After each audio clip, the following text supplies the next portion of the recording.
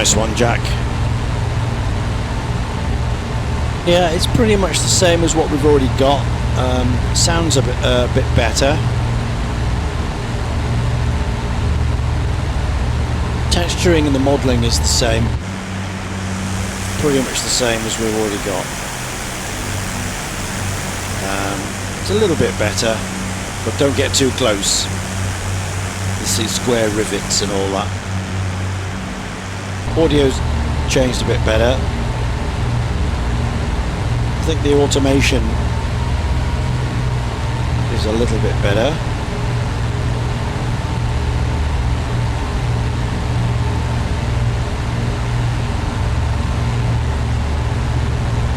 What was happening there? A bump.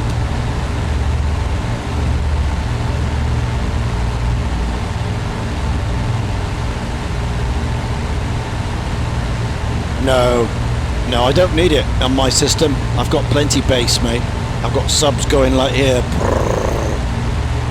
It's only if you've got, using headphones or a cheap, audio.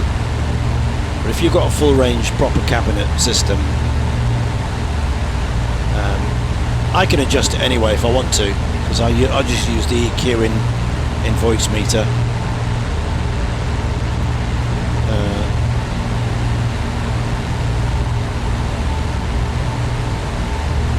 So here's the EQ here. We can just pop this out.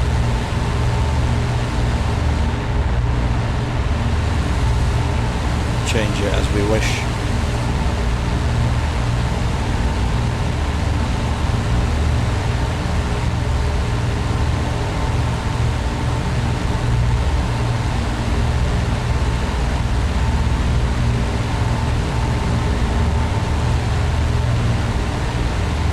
But I leave it on the default.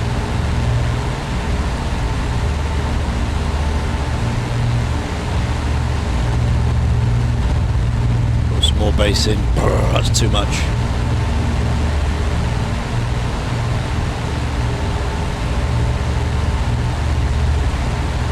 Yeah, but it's there if you want it.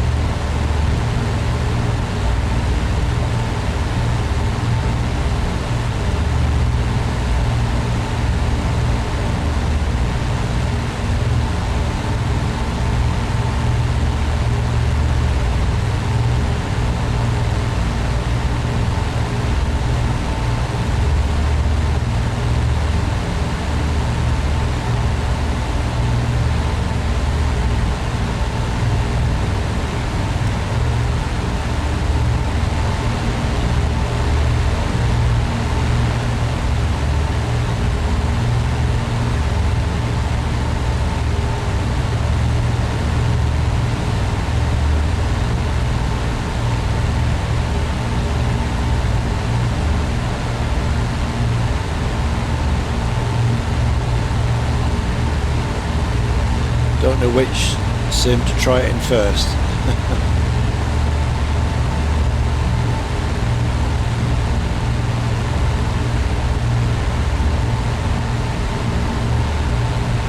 Go for 2020 first, because that's what it was designed for.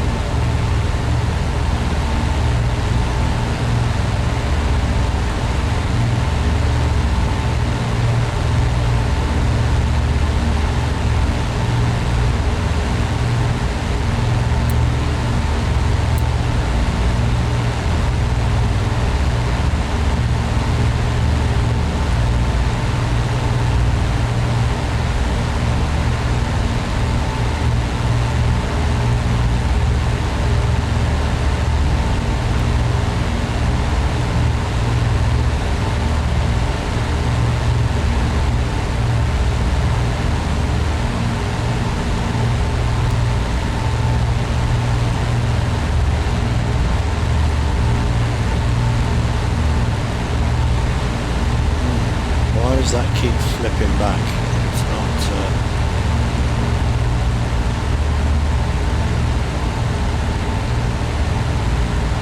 not good.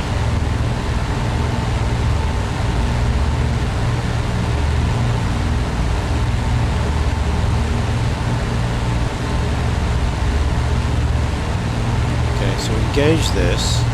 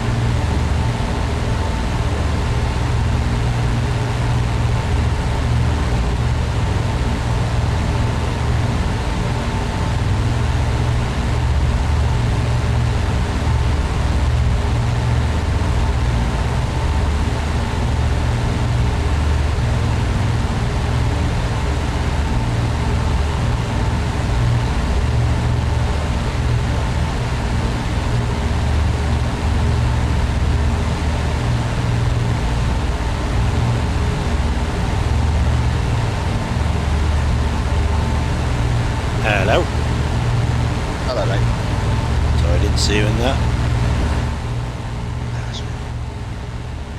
Turn the sim down a bit. It's a bit loud. So you got it, did you? Yeah. I'm just installing Duxford. Duxford?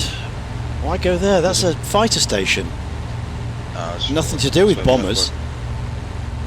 It's free anyway, so flights into you. Ah.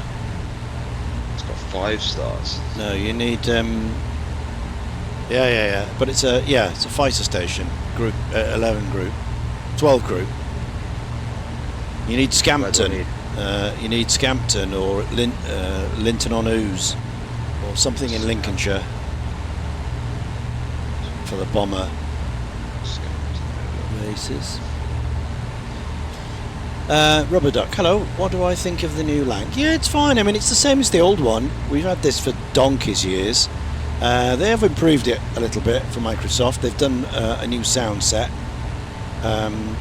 All the interior is exactly the same. All of this is all what we know already. I think they may have done a bit of work on the texturing, but it's aeroplane heaven. Don't get too close, because you know, you start to see square rivets and things like that. So it's not too bad.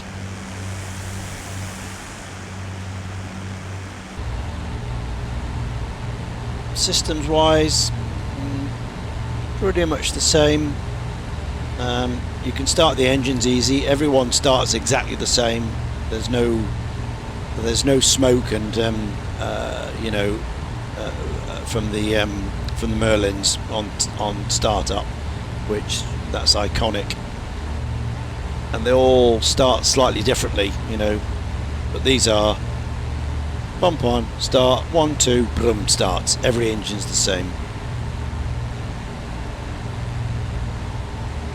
Have you got the smoke in P3D? No. And pretty much all these dials are they're too static. You know, these should be bouncing all over the place.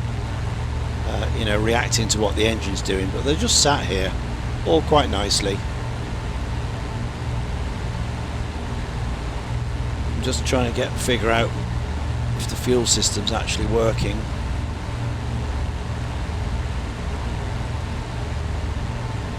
Because we're on the ports now, and this hasn't moved. The starboard's coming down a bit, but the port side hasn't. Is Coningsby? Coningsby, yeah. Is that okay? Yeah, Coningsby. That's £9 on the. Yeah. I think about Contra. Coningsby's a bomber station.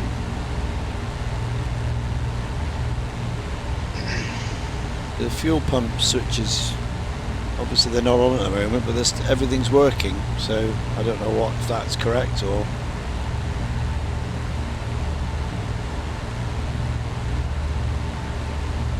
And you can fill the reserve tanks by switching these, but obviously you shouldn't be able to do it in the air, so I don't know why they give you that option. It's a bit weird.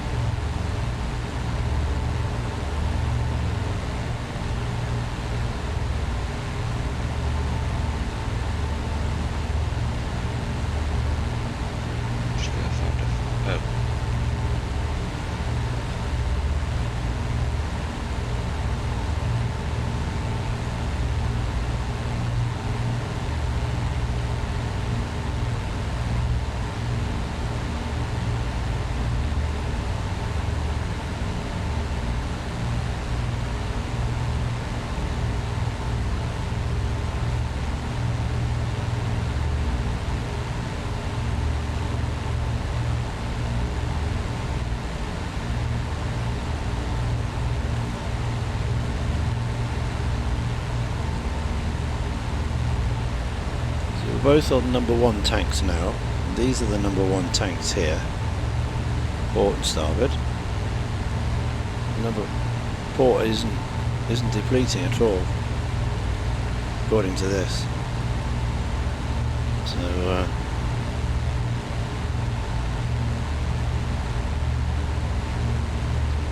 I don't know what's that all about. They haven't ordered it.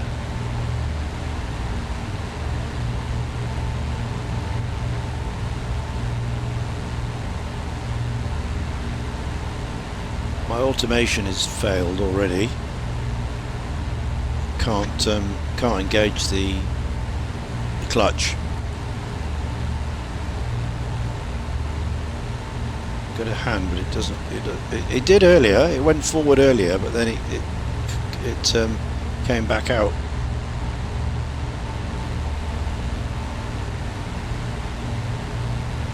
Turn it off for now.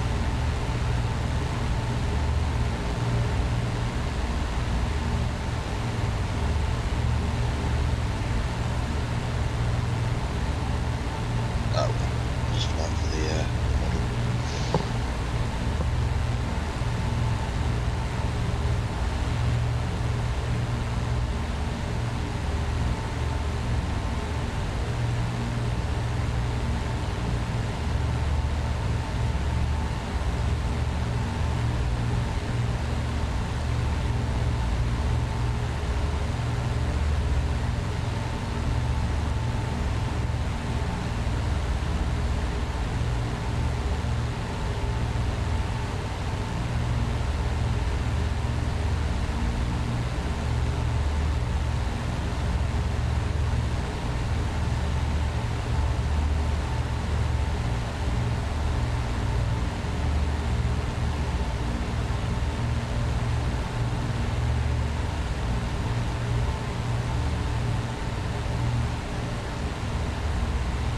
If I get this Consby place, is this somewhere that I can depart for a bombing run?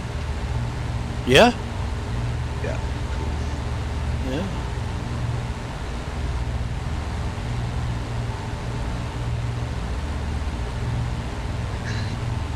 Oh, it's 24 capable.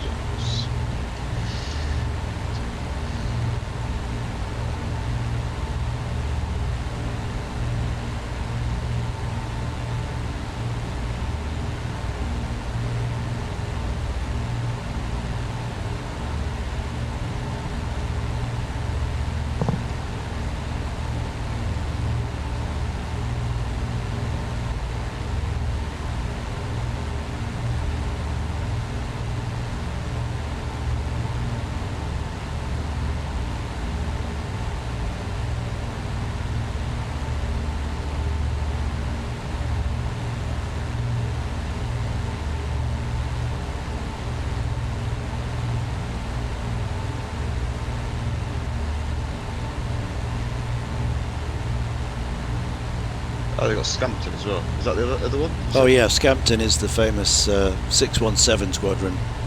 So they got. That's that's where the dam busters went from.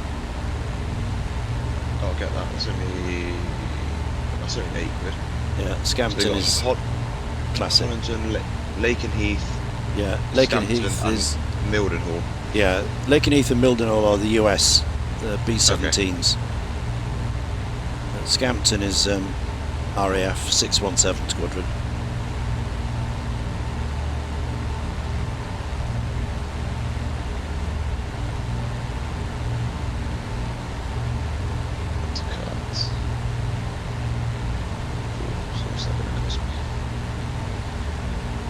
$24.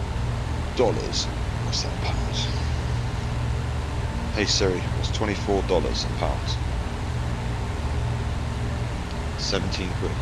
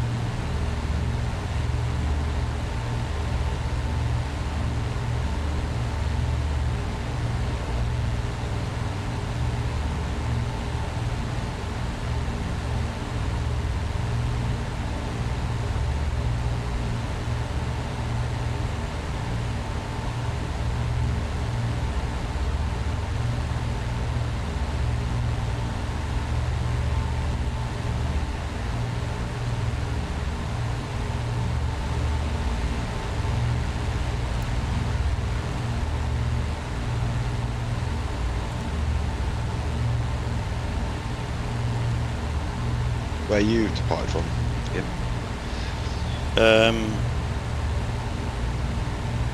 Scampton. Oh, Scott.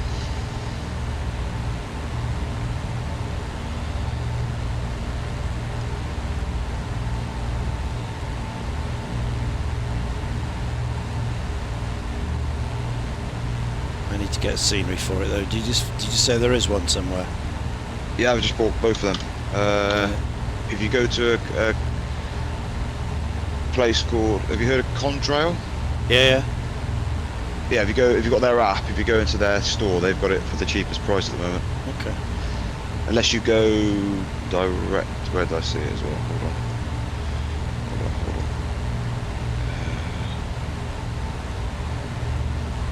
It's also on sale. Well, it's £1 cheaper at Mailtech Simulations. Okay. Or Contrail, or the marketplace has got it for sale for £10.44. Okay. But I would use Contrail. They're the best. It's like Orbex, keeps all your stuff together. Yeah.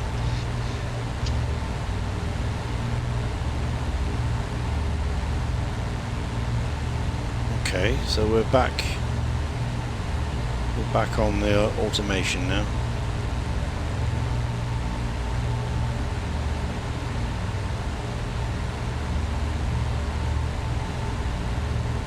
That's good.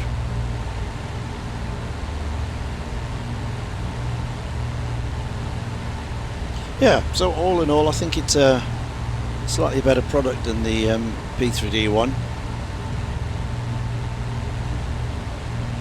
regarding the sounds and things. Updates as well, hopefully. Yeah. But the loading and all that you can do through the tablet, which is good.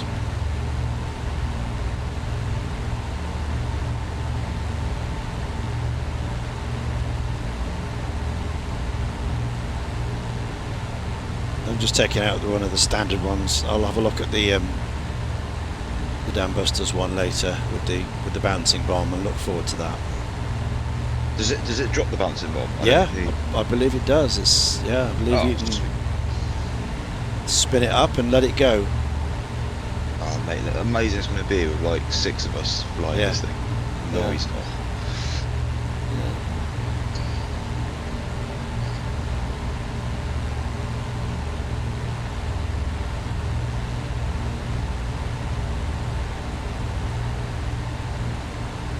Cool. I think that's bad. For how much have I spent? £45. I've got an aircraft, 2 seaters. I think that's too bad. I had to buy this through Orbex. I couldn't buy it on their website. No, you can't. It won't let you. It's only US, isn't it? UK. Yeah. Yeah. Yeah.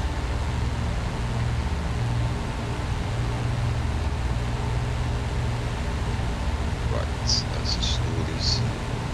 Radiator shutter control. Open shutter for taxiing. Return to automatic when airborne.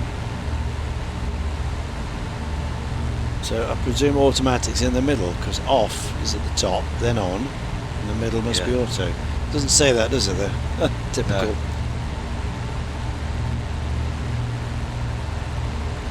Typical.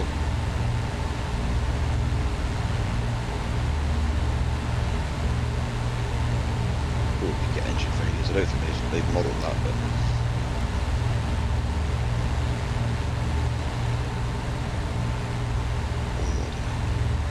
Or someone needs to come up with an add-on that you can go when you're going through the German territory of flak and stuff. Oh yeah, there is. Yeah. There is some, is there? Yeah, I think what you get. Yeah, I think somebody's done that. Oh, awesome.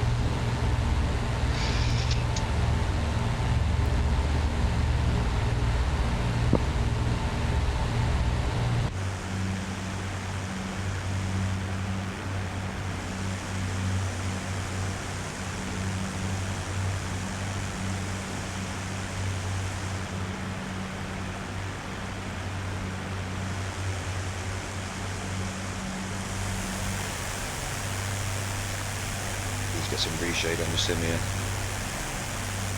Yeah. Down. It just takes away the bloominess.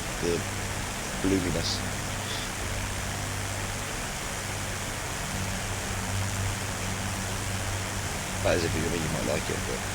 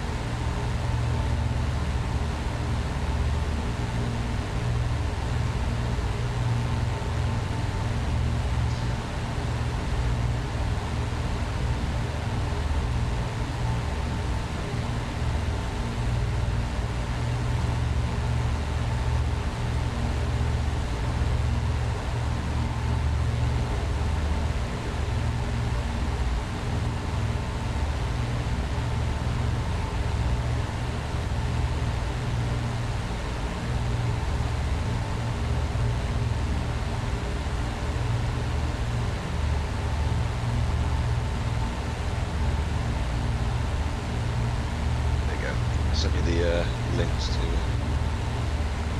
Thank you.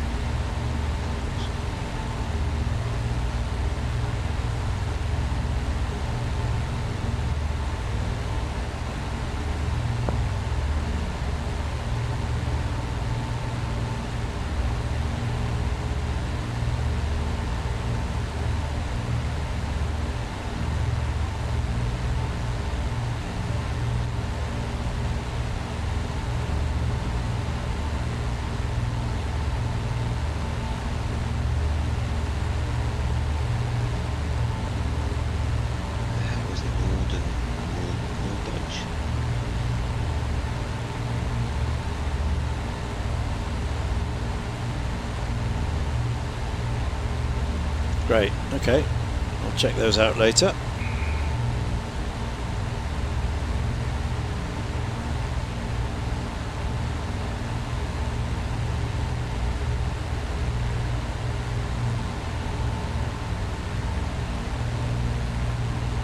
Something you might want to get as well as you get. I know you probably won't buy as much scenery, but there's add-on link. Have you heard of that?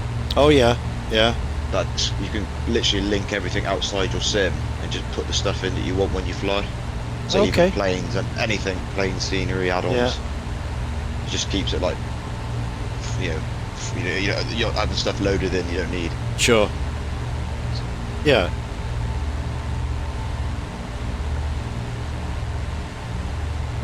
Like the XMLs in P3D, Yeah, you exactly. untick them, tick them in. Yeah. Yeah. But it's just a lot more easier. It's just drag and drop it in. Yeah. It does all the linking for you. So much easier.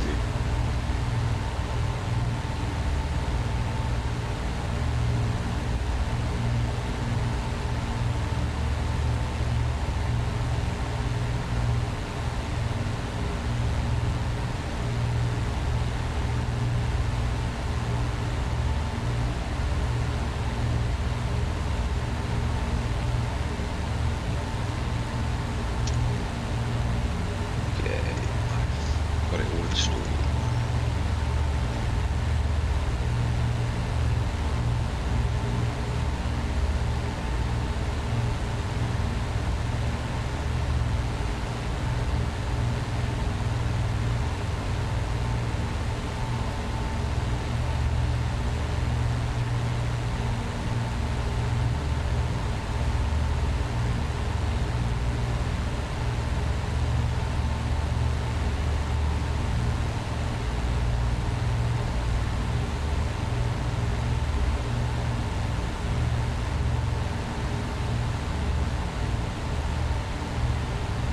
Did you see as well Murph said about putting the curve on the Yeah, they have elevators? elevators, yeah. Yeah. Yeah.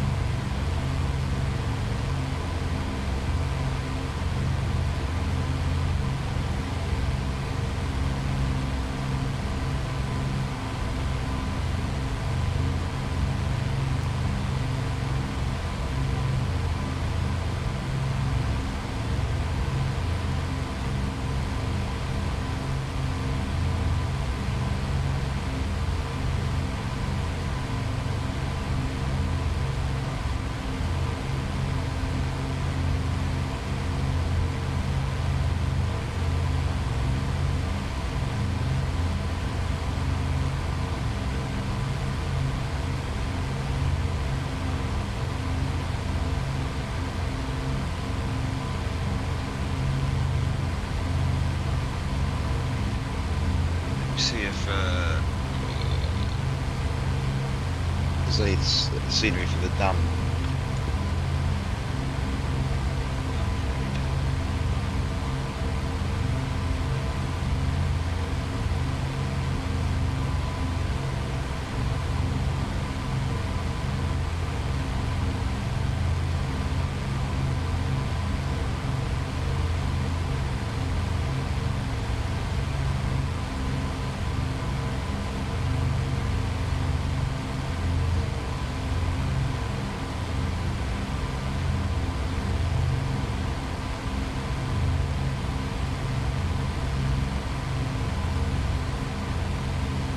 Yeah, the livery's out already for this.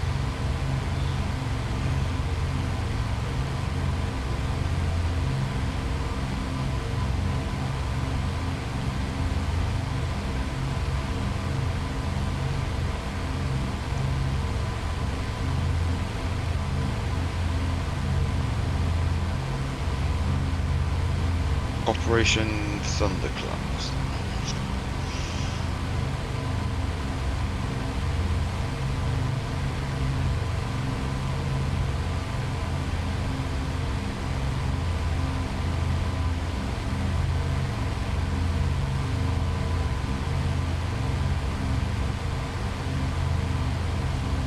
Nice little free scenery, Woodford. Oh yeah. Yeah. Yeah, Woodford's good. Aircraft like the Lancaster and Vulcan were once built. Yeah, it's free. It's quite nice. Don't know if it's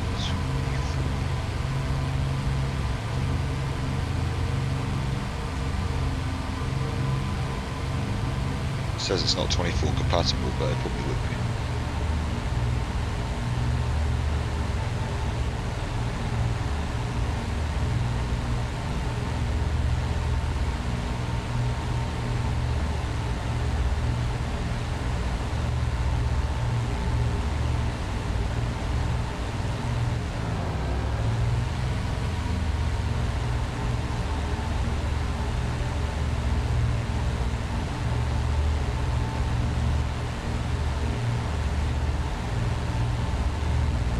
Right then, let's load into 2020.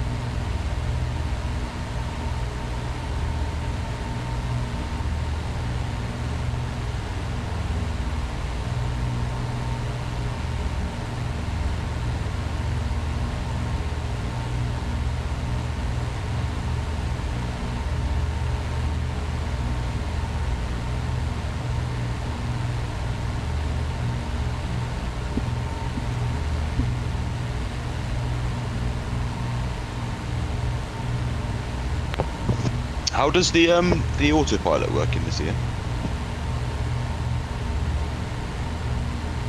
Can you like set a heading?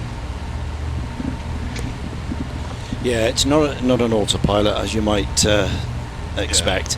Basically, it's designed to hand over to the bombardier to make small corrections. So anything else is manual.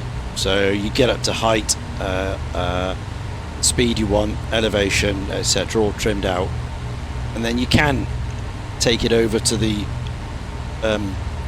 bombardier. There's three things. First, on this little switch panel here, there's 3 switches. The right hand one sort of puts the power to it. Okay. Then there's 2 bits here. There's this lever here, which is down here when it's out. You push it forward, Okay. and then that puts the elevation in, control in, and this knob here below the red lamp, that's your up down. You can just tweak it a little bit up, a few hundred feet per minute. You're not going to do 2,000 feet or anything like that. No. You can go up and down with that, and then right at the top here, this other clutch, it's on the out position. You grab that lead and push it forward, and that puts your lateral navigation in, and then you can go left and right by this remote steering thing here, Okay. which is behind the yoke. Steering control, steering left, steering right.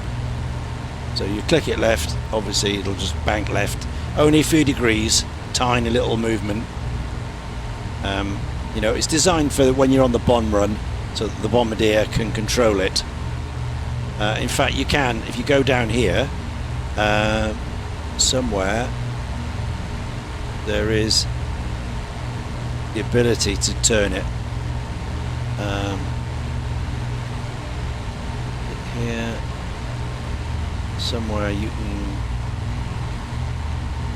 grab it. I think one of these here. Never done it, but you can.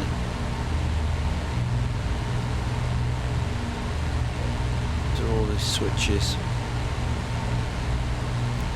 Contactor.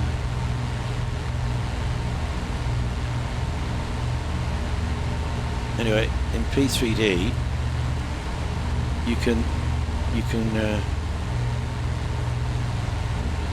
you've got one of those repeaters, basically, and you can lie down here and control the aircraft left, right, but you can't see it in this one. Maybe they've taken it off. Doesn't sound like Microsoft. They don't want you bombing, do they? No. But it was on the wall here. You go left, right.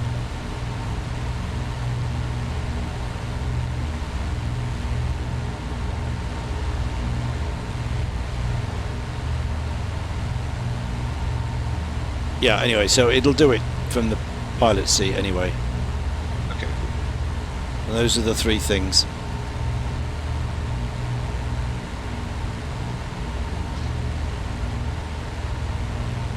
But primarily it was flown manually. Yeah. It was flown manually.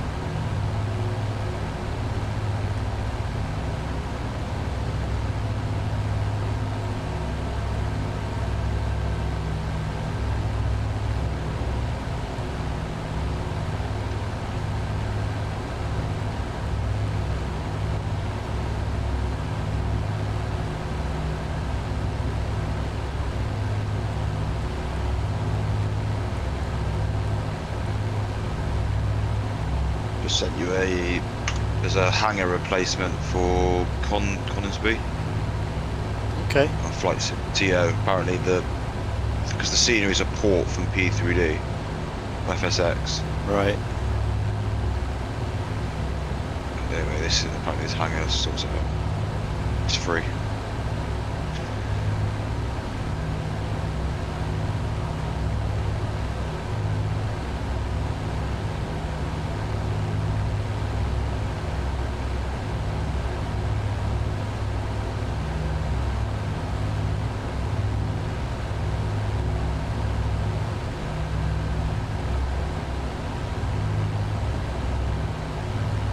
Oh, there's a free. Oh, I wish I saw this what I paid for it. Jesus Christ. Here you go, mate. There's a free.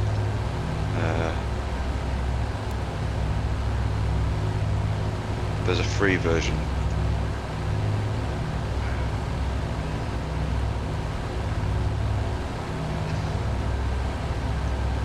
There you go. Of what, Coningsby? Coningsby, yeah, if you don't want to pay for the. And this one is fully. The freeware one is fully compatible 24, it's saying.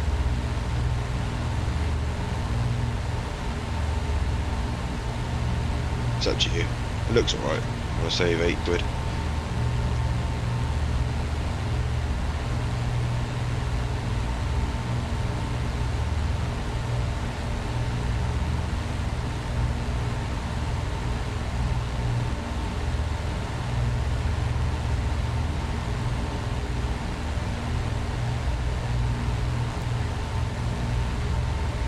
There she is.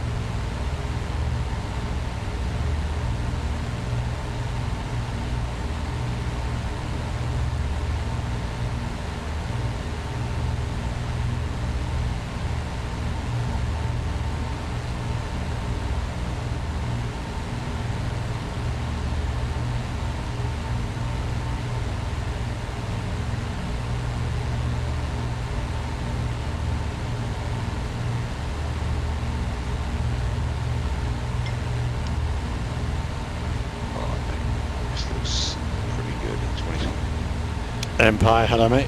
Welcome on in. Empire, you need to buy this, mate. We're going on a raid tonight.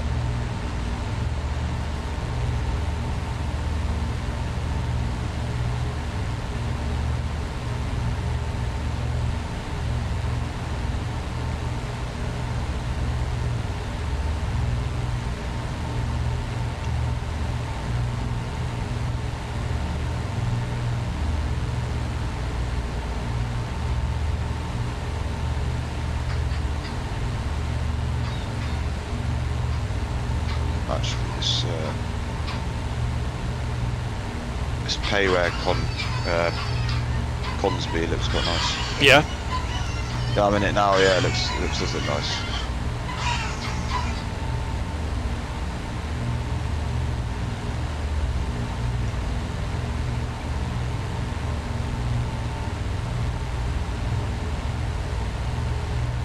I've accidentally parked with some typhoons, so it doesn't. I need to respawn somewhere.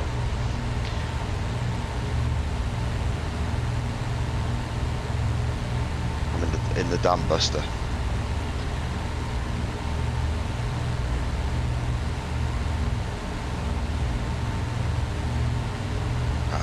introduced chase plane. Oh, yeah.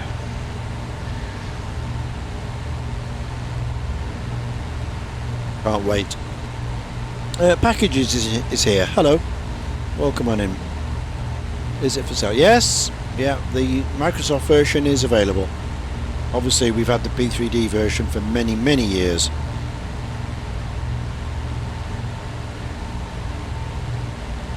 And we still fly that one around.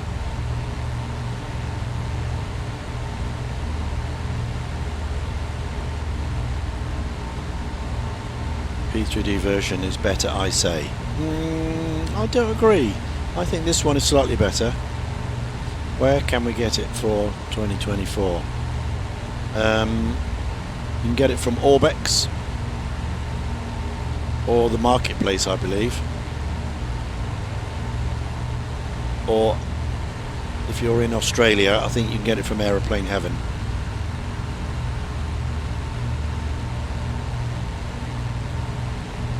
Extra looks okay, so long as you don't just zoom right in on the... Yeah, don't go close. But that's the same as it always has been. Yeah, I mean... You start getting square rivets if you do that. I mean, it doesn't bother me. I think I'm pretty close and it looks good. Yeah. The wheels are a bit shiny. Looks a bit weird.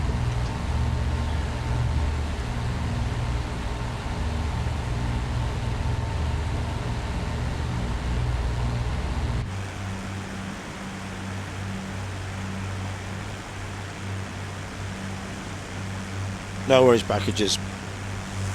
Get yourself one, get in the air with us. We're going to do a dams raid.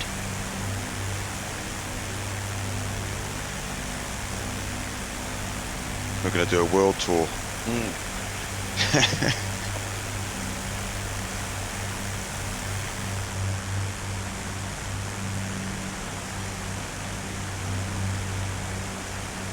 There's one in Canada, isn't there? One of the two that are left. Yep. Yep. That'd be a pretty cool flight to do. Yeah, one at Coningsby with the Battle of Britain Memorial Flight, and one in Canada. The only two that can fly in the world.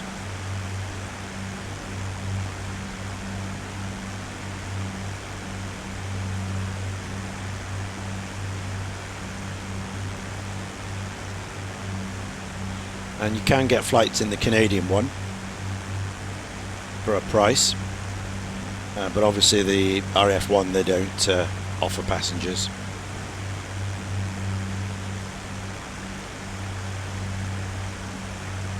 Got to be a VIP special.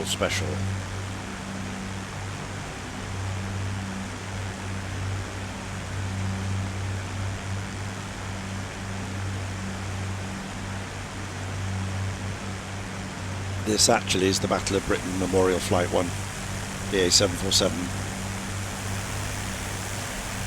This is the one they've got at Coningsby.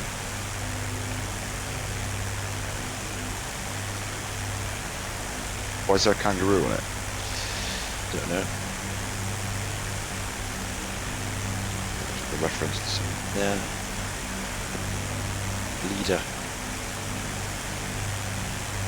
City of Lincoln on one side. And kangaroo on the other. Who knows?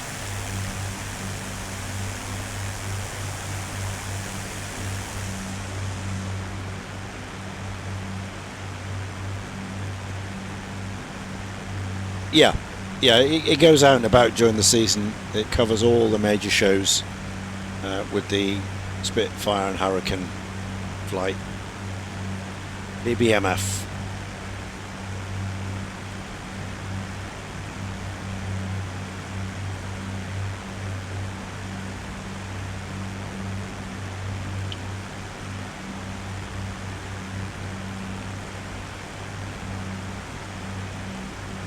Ooh, there's an update to chase plane. We don't want an update, we want the first one. Yeah.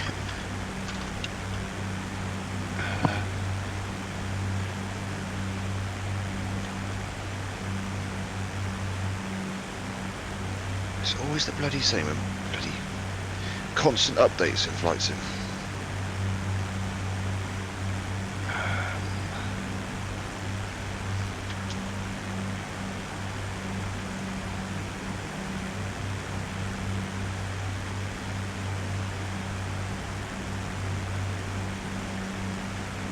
I have to reinstall that in a minute.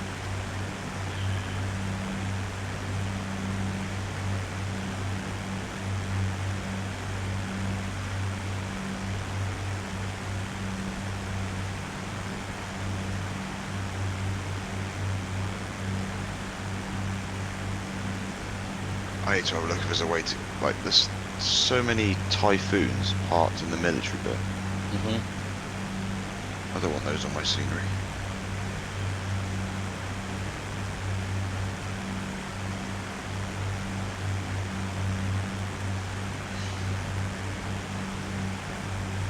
Right, I'm gonna just look at Scampton, then I'm gonna back out, try and sort that out. Download Chase Plane.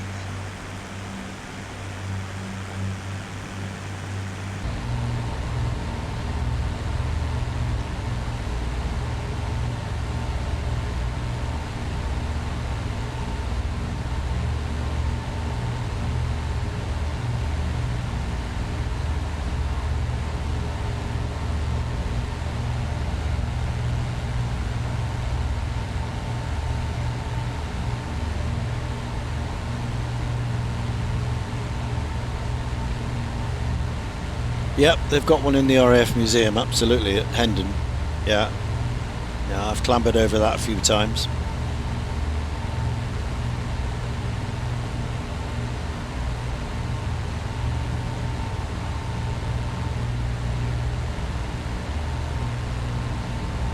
Huge planes, yeah, they are big at the time. Before the B-29s came out and all those, much bigger than these. But at the time, in the mid-40s, these were the leading bomber, along with the B-17s, the Americans.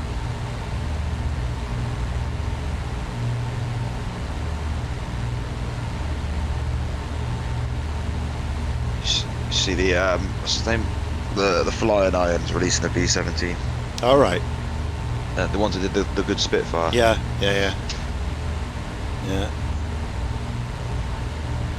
Obviously, I know A2A's the king, but Yep. Well, depends who comes first. Yeah. Everyone's, catching up now. If you want to be in that business,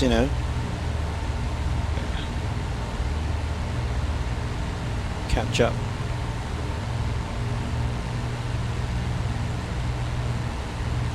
So which livery are you in? PA 747.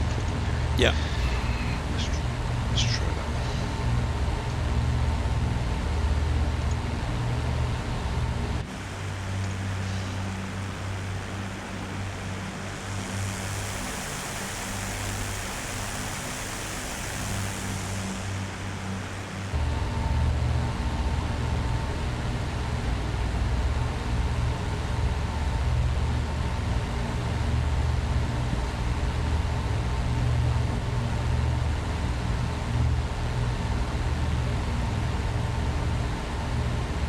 What is the range on these? Like, if you flew from Compton, how far could you get? Like going towards? Oh, you can Germany go. that way? You go the deepest Germany and back. It's about 2,500 okay. miles.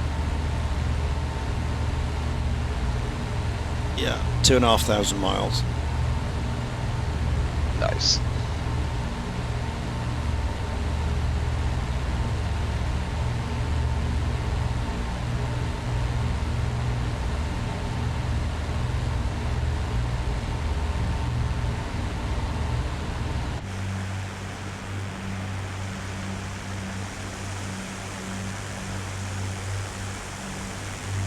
This is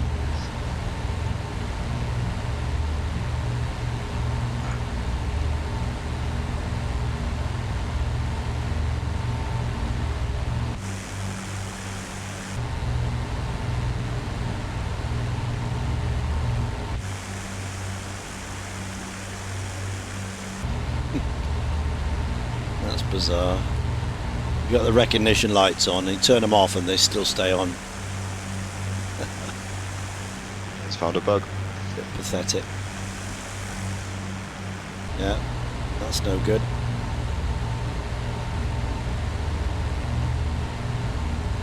Still stay on.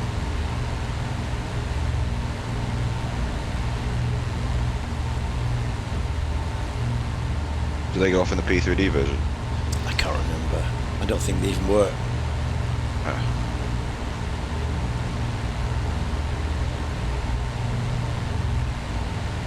I think sort that sort of stuff out.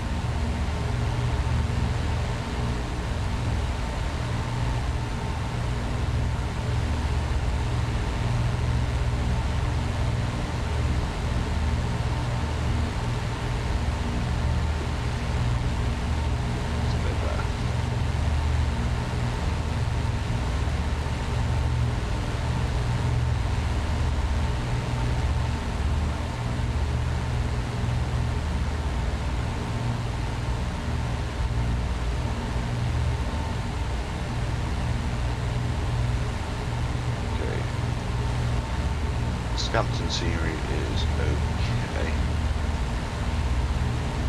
It's just basic.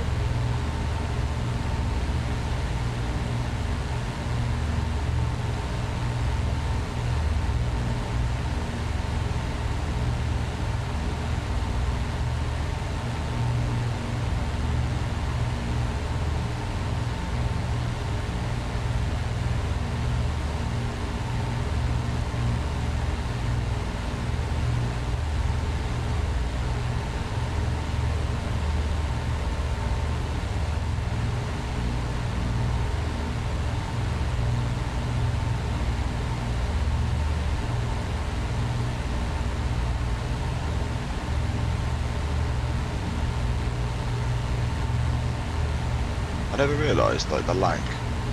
I mean, obviously, after today, there was only like one. Was it like one pilot position, isn't it? Yeah, just the one pilot. Yeah, so Yeah. B-17 is just 2, isn't it? Yeah, there was definitely 2. Yeah, there's a B-17's got a crew of 10, Yeah. and the Lanc has a crew of 7.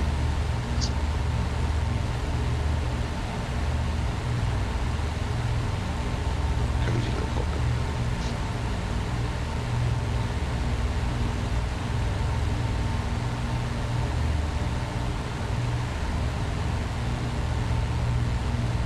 Oh, it's the clock that's ticking. Nice. Right.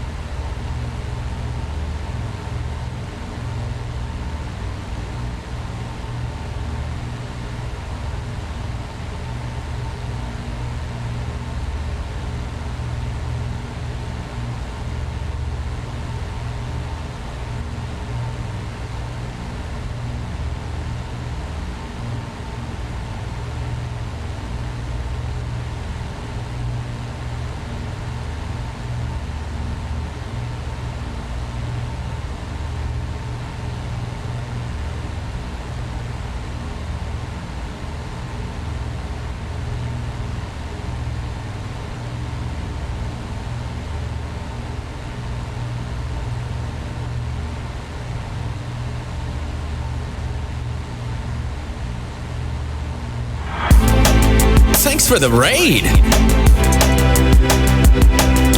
A raid coming in. Lucifer, welcome on in. You join us in the Airplane Heaven Lancaster. I just got it today, so just trying it out.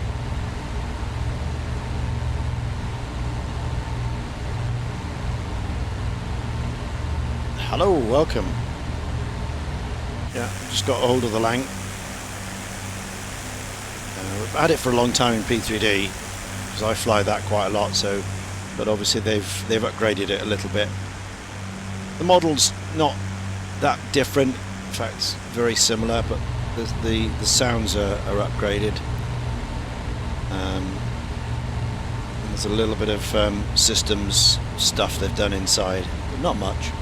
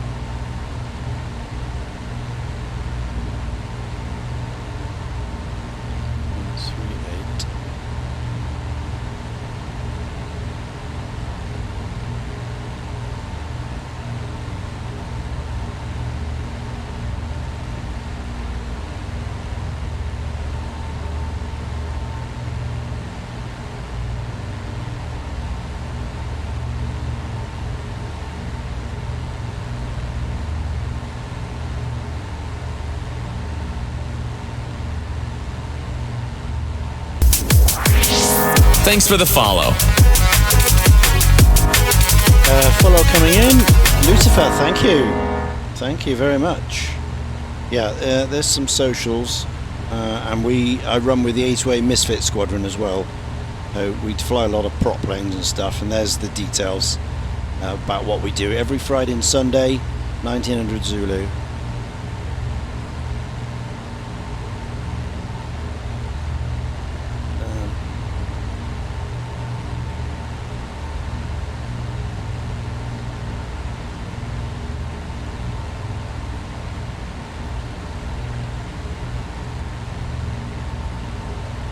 Okay, so it goes down to 118, so that's no good.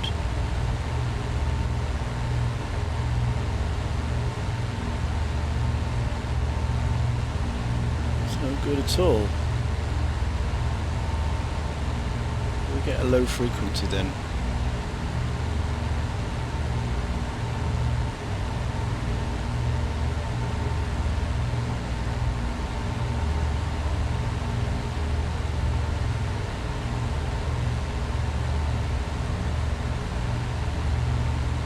Comms or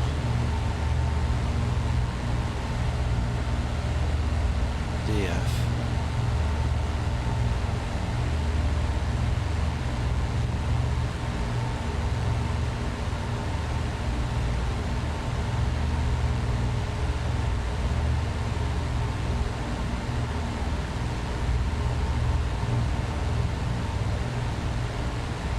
There we go, using the radios.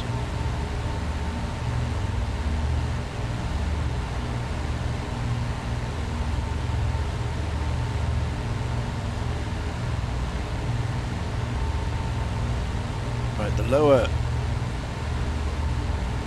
receiver is adapted to a nav radio operated by the centre knobs for standby and active frequencies, which show in the left pair of frequency windows.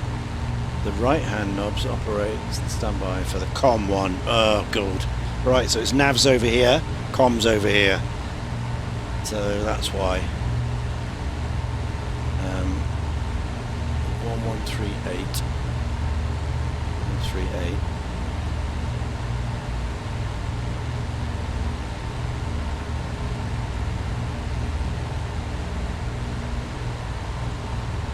Active. Standby and active frequencies. So 1138.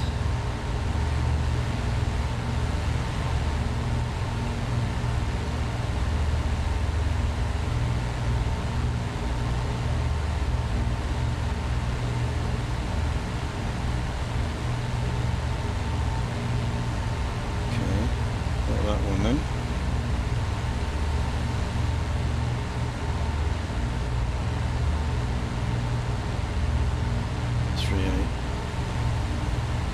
Yes. Okay. So the active one is on the top and the standby is on the bottom. Okay. So there we go. So there's our VOR. So let's track left a bit then.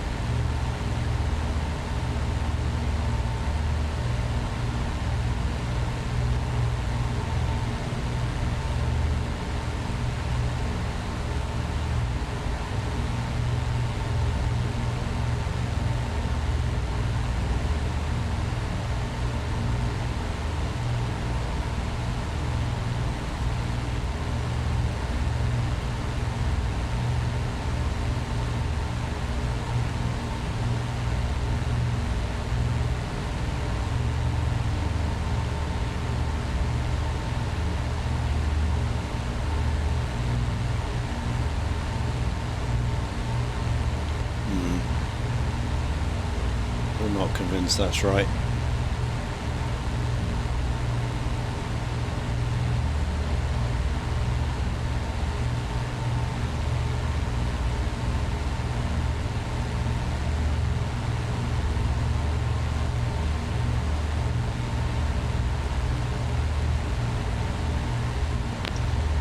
Yeah, some of it might be the 24 compatibility of it. You reckon?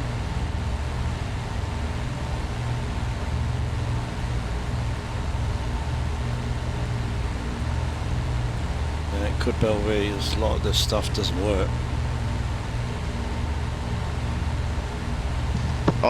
I'll check it out when I fly in 2020. Yeah. Cross-reference it.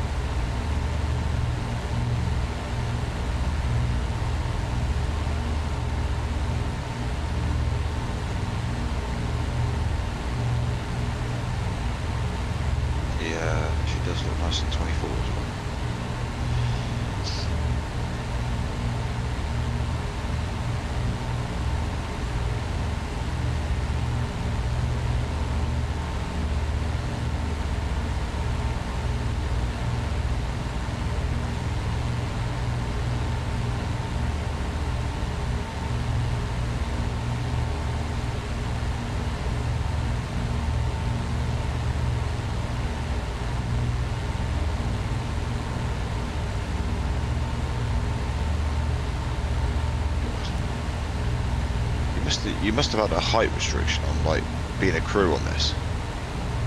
Yeah, Some of the holes you have to get through. I know. Yeah. Bang your head everywhere, isn't it? Like if you were stuck in this forward bit, you'd be pretty screwed if you were going down. I'm just getting shot at. I wouldn't want to sit here. Yeah.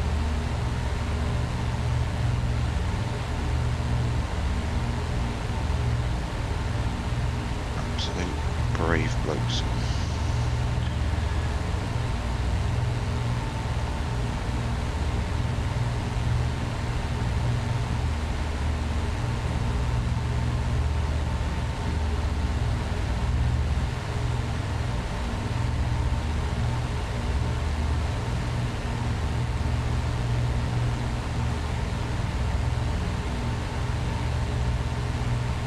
Yeah. And in 1942, 43, your chances were 50-50 of surviving. Every time we went up in this. Yeah. 50-50. Yeah. 44, it started to get better when we had the long-range escorts appearing on the scene, like the P-51s. They were able to escort you all the way into Germany and out again. But the early days, you know, without the long-range stuff, we had the Spitz, and you could only do like 10 minutes in France, and that was it.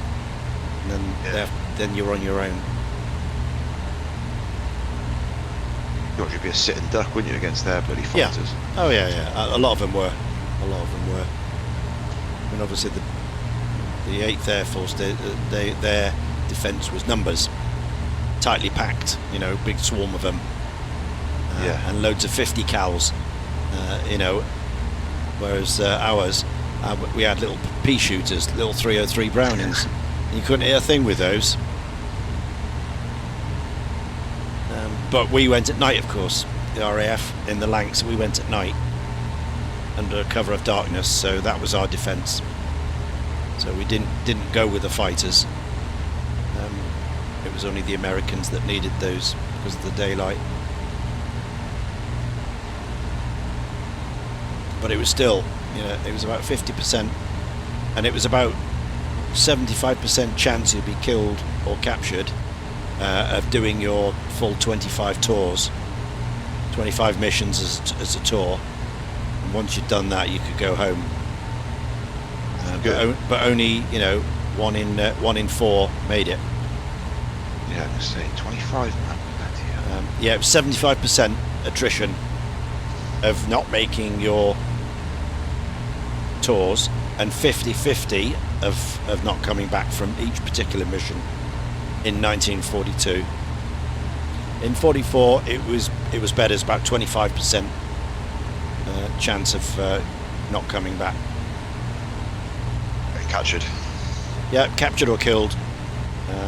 POW, 25%. Were those 25 like missions like back to back, or were they like spread out? Spread out over 6 months, 9 months, Okay. however long the squadron lasted, you know. Some were several, you know, day after day after day, and some, you know, were broken by a couple of days because of weather or tactical reasons, whatever. They must have been building these at a fair rate. Oh yeah, yeah. Hence why the merchant fleet was vital. You know, the Americans' ships getting across the Atlantic. Yeah. This is why the U-boat thing was such a huge issue. Why they poured all their resources into Bletchley Park to break the code, because they were sinking. U-boats were sinking the merchant ships with the B-17s on. Or they'd fly the long way round across, you know, Greenland, Iceland, Scotland, and that was the, you know, the ferry route that they flew them over. Yeah.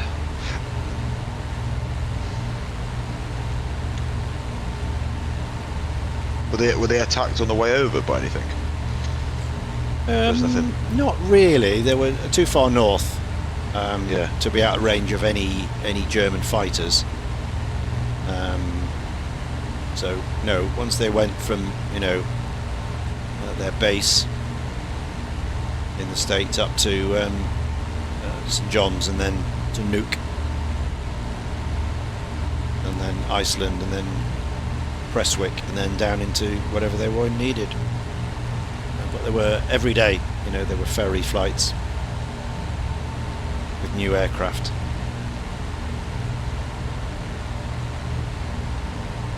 And obviously they were very scarce at the beginning of the war, like anything. But towards the end of 44 and 45, it was pilots that were missing. They had lots of hardware. The aircraft were mothballed, were queuing up in the southern England, but no one to fly them.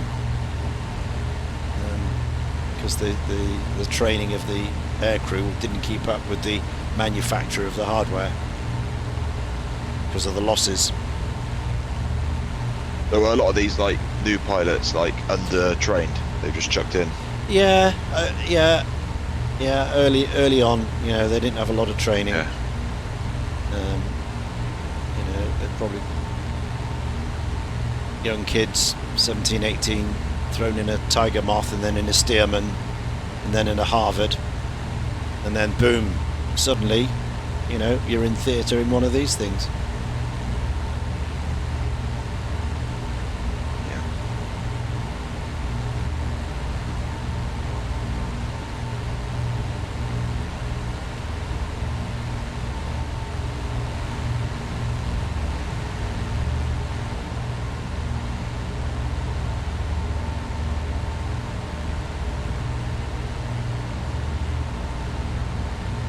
You'd absolutely poop in your pants, wouldn't you? You'd be like, bloody hell. Yeah.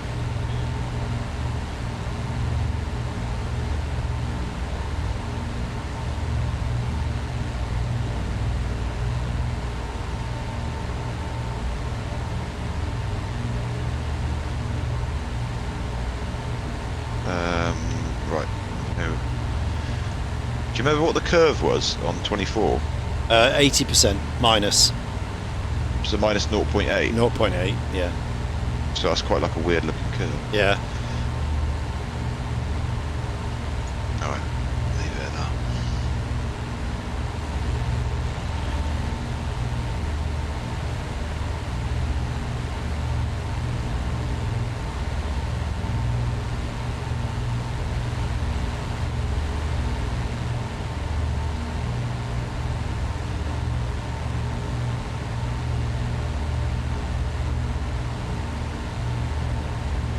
Should we do a little mission later on? Yeah, can do. You up for that? Yeah. I just need to, I can't do it for the moment. No, I Just help the kids. need to go and sort my scenery out, and I'm not happy with Yeah. this navigation. This is not working. That's not right.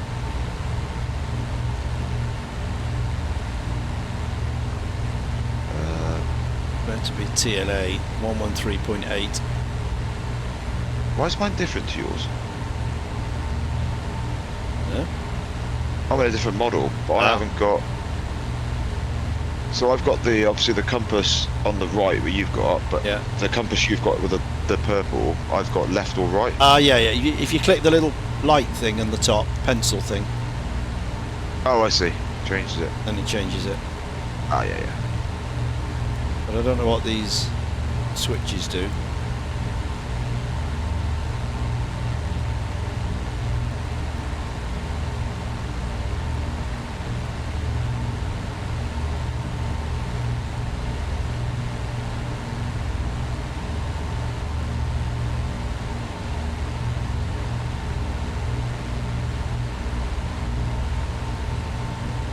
See, I've only got one switch.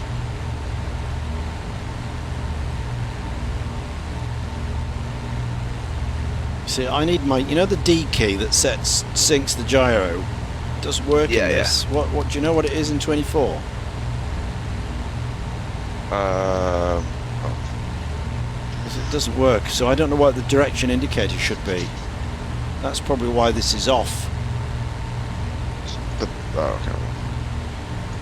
Research.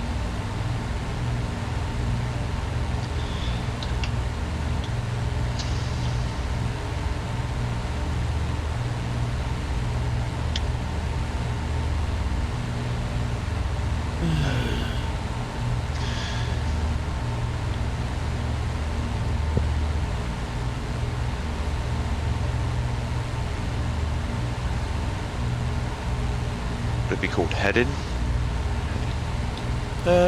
No, it's not heading. It's the gyro sync, isn't it?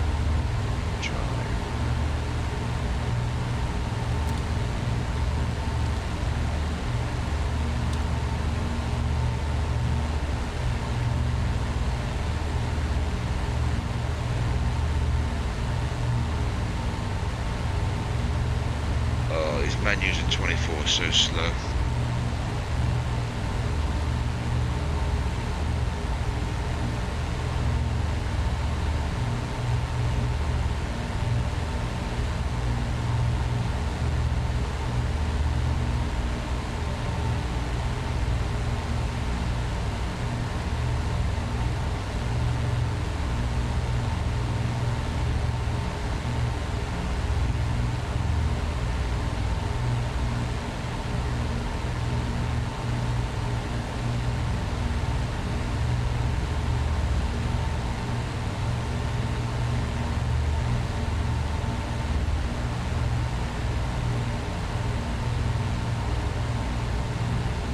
Gyro drift.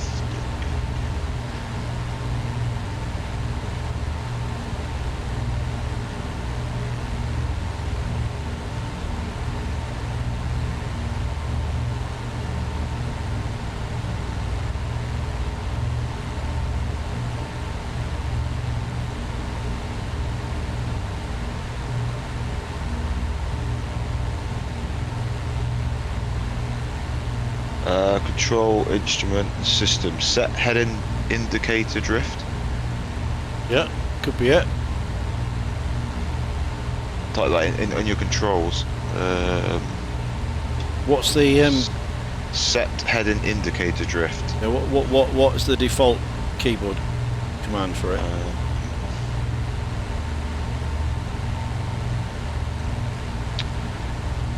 Right control B. Right control B. Right or right shift and B. Right shift and B.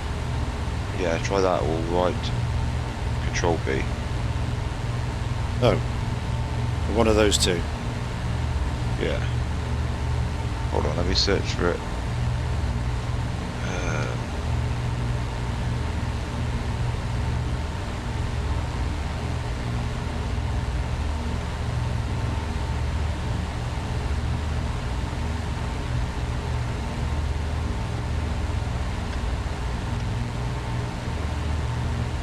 Set heading. Oh, it's not assigned, mate, on mine. It's probably not assigned on yours. Okay. So if you just go into keyboard and type set heading, it'll come up with there's 3 different types. Yeah. The set heading indicator drift, set heading bug, or set heading indicator. I'm not sure which one. Yeah. Here we We'll go. do it. Here's the question. I'm wondering why the keyboard shortcut key has been remapped for the directional gyro. In every version of Flight Sim until 2024, it was D key. I know the altimeter has been remapped, but I can't find reference to the DG or directional gyro. Update. Oh, I found it. It's listed as set heading indicator. No hotkey assigned. Set heading indicator. So that's what we need to do Yeah. as. So put that as D. As D. Yeah. Okay. So sorry about this, viewers. I'm going to quickly do it while we're in the air. Watch the engine bug when you come back in. Oh, what's happened? What did it do? Apparently Murph said on 24 when you come back in, the engine's like cut. Not off, but they dip. So Oh, just right. be aware. Okay, I'll watch that then. Yeah. Controls, keyboard, assigned, and what do we want to call it? Set heading Indicator. If you just put set heading, it'll come up with it. Okay, set heading. Nope, set heading or 0. Uh, Oh, hang on. Let's weird. put it on none. Let's put it on none. Yeah. Oh, there you go. Yeah. Set heading indicator. There it is. Boom. Scanning D. Go back. You don't have to save it, do you? It's just go back, isn't it? Yeah. Save and back. And then resume. Just watch the do it to yours or not? Nope. Oh, you're Steady. okay, then mess with Steady. set it then. Oh, unless he's on Sim Update 3, I don't know. Okay, right, let's go D. There it is. Now it's better. Look, there. That's what it was. Now it's dead in front, as I expected. It So was it's the working. gyro. It was the gyro drift that was off, Oh, okay. which I expected because I didn't know I have that key to resync it, and luckily D is not used by anything else, so that's Mind good. you. So the nav is good now. So I've got TLA dialed in, and there it is right in front. Perfect. Oh, I'm much happier with that. I thought the nav was screwed, because you've got to have that working. No DME obviously, but at least we've got directions.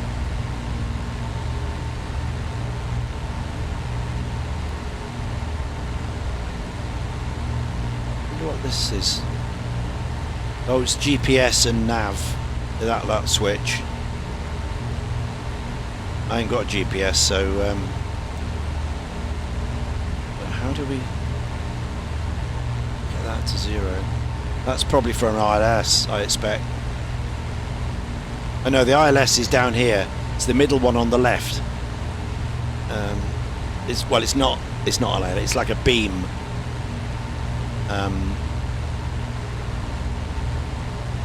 It's that middle one below the clock. Okay.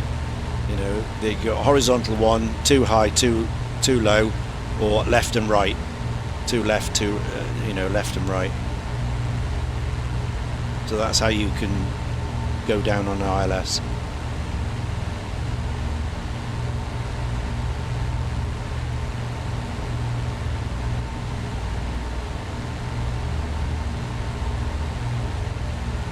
Right.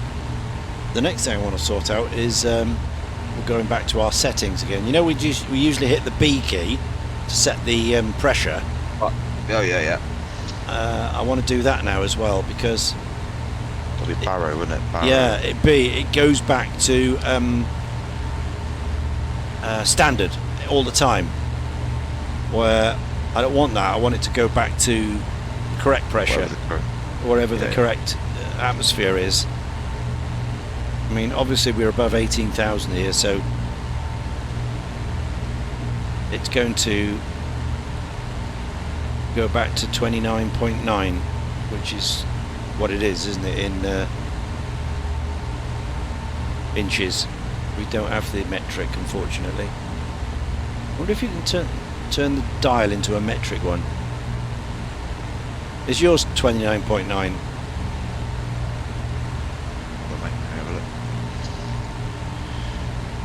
Your altimeter. Where's the altimeter on this thing? And the 6-pack, Yeah. bottom left. Hold on, let me remove the yoke. Yeah, 29.9. Yeah, that's the standard. Yeah. So I would have thought they'd put it in English, you know, in hectopascals, being a British aircraft, but I guess it's American parts. I'm just wondering if you could change that by anywhere in the tablet, or changing it to... I guess it'd be a plane option, wouldn't it? I don't know if it's a Microsoft. Aircraft. Planner. Pilot book. Settings. Speed. Knots or kilometers. Height, feet or meters. Distance, nautical miles. Weight, kilograms. Volume, gallons. Centigrade. That's it. There's no change. Doesn't ask you about pressure. Okay.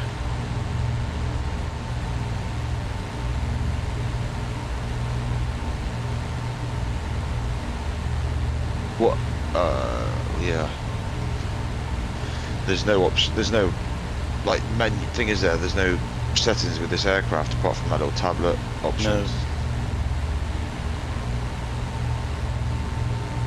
No. Lancaster, here we go. Airplane, Avro, airplane heaven, cruise speed, 184 knots. Well, that's a load of bunkum, because I'm only doing 150 miles an hour. Flight performance, mass and balance.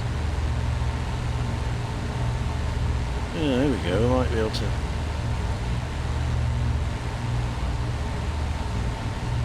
Gallons.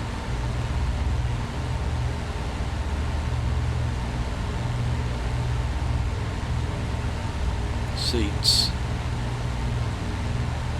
Cargo. Ballast. Fuel empty. You want to change the thing to be, I think Rob sets it. It's set altimeter in the settings. Set altimeter, is that what we need? If you go into the controls and yeah, Okay. and then map it, you can map it to whatever button you want. Yeah, I There's want it two on, set. on the B. Hold on, let me see if this works because there's two set altimeters. Yeah, that does it, mate. Yeah. So select the first. There's two set altimeters. It's the top one I pressed. Okay, hang on a minute then. Settings. Keyboard. We're on keyboard. Set altimeter. Yeah. Mine was comma key. It was on. Set altimeter. Oh, there's two of them. Yeah, I set to the top one. It worked for me. Right. Oh, Description. yours is already selected. Yeah, yeah. Sinks altimeter setting to sea level pressure or 2992 if above 18,000. Sinks altimeter setting to sea level pressure. Is that what we want? Or set altimeter to... No, you want the because that's standard, isn't it? Sea level. sea level pressure. Or 2992 if above 18,000. So that's standard, isn't it? Well, 2992 is standard. So sea Yeah. level isn't it? No, so you'd set that above. It's the airport elevation level, isn't it? Yeah, well, it's the local pressure you want. Yeah, yeah. So try the second one. To MSL pressure, you mean? Just link both of them for the minute. You put them both. Oh no, not that one. Set altimeter, the bottom one. Set altimeter. Right, this one says set altimeter setting. Millibars times 16. Set altimeter setting millibars times 16 is the description on that one. Hold on, I've got mine linked to. And then the top one is that one. And then the middle one is the mean sea level pressure. Oh, I can tell. Hold on, let me find out where am I at the moment. Cons. Hello. Let me find out. Peter, yes, it's out, mate. Borrow. While you're in, Peter, do you know what? You know, we used to have the B key, didn't we, in P3D to set the local pressure. Do you know what it is in 2024? We seem to have like 3 options setting altimeter. 2 is called set altimeter. 1 is sinks altimeter setting to sea level pressure or 2992 if above 18,000. The next one is set the altimeter to mean sea level pressure. And then the third one is set altimeter setting. And then it's got brackets millibars times 16. So Mine's set on the 18,000 one. the first one. Yeah, let me just see what mine's reading. But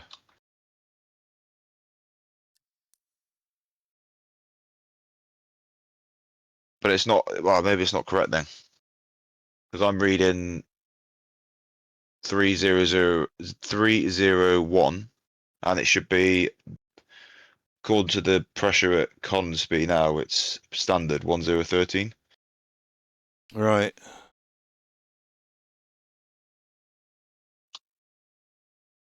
Yeah, I only said it once. Yeah, I can't work it out which, because I'm flying. I'm above you know, I'm at standard level, so as soon as I hit it, it goes to standard, which is correct, of course. I can only tell when I go down low and we get local pressure. So maybe I'll wait until I go down. Test the other ones, mate.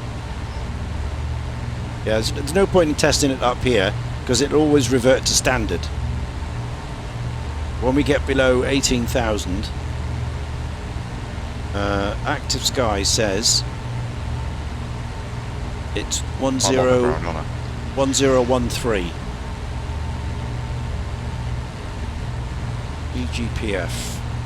EGPF. So Glasgow is 1017, 30.03. 30.03. That's what it should go to. At where? Glasgow. Glasgow. Well, it's pretty much the same all over the country, I'd have thought.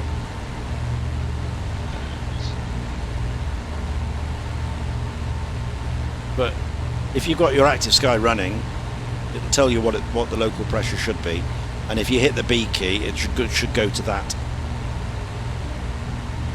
Obviously, mine at the moment goes to 29.9, which is correct because I'm at standard.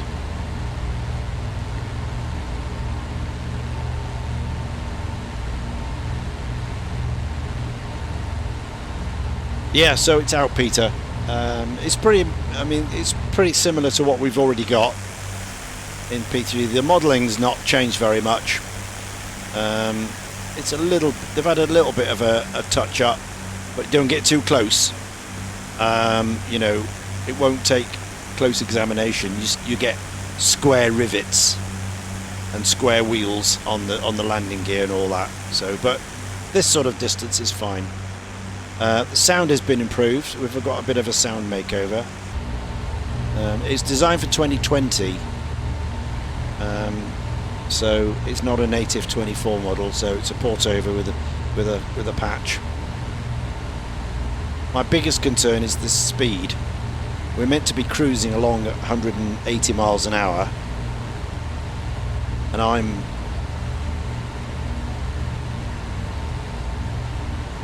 barely getting like 150, and we're at top boost, 2700 RPM and +7 boost, and according to that, you know,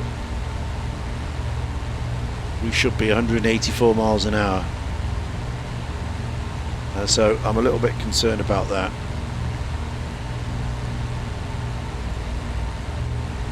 So that altimeter key, Ian, should be right. The 18,000 one. So I've just updated mine. Yeah. I've got the proper meta. It's 1016. Yeah. At Conisby, and that converts to 302. Yeah, which is that's what it's showing. Brilliant. Yeah, that's showing. Okay, yeah. Excellent. Yeah.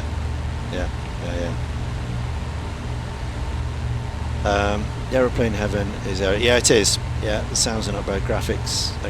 What are the systems like? Well, this is what I'm testing now. I'm testing now. The startup is the same as before. There's no problems. There's no smoke or backfires or anything out of the Merlins, which you'd expect. They all start exactly the same. Hit the start key, 1, 2, brum, up it runs, all the same, no matter where you are, whether it's hot, cold, doesn't matter.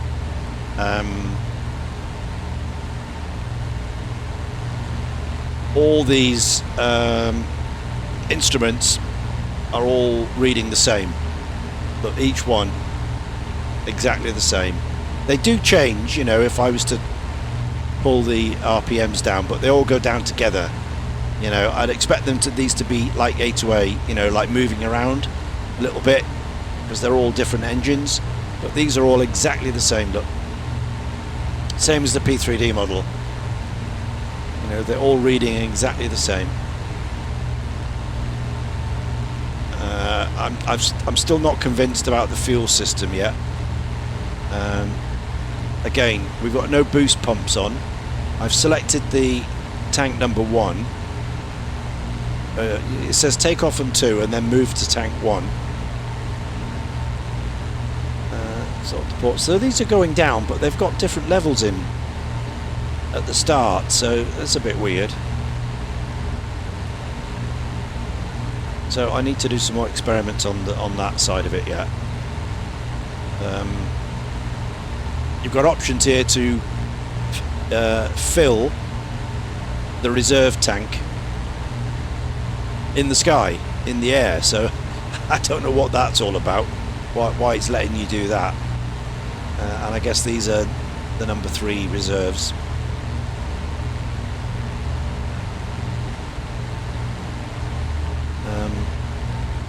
Fuel pressure indicators.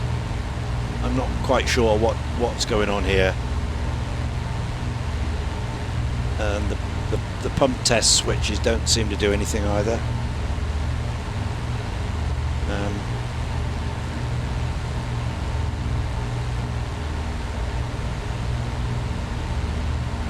So it's all a bit weird, that. I need to run, you know, put just a few gallons in and see what happens when it runs out, because I think the P3D one just keeps going. It doesn't care what pumps, what these switches are, what pumps you're on, what these say. And these are all the same as well. They're all at 80. These are all at 100 and something. Every one. So that's a bit kind of bizarre.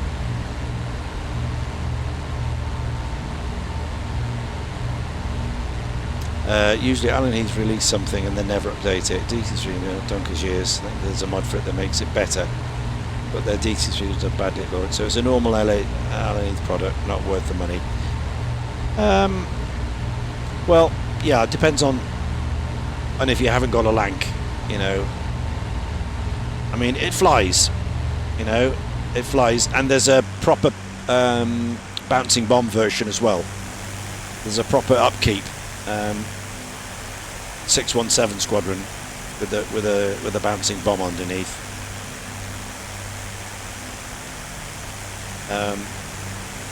So I think it's better than the P3D one, but not by much. But not by much.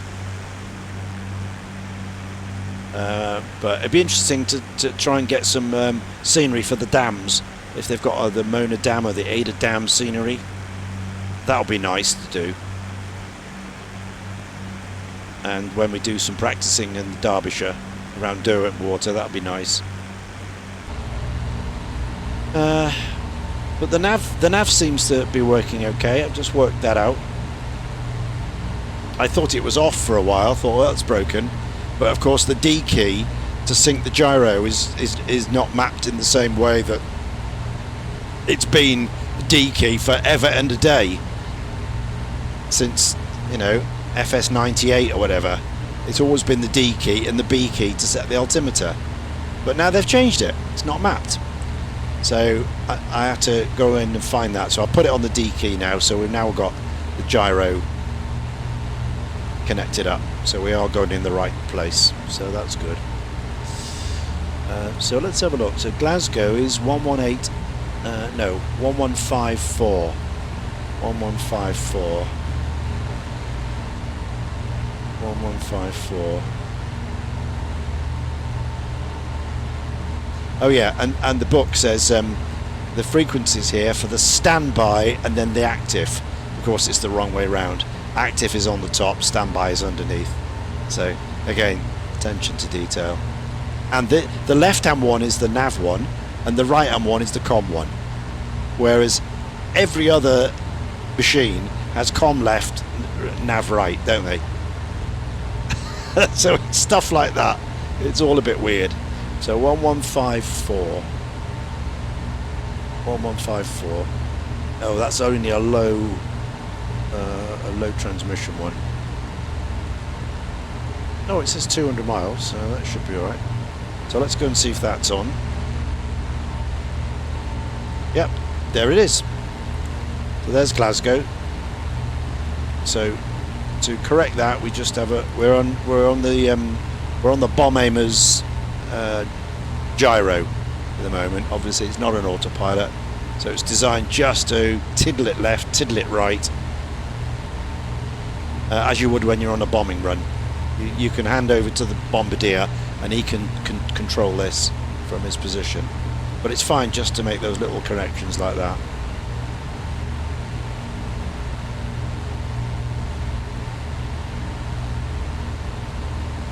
And altitude is here, but it's not great. You know, it can drifts off a little bit, but it's the speed is the one I need to work on.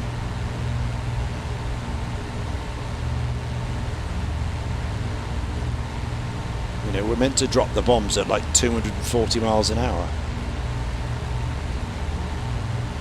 but I'm barely doing 150, and we're you know, just out of the red line of the boost at 2700 RPM.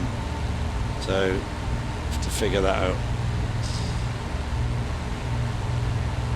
Yeah, some damn steering would be cool. I'm sure someone will do a mod for that. Also, can we get the guy who did the DC3 mod to pay this some attention? Yeah? And the D and B keys you can set in controls. Yeah, no, I've done it now. But of course, if you didn't know that, they've changed it. I mean, D has been D and B has been B forever and a day.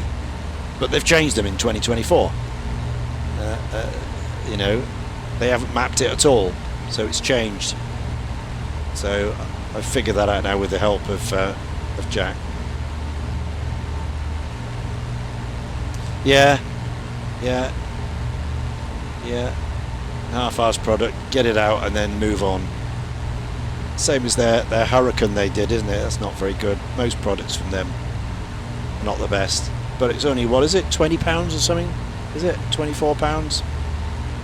So it's, but that's no excuse. I mean, even if it's, you know, less money, it should still be correct to fly.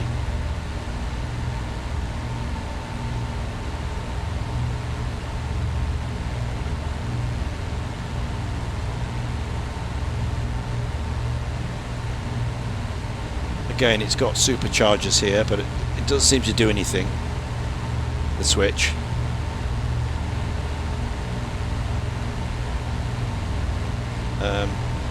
The radiator shutter controls don't seem to do anything. You can have them on, off, whatever. Nothing happens.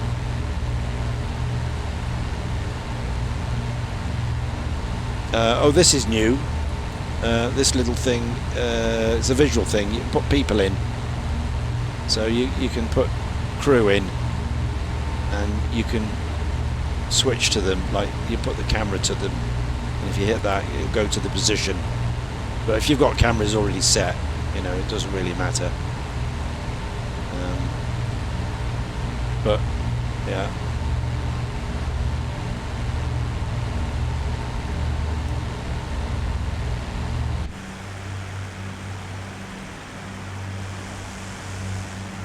So if you go out here, you can see the guys in the turrets.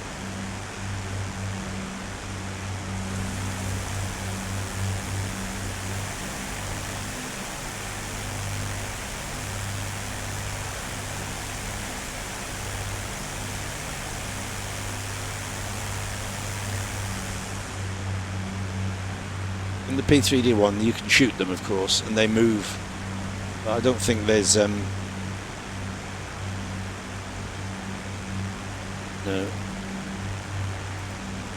There's a key to actually shoot them.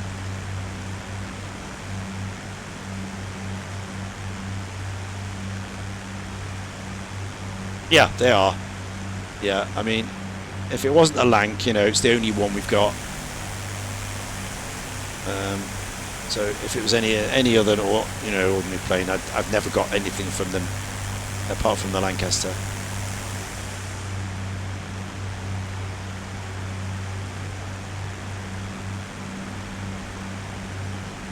Yeah, the sounds are not great in. I think they're better in 2020. Apparently, a bit richer. Needs a bit of tweaking on this.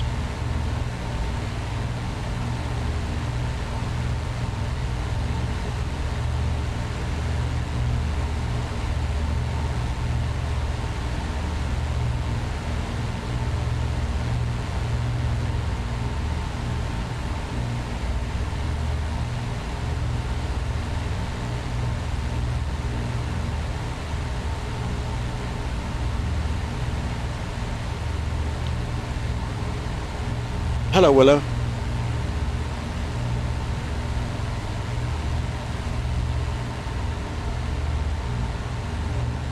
So let's try an NDB. We haven't tried one of those yet. Let's try an NDB.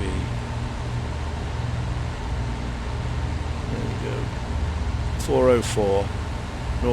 North Connell, 404. Oh, it's only got a range of 18 miles. That won't work.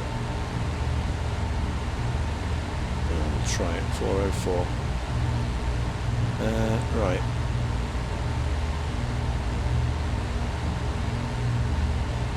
Four.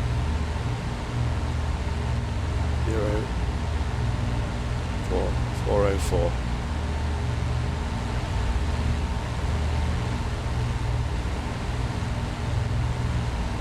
Now we're just going past the Glasgow VOR now. You can see it spinning.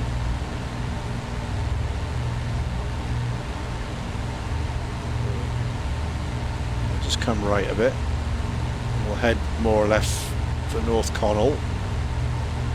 And then we'll see if this NDB picks up when we're in range.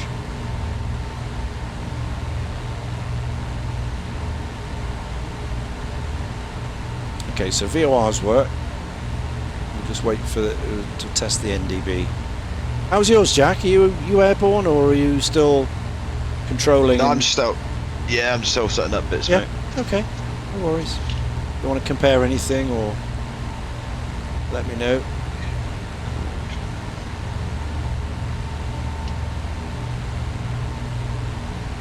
One thing I want to map as well is the because this is the gear, this is the bomb bay door handle here.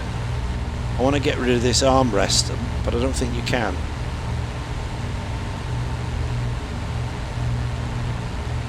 Side there.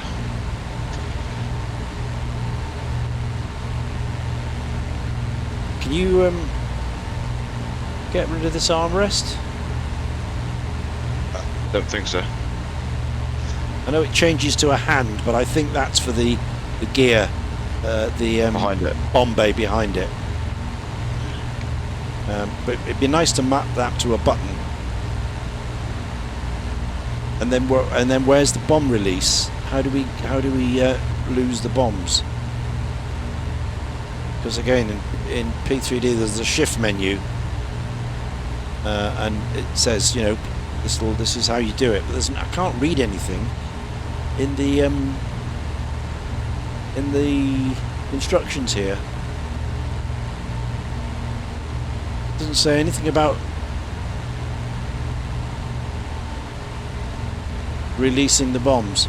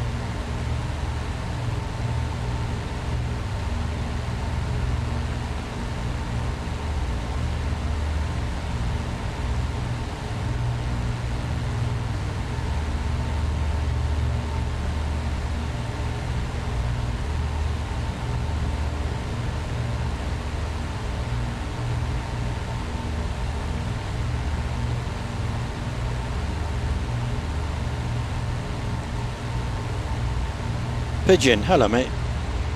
Where did you get the Lancaster from? It was Orbex. Well, it's Aeroplane Heaven, but you can't buy it direct from there, and I think you have to go to one of their resellers.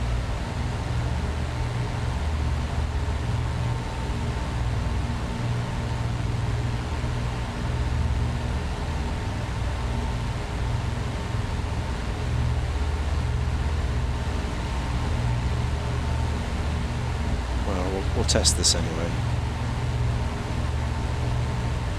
Okay.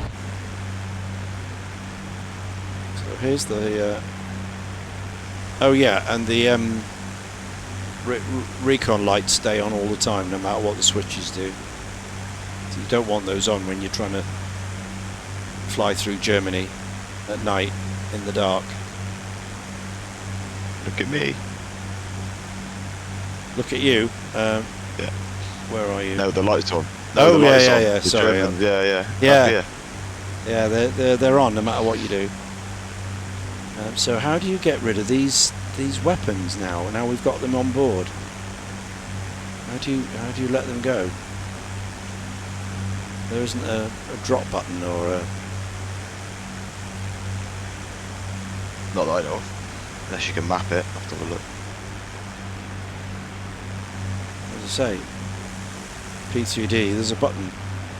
Release, bomb release, and you see them go. And Pigeon says, Microsoft doesn't like usable weapons, so developers don't put them in. Oh.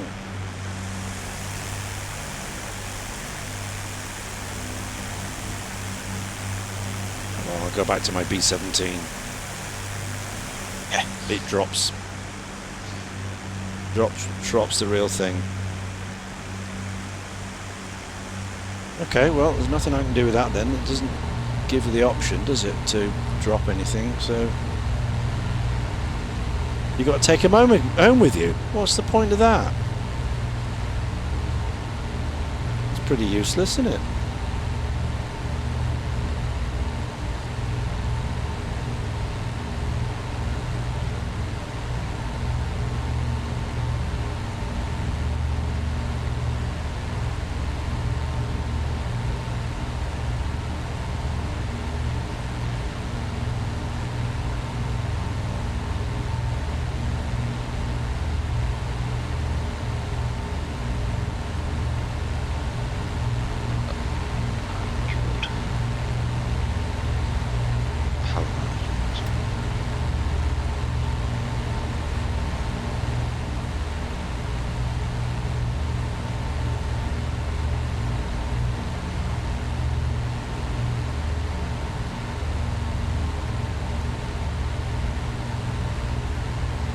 Well, all I'm getting is 150 miles an hour.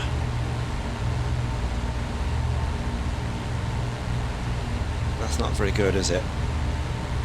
Should it be? Well, it should be. It says it cruises at 184.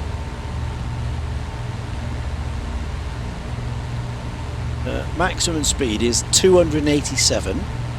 Cruising speed is 200 miles an hour. Ceiling 19,000, range 2,530, with 7,000 pounds of bombs. Definitely on live weather, you don't give yourself like a stupid headwind. No, we're on live weather map. There we go.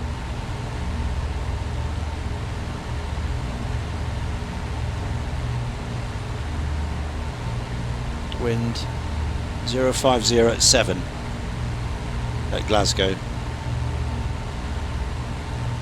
So 7 knots, whatever it is.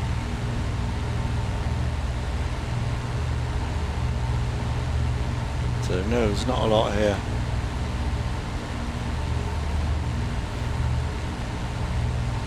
So I don't know why. Without going into the red, you know, and you shouldn't run at that sort of boost figures, I'm sure.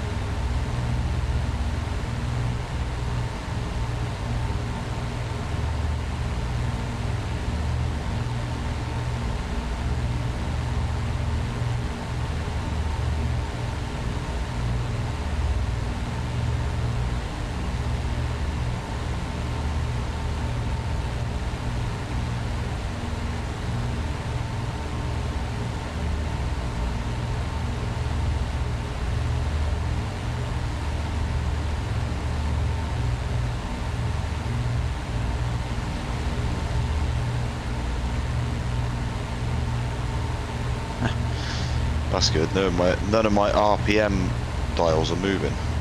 Okay.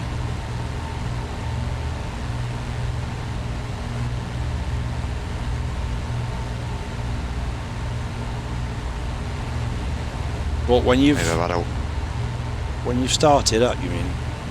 Yeah, the engines, and I'm like putting power in.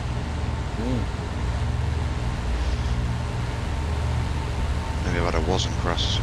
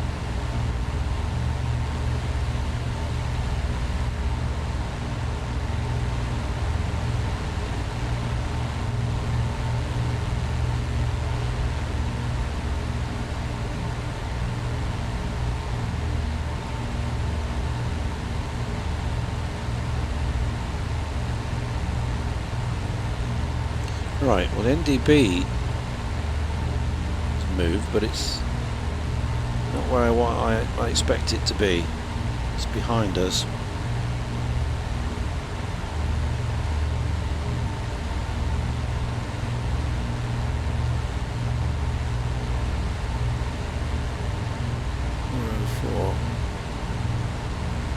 It's only 25-mile range though, so probably still out of range. Although it should be there soon.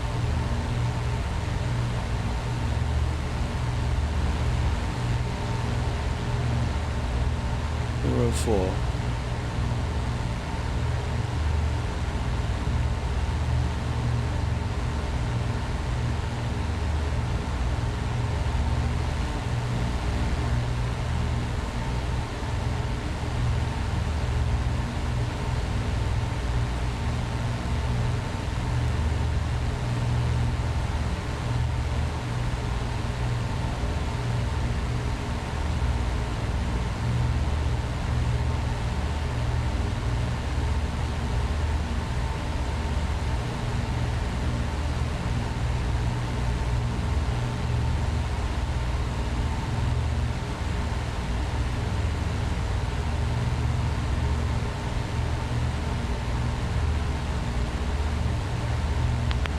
I'll be back in a minute, Ian. Okay.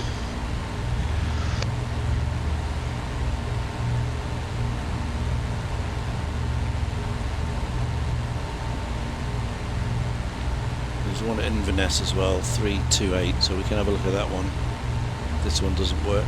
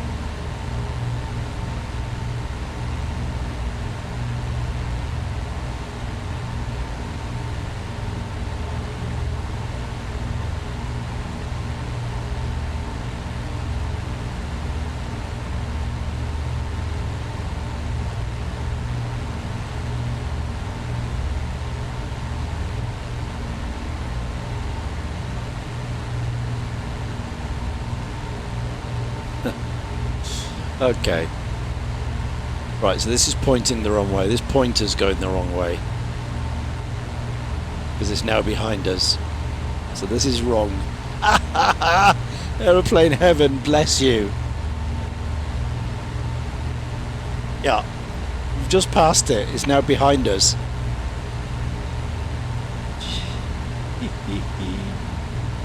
What fun.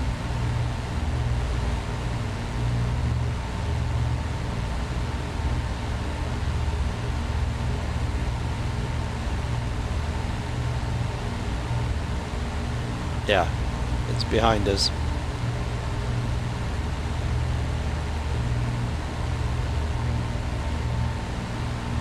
Oh, God.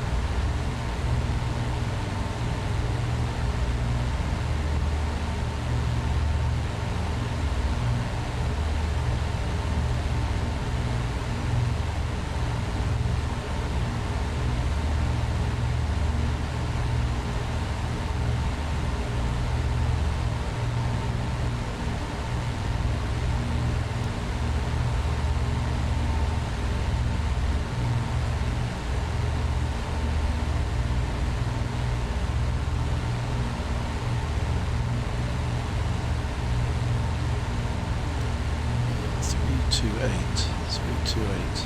Inverness 328.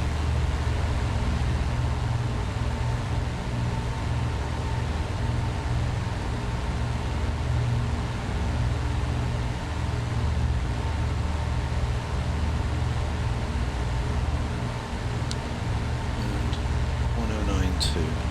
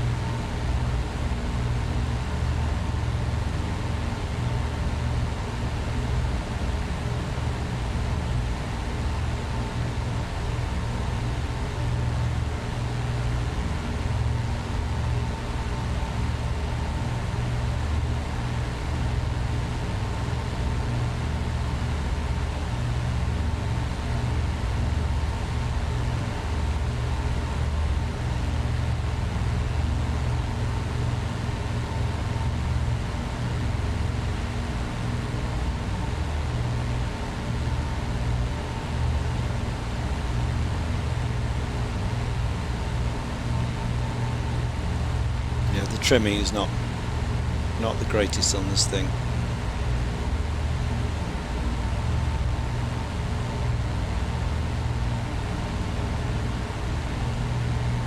I'll have to put some aileron trim to keep it square.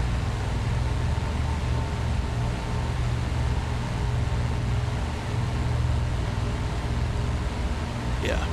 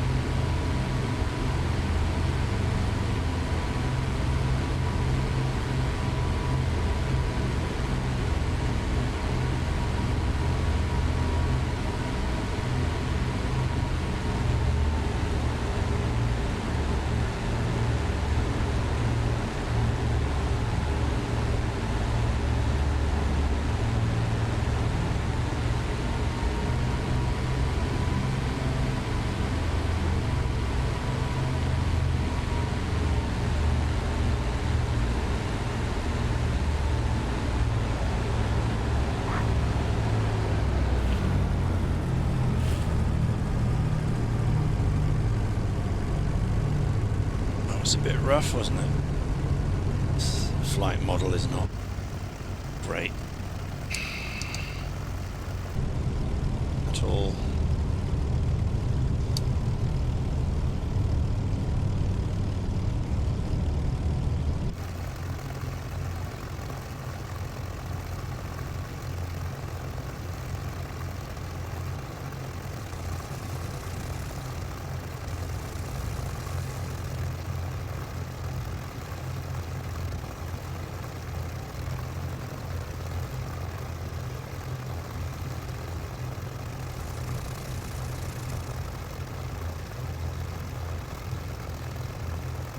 This is RF Lossymouth. It's the fast jet headquarters, Typhoon Squadron.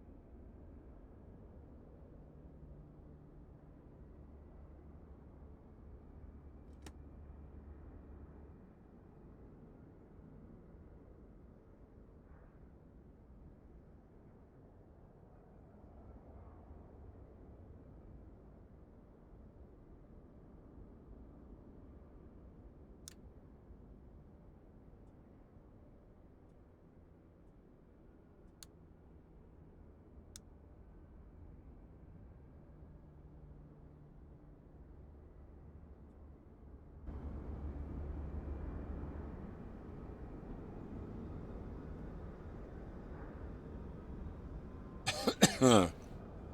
Hello, Reese. Welcome.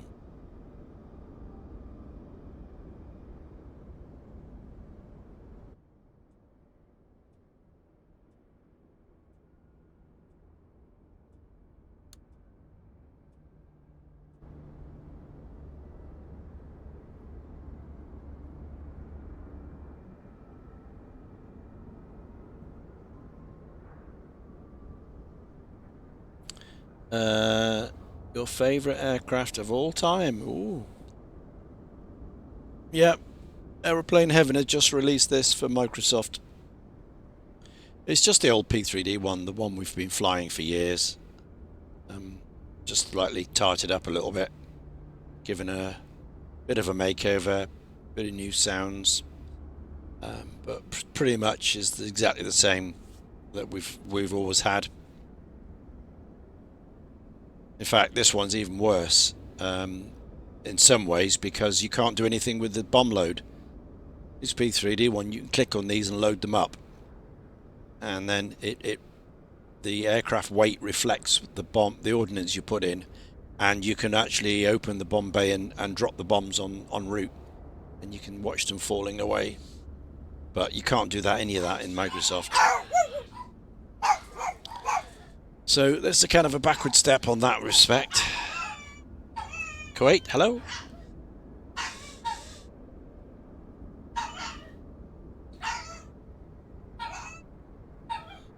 But Jack and I are going to do a little flight later somewhere.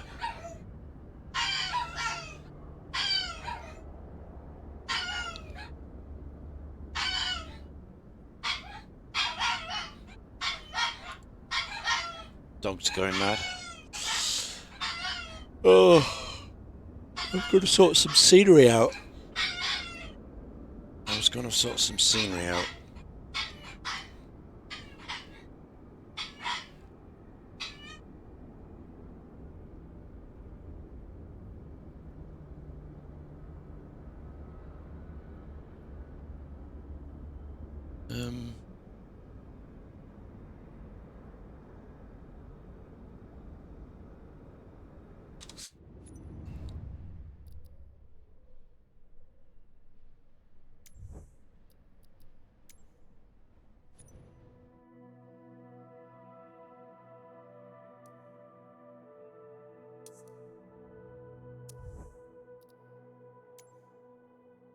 Are you about, Jack? You gone? He's gone for something to eat.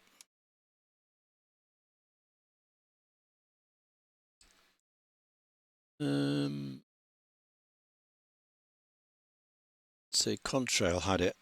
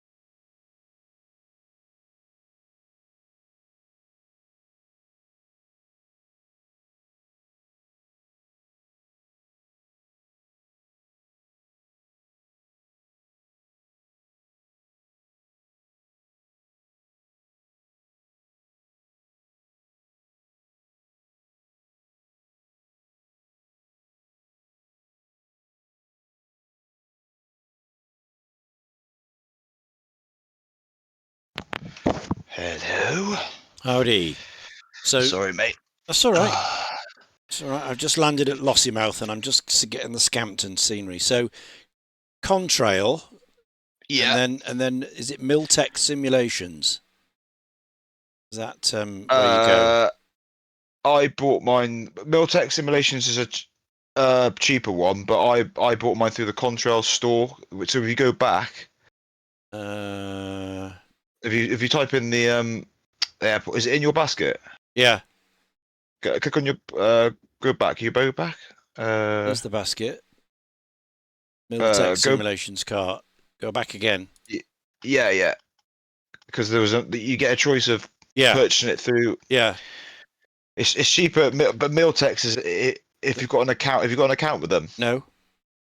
well, you could open one and do it, but that's for like linking the account. All right. Okay. So it's So like you can buy it, but you've got to sign up through their okay, I don't want their that then. website. So we'll get rid of that.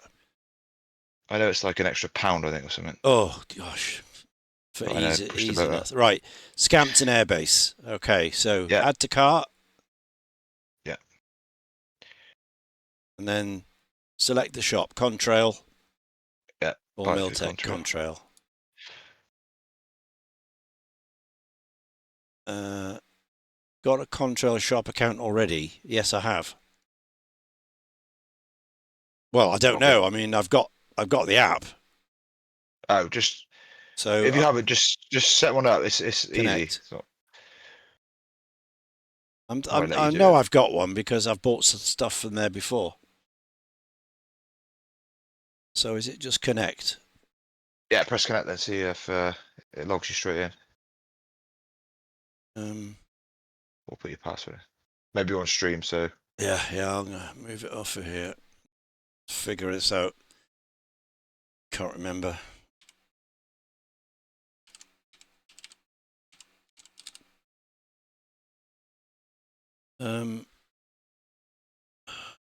Password is. Go to my dash lane.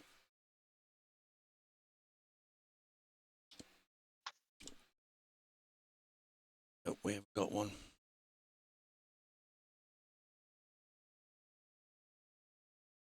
Set it.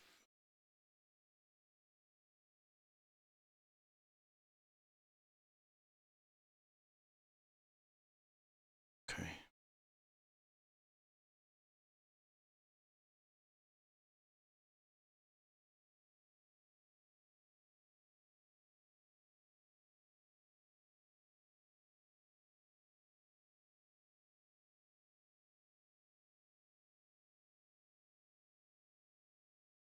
Okay. No, that's no good. Create one, I think.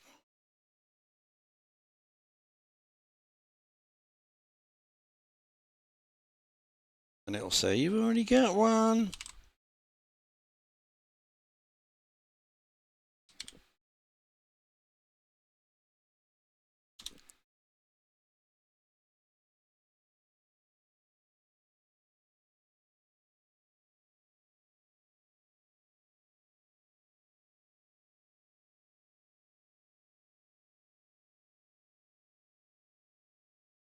Right.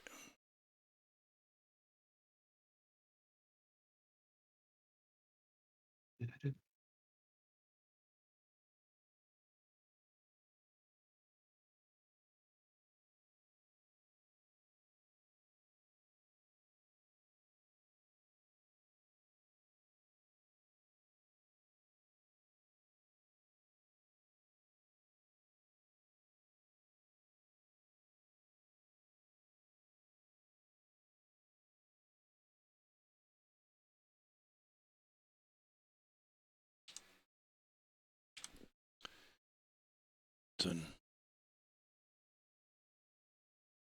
Okay. Try again. Add to cart. Contrail shop. Checkout. Oh, count not connected. Connect.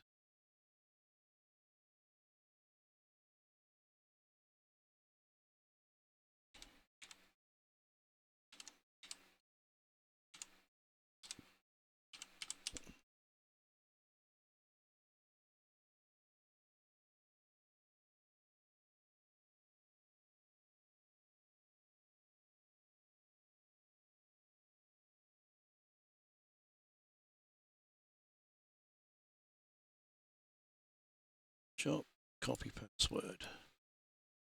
Okay, go. Login. Done. Account connected. God for that. So complicated, isn't it? I know. Now it's done. It's done. It'll be easy next time. Let's Get just out. like click. Oh. Now it's wanting me to log in again. On Contrail. Yeah. Sign in.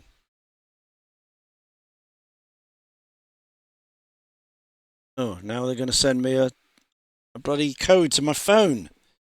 Oh, God's sake. What is all this? It's just the modern era, mate. It's all over the place.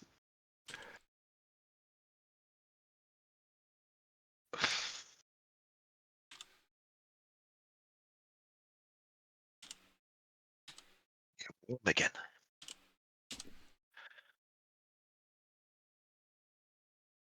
Oh, at last. Whee!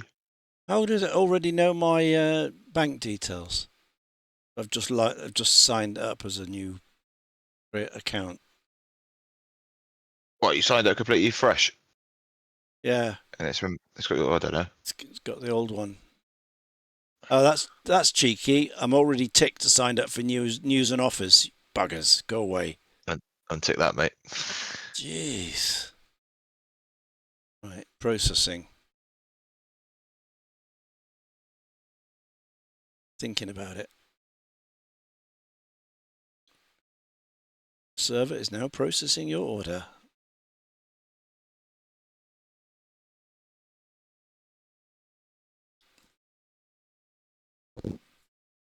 This view will refresh automatically. Okay, still processing. Blub, blub, blub, blub.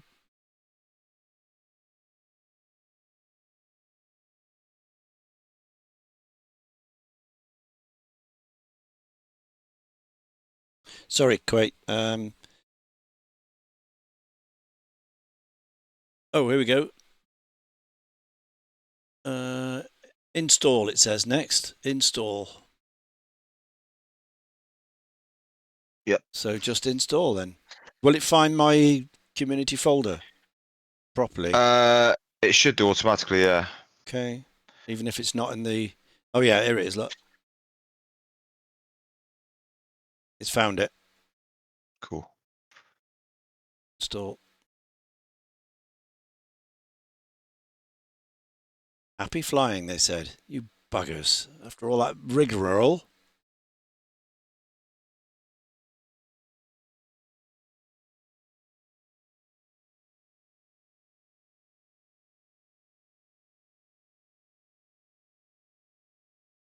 Installation complete. Now it says open. What does that mean?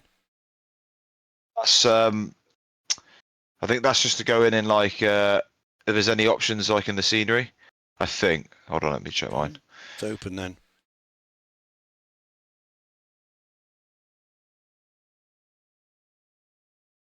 Oh, it's just... Oh, look. Similar products. Oh, look. Upselling. Yeah. Oh, look. Yeah, It there's normally says move, uninstall, hide, there's install normally to... like settings as well if there's any settings for the scenery. Right. Okay. Similar products. Ornington, Coningsby, That's what I Lakenheath, bought. Mildenhall, Birmingham. Oh, yeah. Cardiff, UK Carrier Strike Group, and Belfast. Belfast is amazing. Is it? Anything by Pyrie Yeah. he's the goat. He's the absolute best scenery developer. Really? Yeah. Better than He's got. Flight Beam and Flight Tamper? Oh yeah. Okay. Right. Okay. He's Well, got Birmingham coming out soon. So yeah, I'm not, unless I want to go there, I'm not going to yeah. just buy it for buy its sake because I've got them No, all no. in P3D. Right. That's it then, isn't it? That's done. So I can get Yeah. out of that. I can get out of that. I'm sorry, Kuwait. My 737 keeps WASM crashing. Oh dear. Sorry to hear that. It's apparently worse with the 2020 update. It's kind of lame considering it's been there over a year and they're selling other products leaving this broken. Thought I could work around 710 cold starts. There's a WASM soft lock on apron getting set up.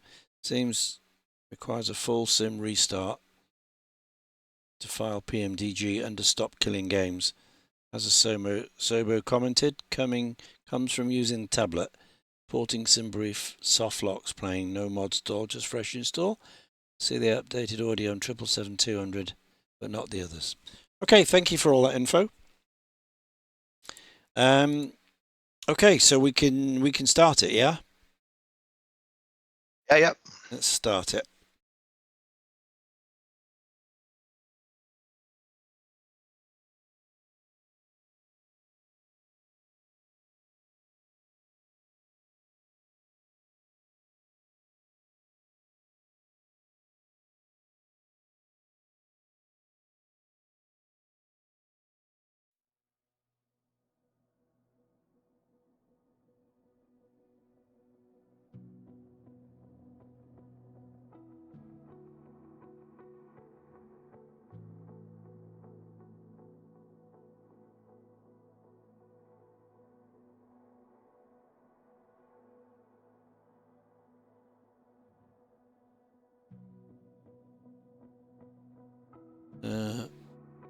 What I want is little nav map, but the 64-bit version.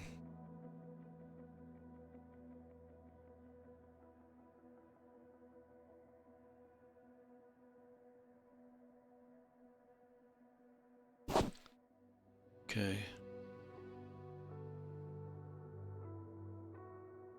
Scenery library. Go. Okay.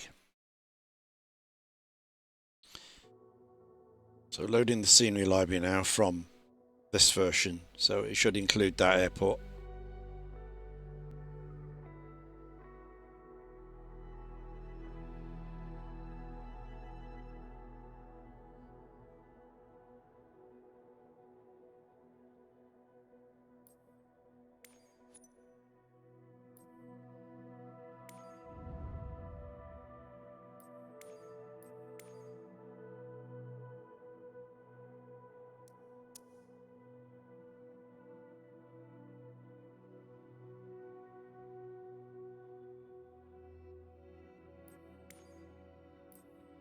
Did you have any more issues when you were coming into land or anything?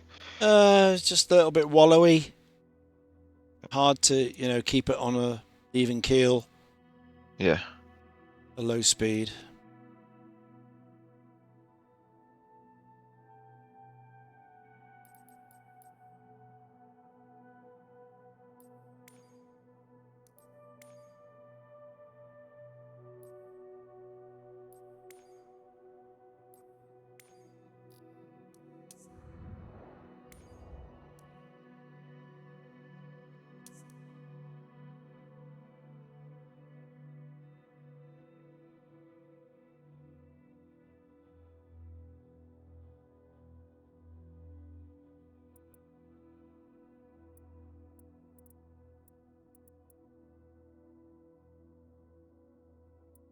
Ah, that must be that one. They put little stars around the payware ones, don't they, or something? Is that what is On the that map. then? Yeah, on the world. Yeah, free flight Yeah. thing. I've got some of them. I've got stars on. Yeah, it's normally enhanced ones Right. or ones that come with sim updates. Okay. But obviously this one's I've bought from Contrail, so it's got nothing to do with the Sobo. They put that on there as well. Yeah, anything you own. So all the payware ones have got these on. Like Yeah. Bristol pilots. Yeah. Okay.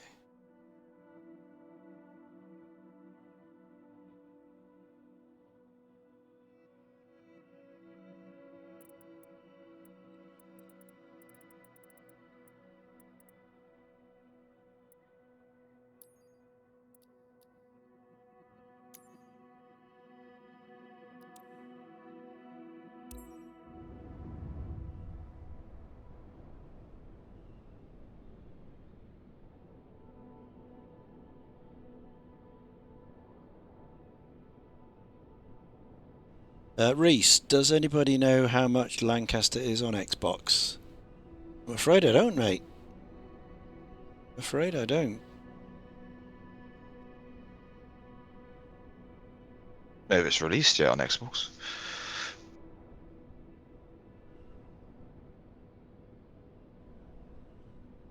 I don't know. I guess you go to the Xbox store and type it in. If it's available yet. It has released. There you go then. Go and have a look.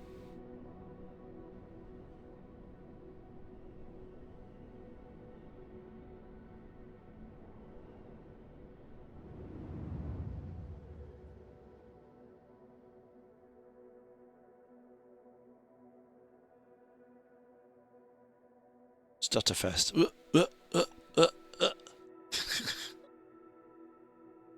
Taking so long. That compiles the new sceneries. Compiling it all new. Yeah.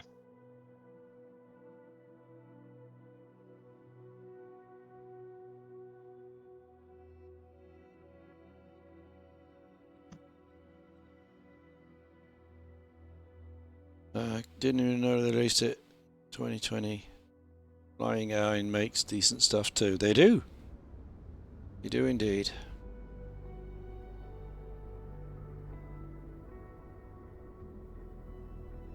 Right.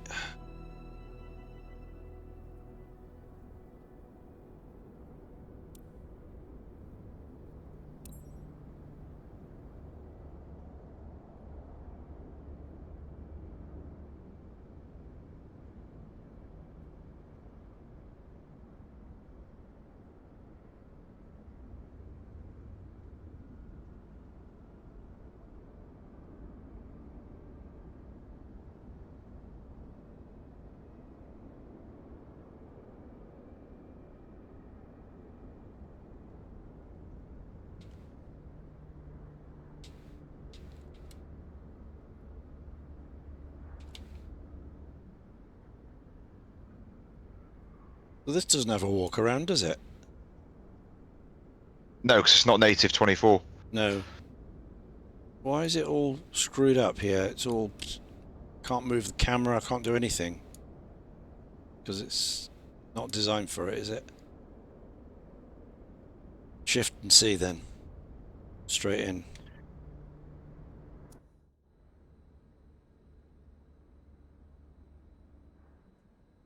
There we go.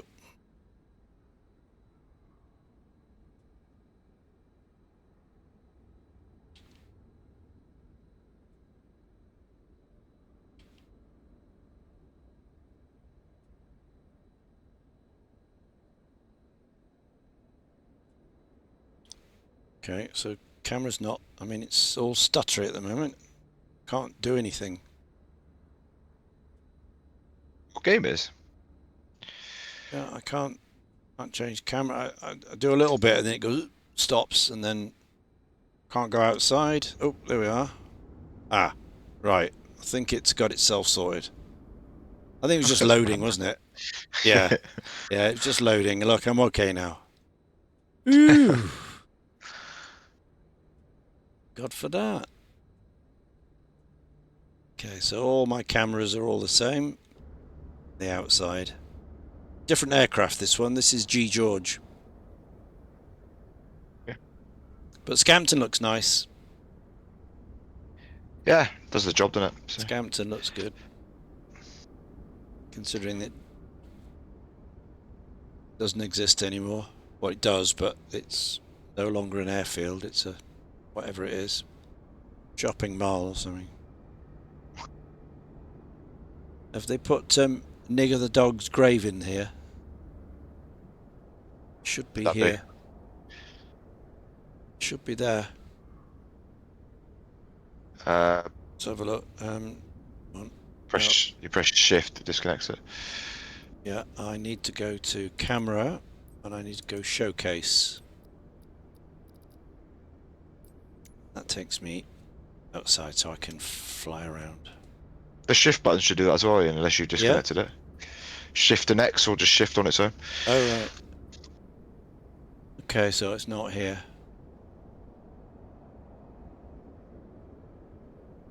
There's Guy Gibson's office there. That second one. That was his office. This is number 2 hangar, isn't it? Oh, no. We're in the wrong place. What's number the code 3. for Scampton again? BGSU, is it? SXSU? That's Duxford. SU. Duxford, yeah.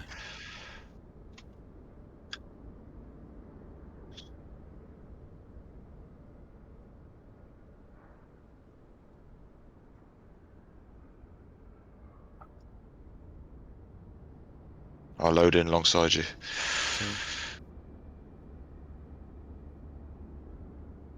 Yeah, I think it's hangar number 2. So it was this hangar here. That was it. That was Gibson's office there. It's hangar 2, which is this one. Then his dog was buried just out in front here. These. Oh, is this it here? Oh no, it's a substation.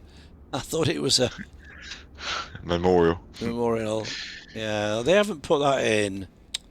Oh, that's the most famous bit of the whole site. Nigger the dog. Definitely in front of one of those buildings. Yeah, and it's not. Wasn't in the back. It's definitely in the front, isn't it? What's this here? More electric stuff.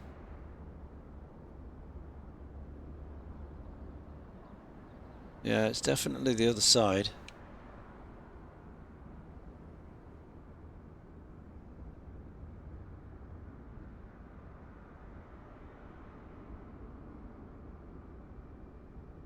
No. Put it in. It's them. Let me have a look. Oh.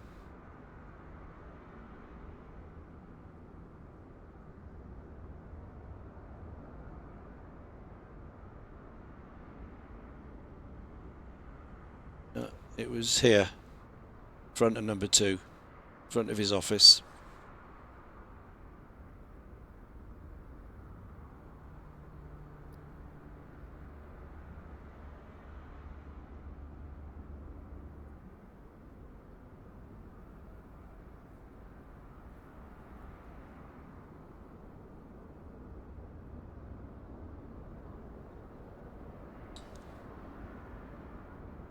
Flying Iron makes this. You've got the Spitfire and the Lightning coffee time. To that, I'm down for VATSIM. Check Chorus 2. I don't see no Flying Iron Lancaster. No, I don't believe they do that. No. Aeroplane Heaven. Never made the cut. There you go. Yep, no. It's only flying. It's only the Lanc. Aeroplane Heaven, which is not great, but it's the only one, so it's iconic enough to get it.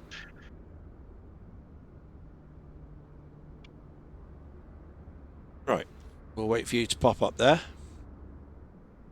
I'm getting actually join FS. It's alright. I need to load. Hold on, I need to load back in because I've parked over to your left. Uh-huh. Let me just load back in. Yeah, no worries.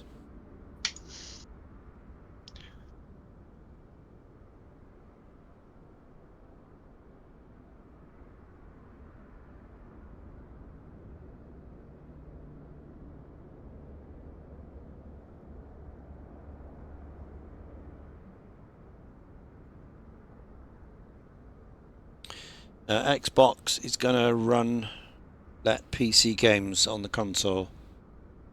Yes, I believe so. Yeah. It's opening up, isn't it? Yeah. Or, Reese in the chat earlier, he's on Xbox. yeah, I'm just on the marketplace now. I can't see it in the Reese says for it's sale, but $34.99 for the Lanc on the Xbox. yeah.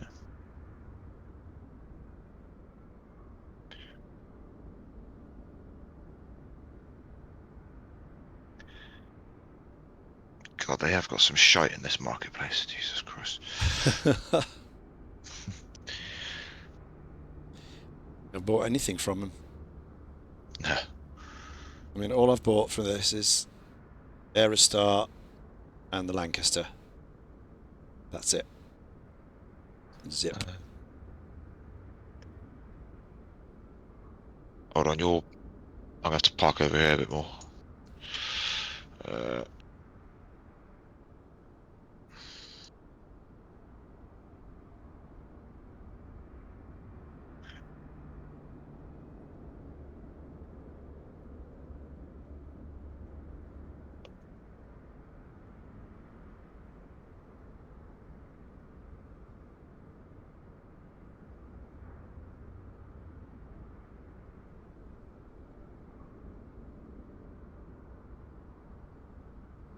right.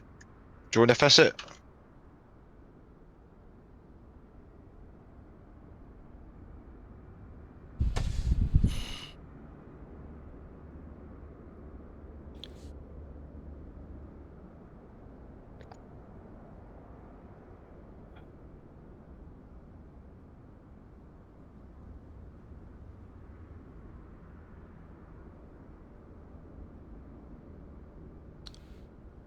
Do-do-do-do-do-do-do.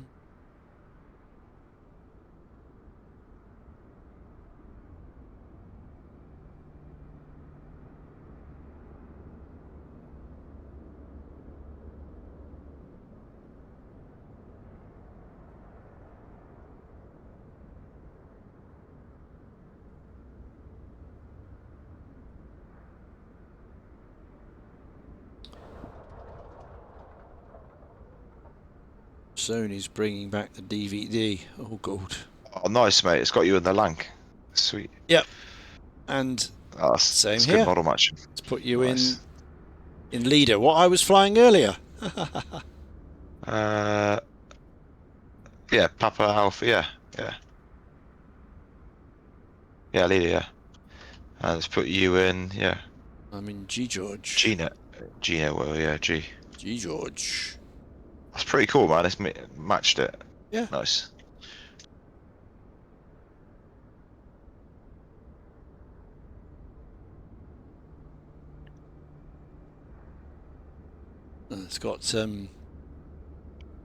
It's got little pitot covers on. Oh, yeah. Noticed that before.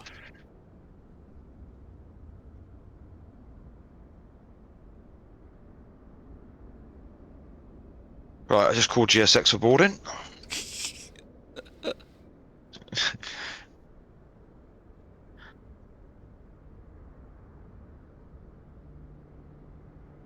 Look, it's powered up. Look, it's got all the recon lights on, everything, even before the battery's switched on.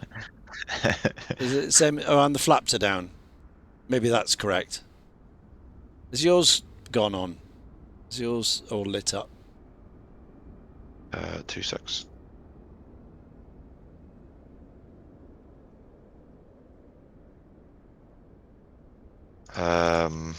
Yep. Oh no, I don't know. That might be just the sun reflecting. Yeah, yeah, they're all on, mate. Yeah, Yeah. my nav lights. Yeah. Yeah. It's spooky, isn't it? Why would that be? Because you've got no battery on, no nothing. It should be cold and dark. There's a cold and dark switch, isn't there? Yeah. Oh, my cold and dark switch is on off. Cold, okay. Let me put it on. See if that makes a difference. So cold and dark's down here on the Oh yeah, it turns it off. If you switch it turn down, it on. Yeah. turn it on, it turns the lights off. Ah, yeah. Yeah. So why it can't bloody load like that, I don't know. Right, ground power on, refuel on, rearm on. We don't want the engine cover. Now the thing is, I don't want to load up all these weight because you can't get rid of it. I wonder if What you weight? could, the ordnance. So aircraft, Yeah. light performance, mass and balance, seats, cargo, ballast, fuel, empty. There's nothing about the ordnance weight. I suppose that's cargo, isn't it? It's 0.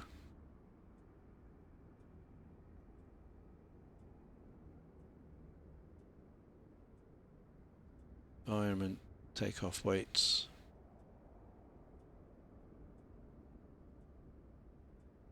Aircraft info. Cruise speed, 184 knots, 200 and something odd miles an hour. We never get to that.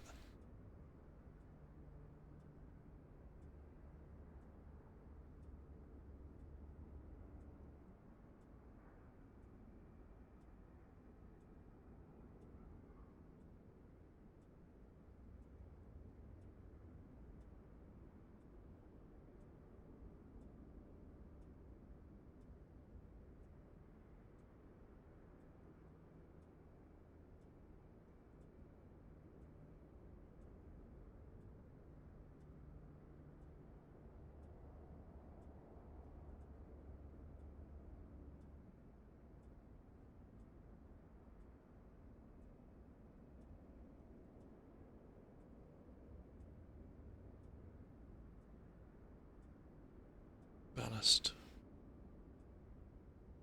Fuel.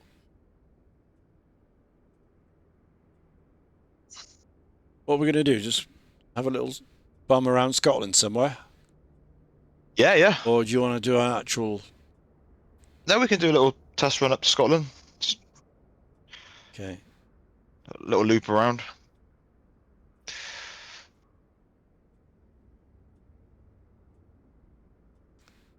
Training mission. Yeah.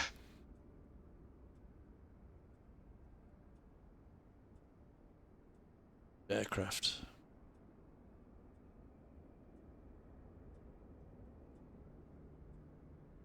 Going back to that. Did 50%. Set 50%. Load aircraft. And it pumps it up to 65%. What is all this?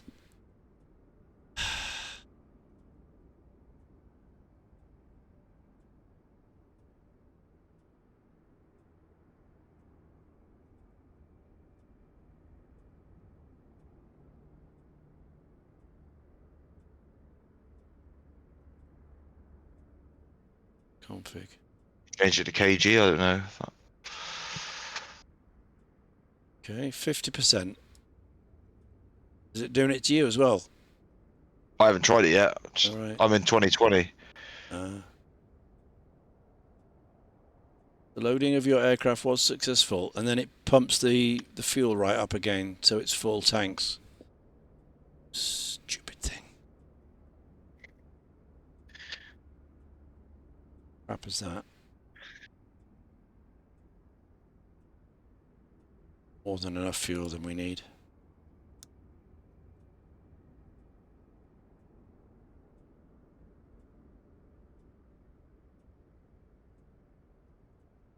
Yeah. What, like...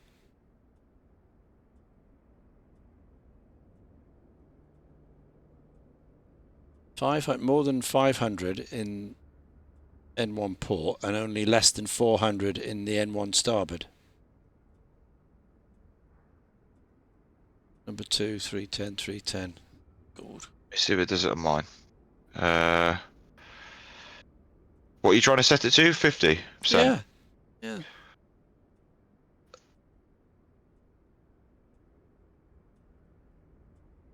No, mine won't go below 65%. Yeah, Yeah, I've pulled it on the slider at the top, you know, Yeah, that's what I was doing. Yeah. and then set it there, and then hit load aircraft, and then it says it's successful, and then it pumps it back up to 65% again. Yeah, it's bugged on this as well. Yeah. So that puts 6,300 kg. Yeah.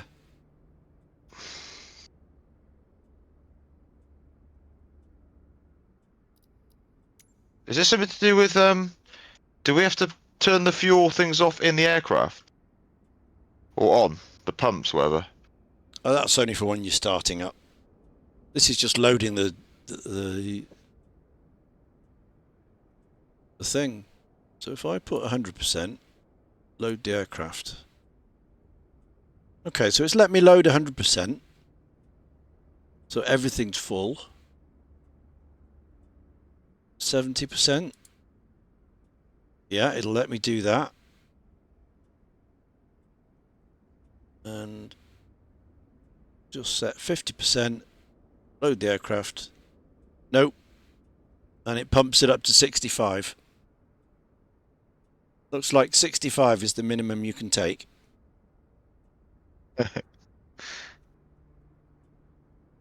That'll be enough for around Scotland, won't it, or not? Oh yeah, it's plenty enough. But Yeah. but this is what I don't get. So Wait. yeah, so we've got. Now let's put it on gallons again. So is this what you've got? Port 1 is 705. Port 2 is 460. Starboard 1 is 705. And starboard 2 is 460. So that's balanced. Is that what you've got? Well, yours in gallons. Yeah. In gallons. I've only got litres or kg. Oh. Right. That's the 2020 default fueling. Yeah. I've got gallons. But or kg. I'll put it in kg then. Here we go. Kg.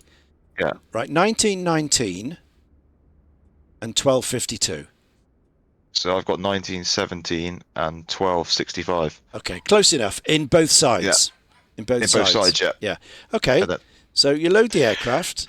Now you go to the tanks and turn those on. I would expect to see 1919 and 1270 in both. Well, I'm going to switch to gallons as the things are in gallons. So you turn it on. mine's gone to like max.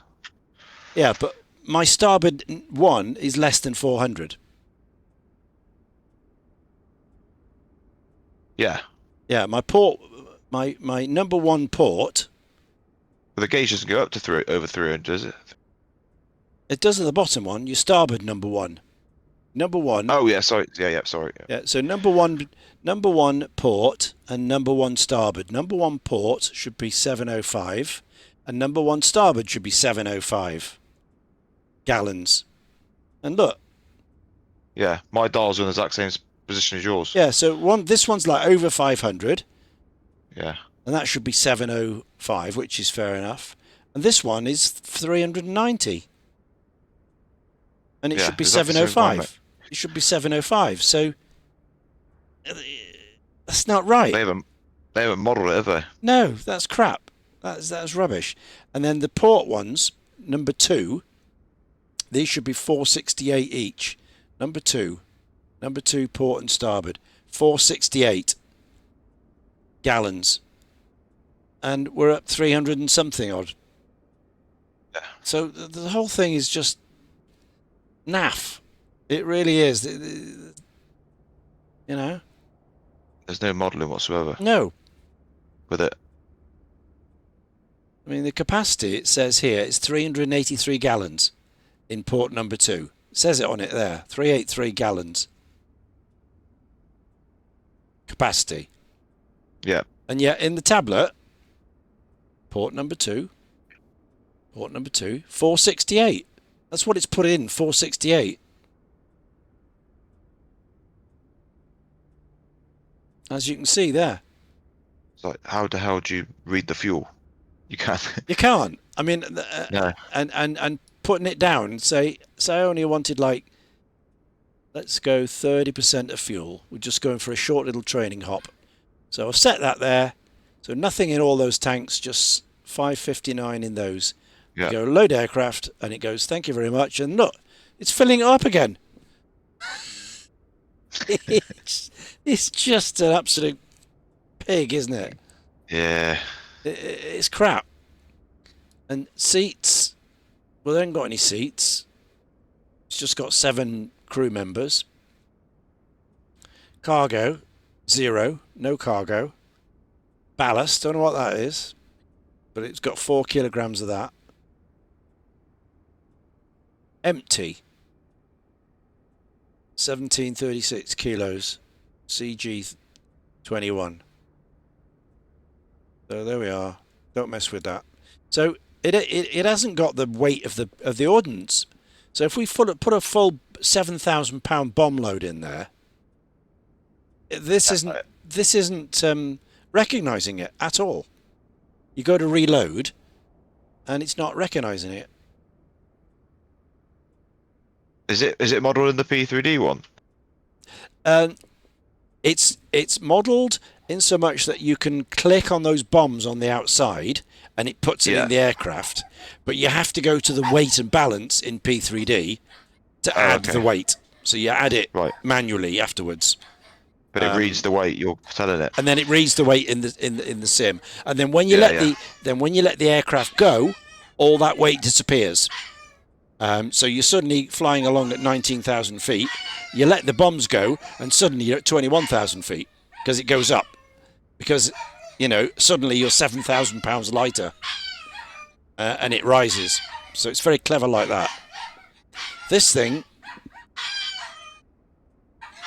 I don't know.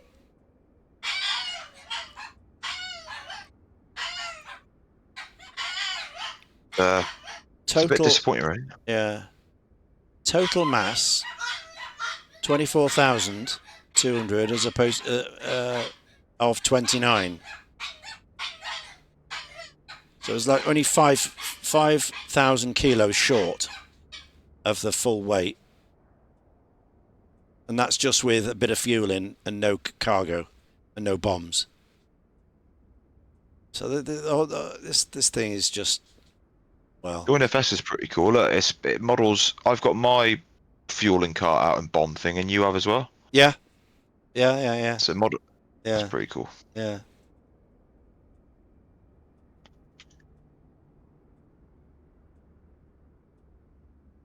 But the weight is screwed.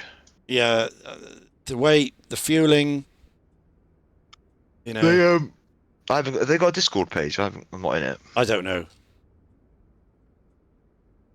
Yet. And these test fuel pump test switches as well. They don't do anything. No. They press, but nothing happens. Nothing says yes. It's all good.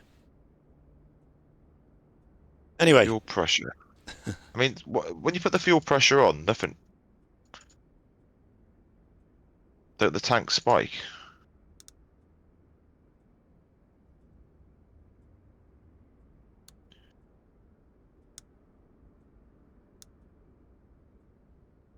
put those on.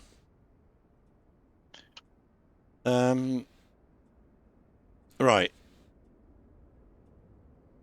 So we start on number 2s, don't we? So let's put the fuel pumps on. Number 2, fuel pressure indicators, so they go out. So presume that means it's good. So we all start on 2s, and then we switch to 1s after. But again, this doesn't really matter. I think these will start whatever you do here, whether the switches are on or off, whichever tank you select. I think so. It does in P3D as well, because it's absolute pants. Garbage, yeah. It's garbage. And then you've got up here, you've got these auxiliary tanks. So you can fill these aux tanks and pump from here. But good luck with that. Yeah. Right, let's get rid of the yoke.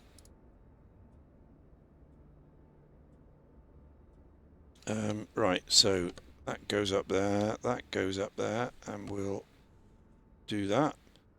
So we open the fuel cocks, like that. Stick all the mags on.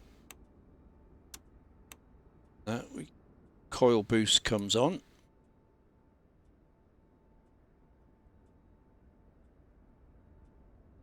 And I think that is good to start.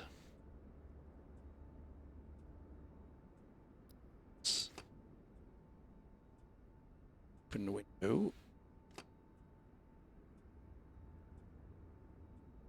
Do you leave the fuel pump boosting pressure things? You just leave the two middle ones off? Yeah, I just use the two Oh, that out two. we're gonna start.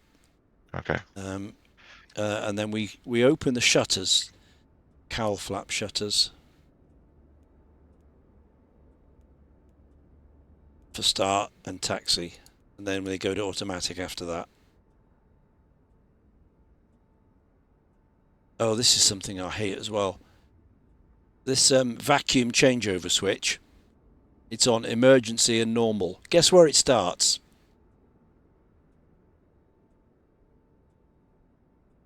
Yep, you've guessed it, emergency.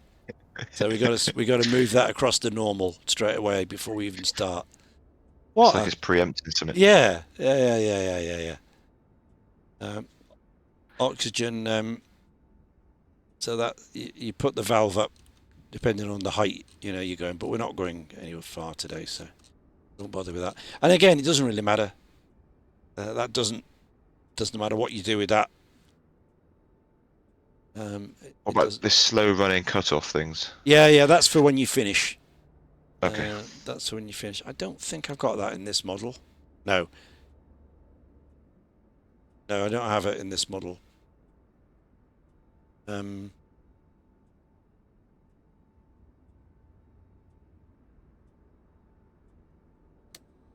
That's the battery. That's the undercarriage switch. There's no ons on this, is it? That one's on that way, and yet the undercarriage switch is on this way. See that? Yep. Your battery goes to the right, and yet to turn the undercarriage switch on, that goes to the left. Absolutely backwards. I mean, I guess that could well be right. Could be a safety thing to make sure they don't switch the. Yeah. Okay. So that's ready to go. So that's on there. That's on there. So it's 3, 4, 2, 1, isn't it? Okay, 3. There we go. 4. I mean, how stupid is this? They just start, 2. Oh dear. Oh, difficult. They all go, look. No smoke, no nothing from the engines. There you go. Mine got started. How pathetic. Your mag's on? Yeah.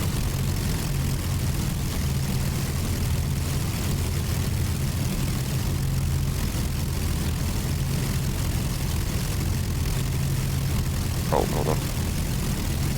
Got your cart on? The ground cart for power? Yeah, it's all up.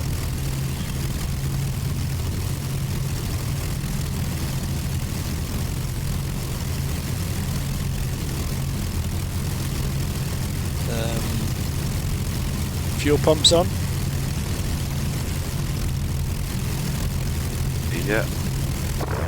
Oh, I hear it go. I hear it start. Are you okay now? No, still.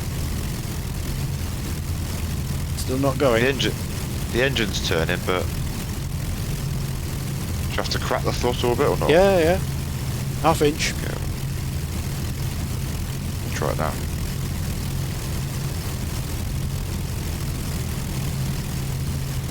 Boost coil on. That's on, yeah. Your mag's up. Boost coil on. Fuel cock's open. 1, 2, 3, 4. Yeah, they're all Mixture rich. open. Yeah. Props RPM 100. Straight to the top, isn't it? Yeah. And you're a Yeah. ½ inch of throttle. Yeah. Okay. Can't think of anything else.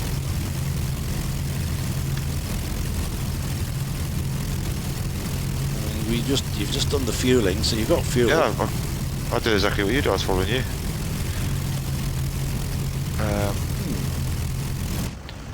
Let me just make sure I have got fuel in there. Yeah, 65%.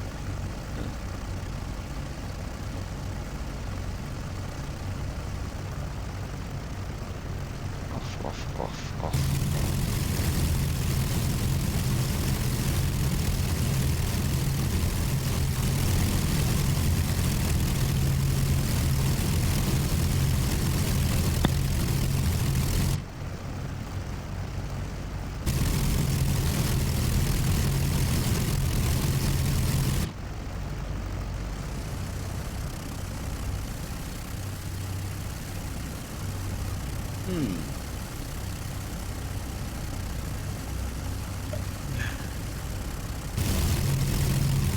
We've got a dead aircraft already.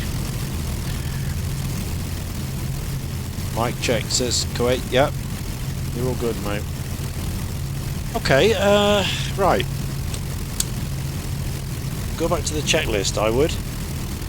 But you've done everything that correctly. Go to cold and dark again and repeat the process, I guess. There's no hanger to check in this. There's no, like, for dead engines and stuff like that. Like, you know, like the A2A walk around and all that.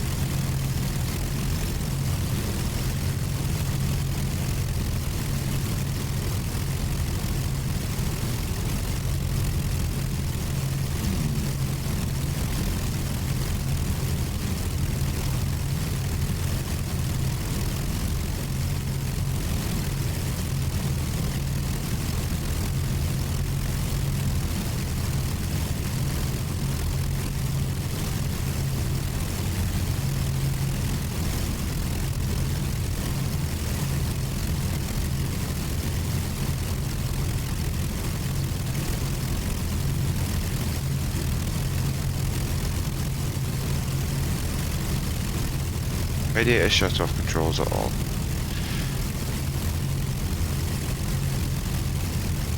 There's a switch with a big F next to it, on or off the flaps, I guess. Flap indicator switch. No, on the right-hand side. Above Oh, the yeah, switch. that is jettison. That's the fuel jettison stuff. Does that need to be on or off? Off. Off.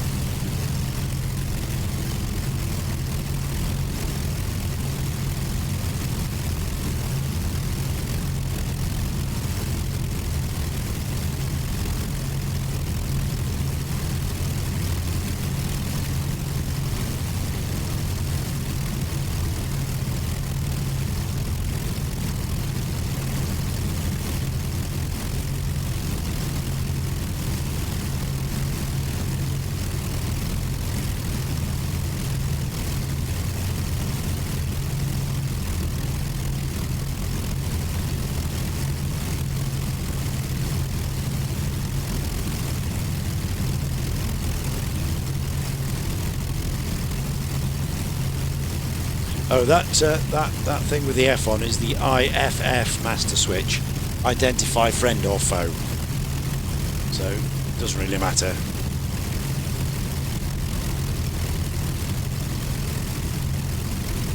IAF, like a Morse identifier to friendly people.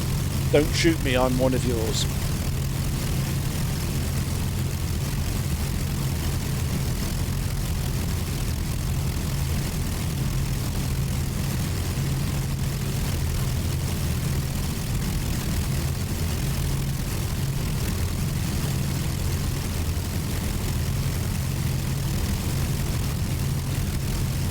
Right side. There we go. Yeah? Okay. Yeah. So you got it this time then. I just turned the mags on and off. Okay. Right. Alright, maybe you didn't catch. Random. Yeah.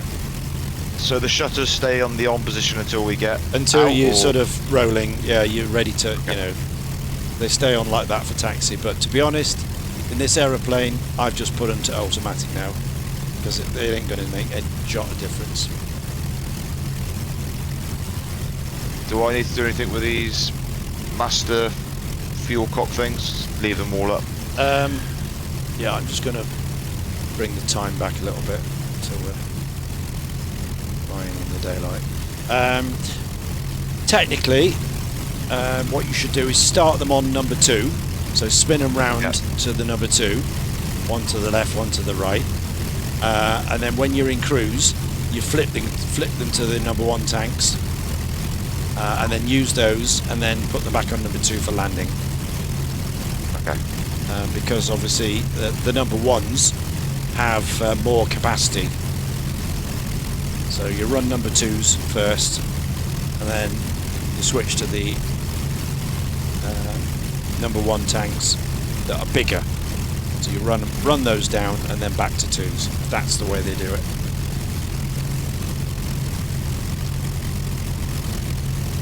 Your pitot heat above the oil gauges there. Engineer's panel. Got that? Yep. Yeah. Okay.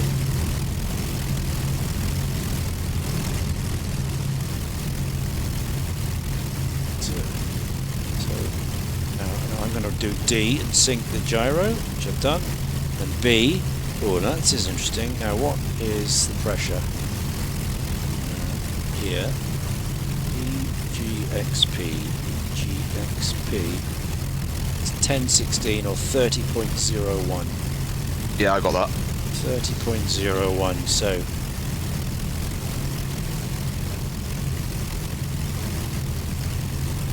let's zoom into this and press B, and that should flip to there. Oh mate, this sounds awesome outside, both of us. And it hasn't. Roll. It's not moved. Mine has. Again.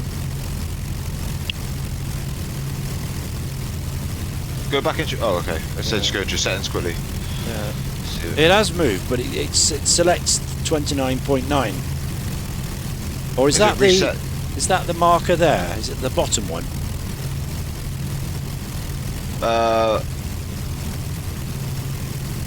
Mine's got. There are two. Where's Mine's the 30.0 and 30.1 is in view. 29.9 and 30? Mine. Yeah. On Just want to go into your settings and just check it's actually saved it to the. Yeah. I've got like 200 feet. What's yours? Yeah, that's what I've got, yeah. So we're okay Just there. watch- Yeah, it's not much of a difference. Yeah. No, but it's probably my camera angle. I'm looking down. Yeah. You know, if I change this angle a bit.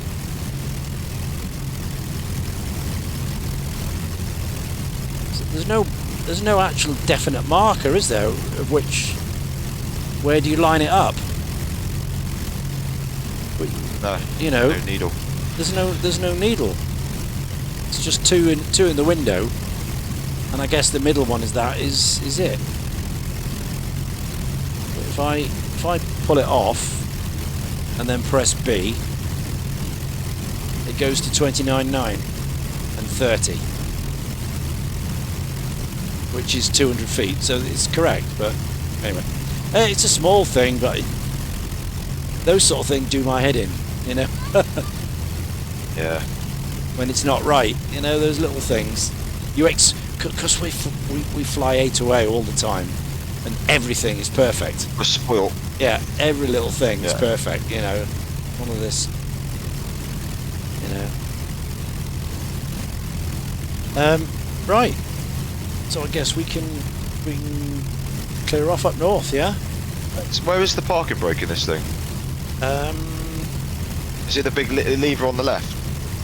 Like the handbrake looking thing? Yeah, but it's not modelled.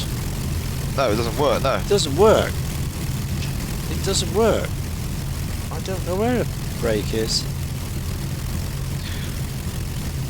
Maybe it's using the toe brakes to realistically, because you press them both, don't you? It locks them on. Yeah, mine no. But I don't know where. I'm just going to go and bound once I control. Yeah. Yeah, I've just bound mine. This is so annoying, man. Let's have a look to see if it's in the. No, we don't want that. It's going through. Brake pressure plug. gauge 22.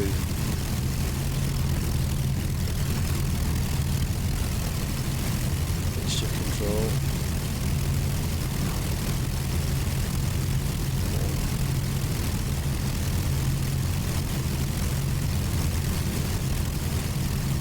Engineer's panel not there.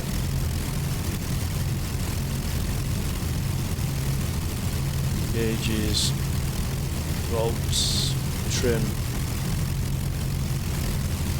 flaps. No. Maybe it doesn't have a parking brake. Maybe it's just chocks. Maybe they. Maybe. Yeah, it just doesn't have it. You know, it's the real thing. Maybe.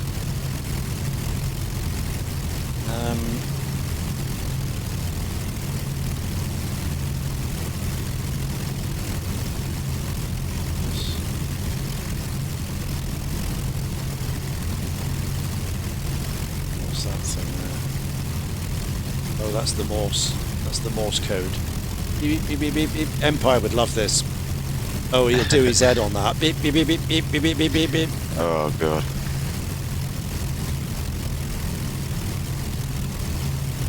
Right, I'll follow you. Okay. So we did our check, didn't we, for wind. It's 70 at 6. So it's going to be a 04 for takeoff. So out of here, turn left. Right.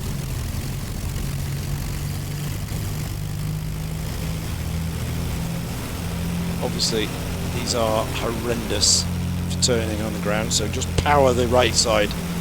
Power engines 3 and 4.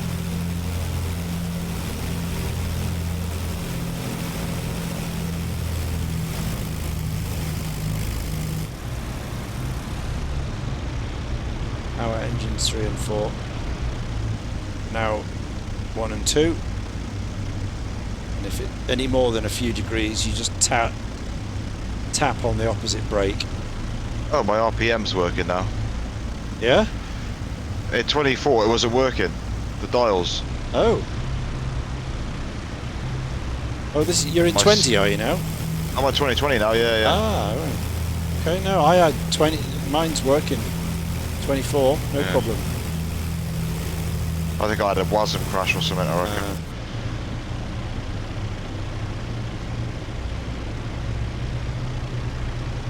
So back 80 years ago, these things would have been absolutely Shaking the ground. straking along here, you know, hundreds and hundreds of them just doing exactly what we are, ready for taxiing for the mission. Right, so we need 25 degree of flappage to start. There we go, 2 clicks.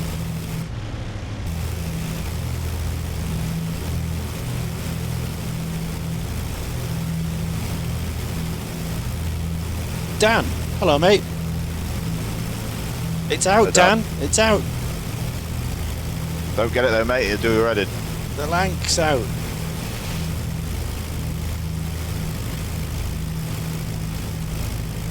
Oh, I'm going to get my P3D one out. Just confuse everybody.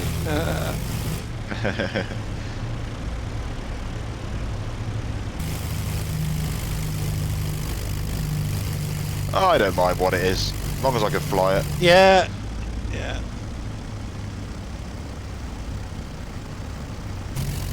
It's not something I'm going to be flying every day. No, it's once a year mission. It's the Dams raid. Yeah. That's it. Oh, and maybe the Tirpitz raid, Yeah, yeah. Norway.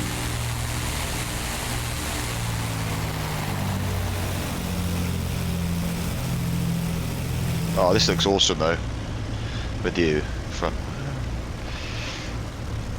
Nice squeaky brakes. Yeah. So we go around the corner.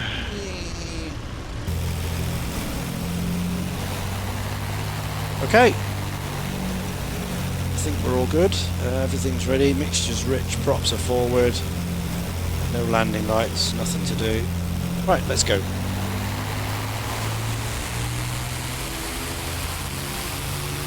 Don't overdo it. Plus 12 is enough.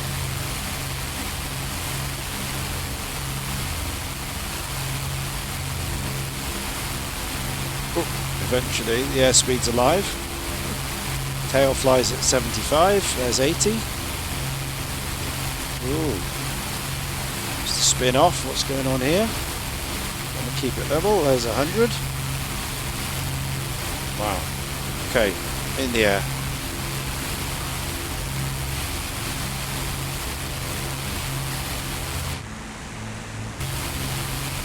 Gear.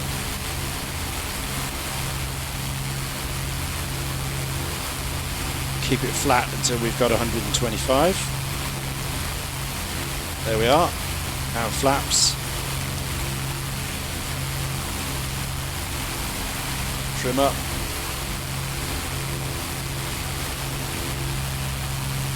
And come back on the boost. And back on the props. There we go.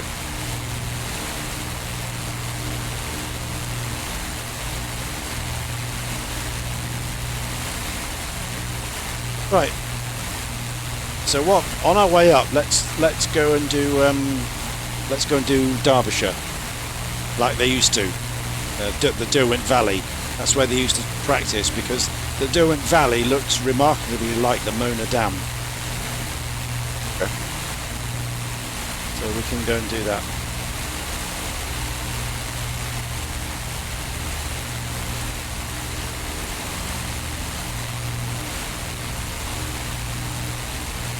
But we'll stay low, because obviously we're going to drop into the valley for the dam anyway. And they flew low, obviously over the channel, to get out.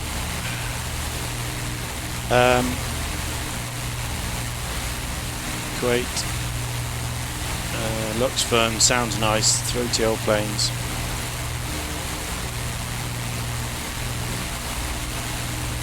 Yeah, the old Merlin. Apparently it sounds better in 2020 than 24. Yeah, it sounds nice. This is 24, but I can tweak it. I've got a mixer, I can do what I like with it. What heading you on? At the moment we are 280, 285. Okay. 285. So we head north of Sheffield, head towards Doncaster and Rotherham. So come back a bit. Head towards Rotherham. So 280,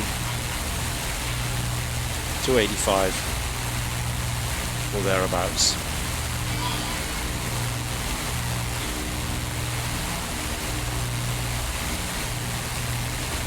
We'll stay about 1,500 feet.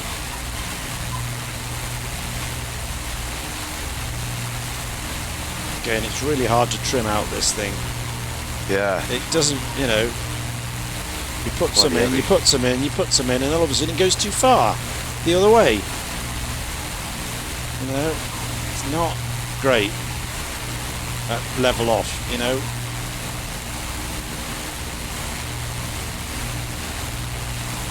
There we go. And now it's going down now. Takes a tiny touch on the trim. It's too much. But putting that curve in the elevators is good for the up down. Oh, I haven't done that. I forgot about it. Yeah, it's not as violent. Wallowy. Well, yeah, when I go for, you know, a descent or an ascent.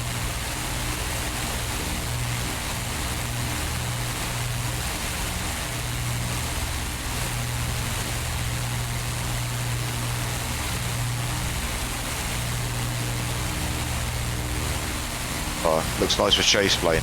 Cinematics. Oh, it will. Yeah. Oh, of course you've got that. Yeah. You lucky. I want my chase plane back. I want it back. Yeah.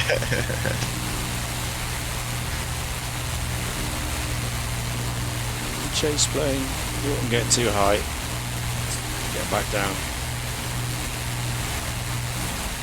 Okay, this is Gainsborough, everybody. Gainsborough. Doncaster. Sheffield Doncaster Airport coming up on the right. Oh, I can see your nav light now. Yeah. Yeah, I've turned it back on now, so obviously the real raid's there, it complete blackout. Radio silence and blackout as well.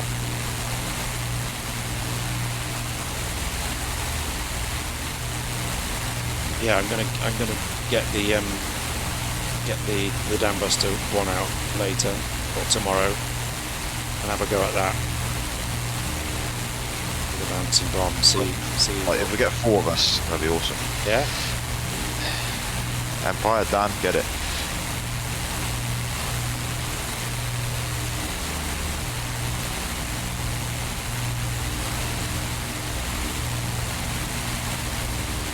God, this trim is awful. It is, isn't it? It's just it never settles. It's like it's got a really heavy nose. It just wants to. Yeah, I don't find that. It's just that, you know, once I've got it level like that, you think it's trimmed off, and all of a sudden you let go, and it starts to go down again. So you pull it back a bit, and then it goes too far. It goes the other way.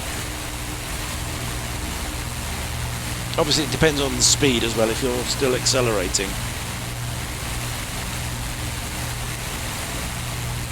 This one is faster than the other one, so I'm now 240 miles an hour. This was the speed that they delivered the bouncing bomb at. So I'm going to come back on the boost. I'm going to slow down now. Yeah, I remember getting about 200. Yeah, I'm going to slow down now because we need a bit of manoeuvring speed around the dams here.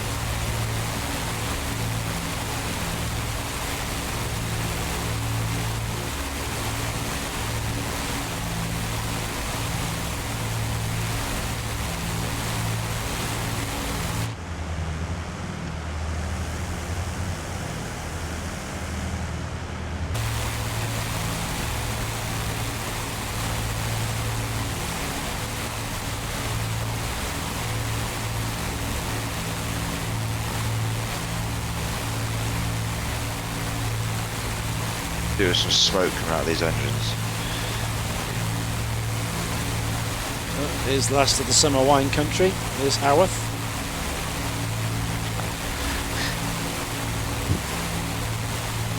What's her name? Catherine Zeta-Jones. That's the one. All that stuff.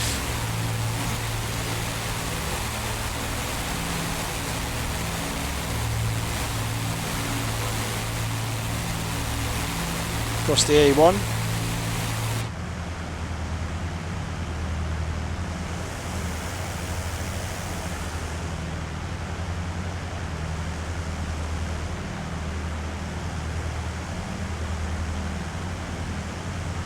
It's the A1.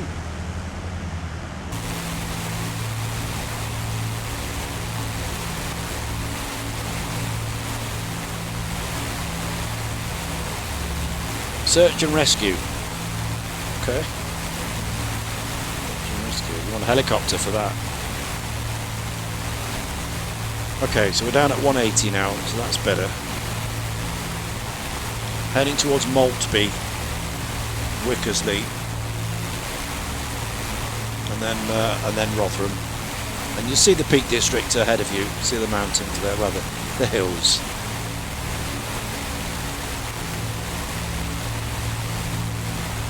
And this is what they did every day prior to the raid.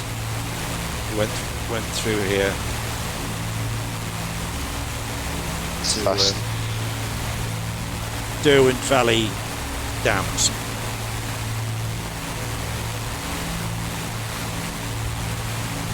Practicing. 60 feet, 243 miles an hour. That was the key numbers. At night, being shot at.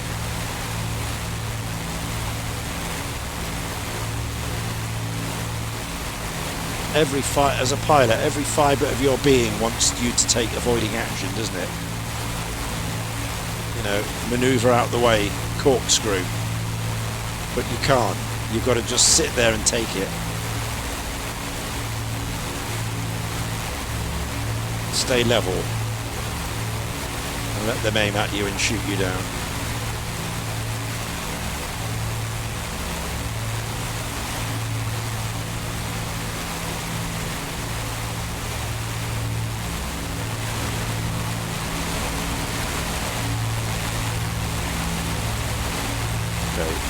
Flip to tank number 1s. Not that it makes any difference, but do what it says. It's now running off the outer tanks, which is more capacity.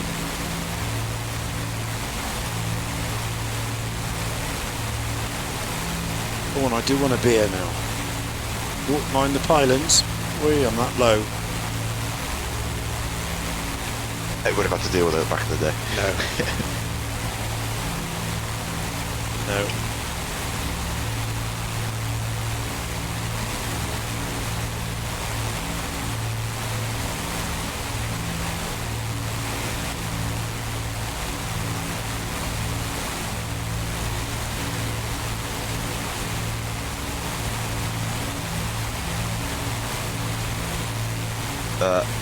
What has happened to my engines?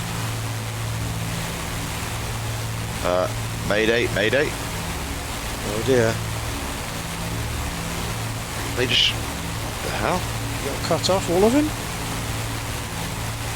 Yeah, well I moved the fuel. No.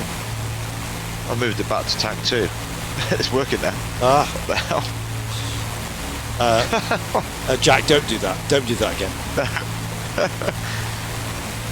Gaharia, hello, good evening. Yeah, you should be able to flip them. I mean, I don't put the pressure tanks on. I just flip them over onto the other tank. Yeah, it's like a cut fuel.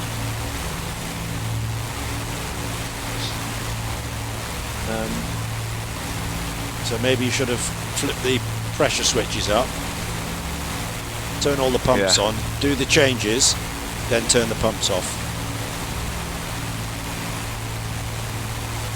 Maybe. At least you're going. Who knows? Well, that's weird. Where are we headed now? So Towards Rotherham, Leeds, Bradford? over Sheffield, Yeah. and then into the hills here, and then we'll go south along the valley, and then circle round and go north again to Scotland. So it's Peak District we're heading to. Okay. So you need to, yeah. So I'm going 280 at the moment, 280. Heading towards Glossop, Stocksbridge and Glossop. And a straight line for Manchester, if truth be told. Straight line, if you head for Manchester, you're on the right track. 270 now.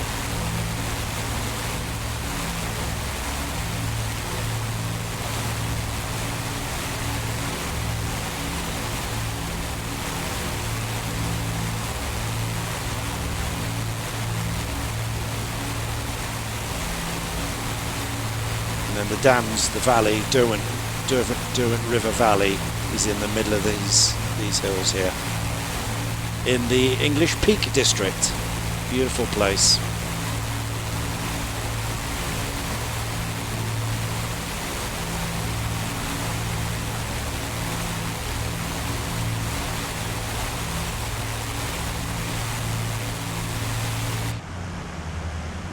And this is Orbeck's True Earth, of course. Orbeck's True Earth doing the textures. Microsoft 2024. Active Sky doing the clouds. Sorry, mate. I'm just above, like I'm above Manchester. Well, not above yet, but I'm going towards Manchester Airport. Brilliant. Yeah, you're perfect then. Yeah. You'll go across this top of this valley, and then little ways up here, about 10 miles, you'll see the river, and then you can dive into the valley. And you need to do some, a bit of manoeuvring as you go around some of these corners, and get yourself lined up on the dam.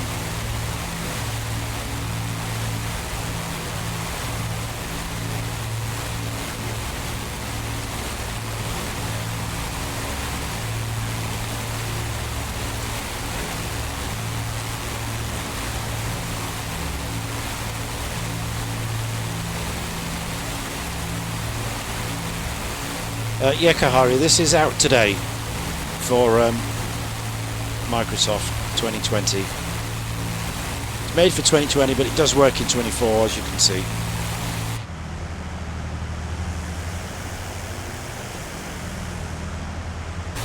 And I've got, it's the same as the old one that we've had in P3D for years.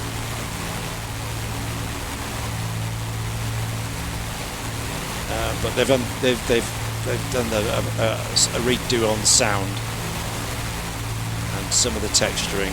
It's not brilliant still, and the fueling system and all that is no good. It doesn't work very well, and the weights and stuff in the tablet doesn't really go well.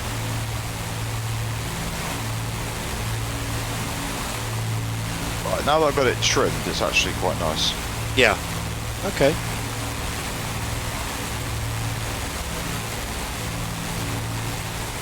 Okay. Watch these wind turbines. Right. So we're at Stocks Bridge. So we're probably about 5-6 miles from the river here.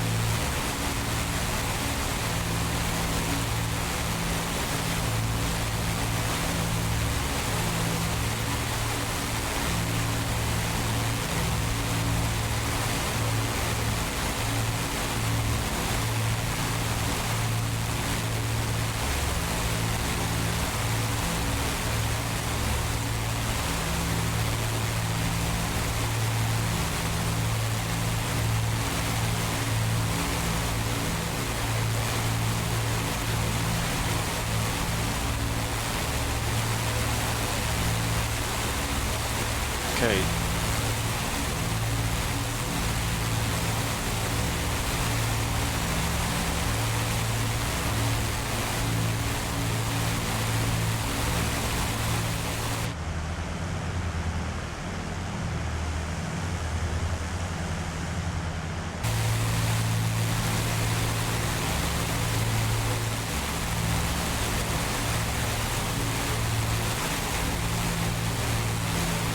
Okay, that's that lake there, and then we drop down. The valley's just over this hill.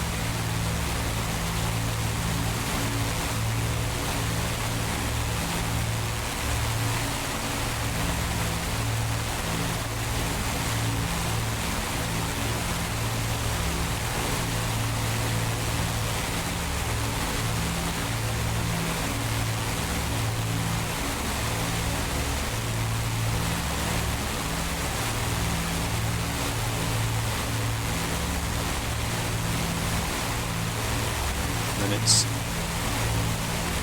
directly south then, follow the river. Okay.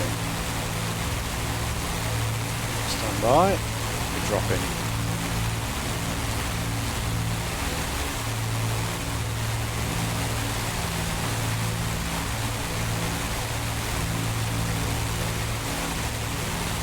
Cookies.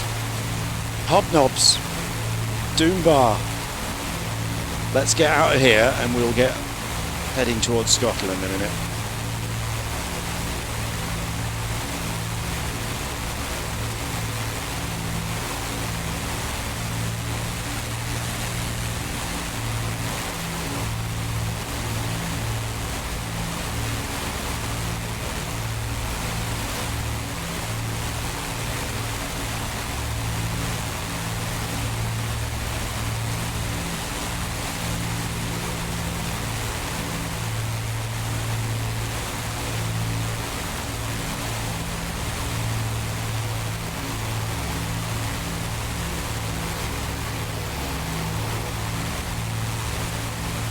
Okay, here we go.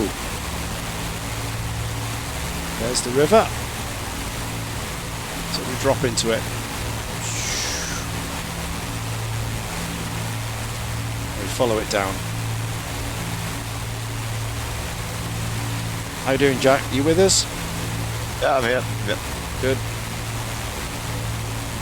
I'm in the. Can't see you at the minute, but I'm in a valley with the lake where I've just come out. okay, so down we go. Follow the river down.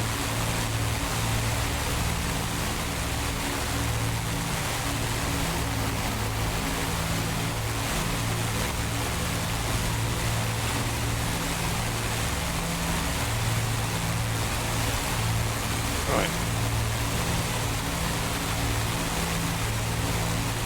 60 feet, This please. valley, does it head? Is it like pointing towards Pole Hill, or am I too far? You're going south. You should be going south.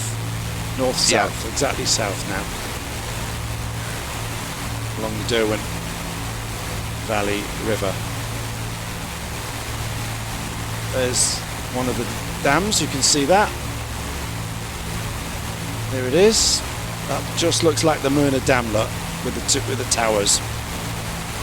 Steady, steady, steady, and bomb's gone. 60 feet, 200 miles an hour. Look at that, over the top. Whee! And then there's another left and a right here. And there's another dam right at the bottom. We can have another little practice at.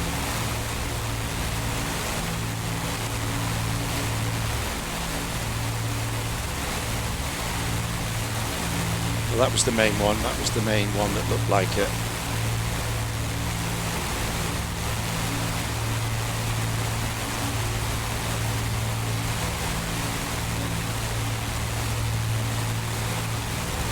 Okay, here we go. Second one.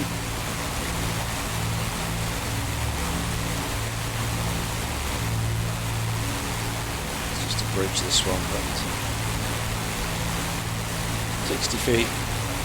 Boom. Bomb's gone. Climb out. And head north now. Full power.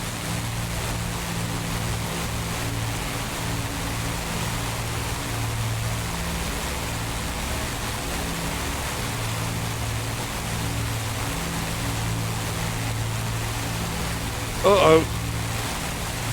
Crash. I'm down. Didn't make the other side. Interesting. Interesting. Yeah, successful apart from the end turn. I should have kept going. Whereabouts am I? On your little nav map. Oh, you're south of me. Yeah, you're south of me. I'm gonna rescue. Yeah. Just come 10 degrees left and you'll see me. And again, left again. That's it, up the valley there. You'll see me on the hillside at your 12 o'clock now.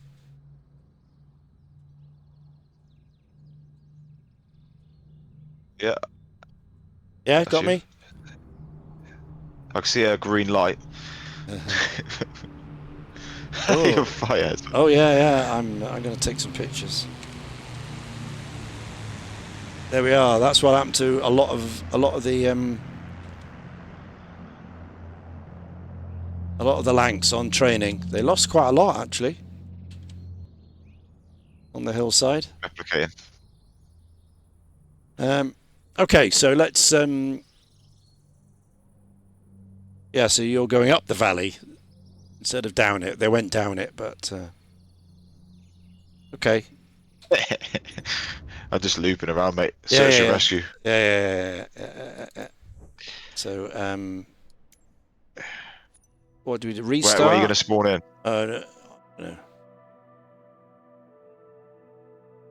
No. Nearest one is Camp Hill, EGHV. EGHV. Camp Hill. EGHV. I haven't got that navigograph. Zero. Well, I'll get up soon. Okay. Let's carry on. Start flight. Yeah, they added all the model damage. Yeah, all the crashes, all the bent props. I wonder if they fix it when you redo it, or do you have to go to like a hangar like P3D? A2A. A2A, yeah. You have to go and fix it.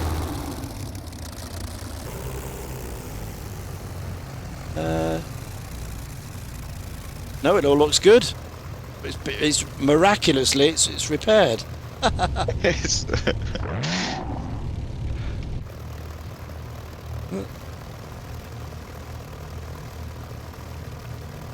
How fun.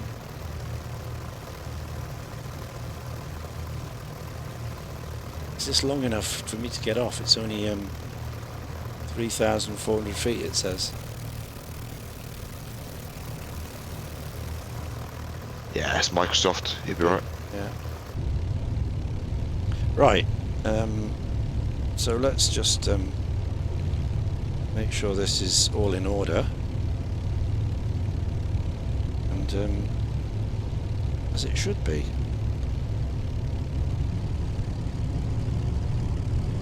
That's all good. That's all good.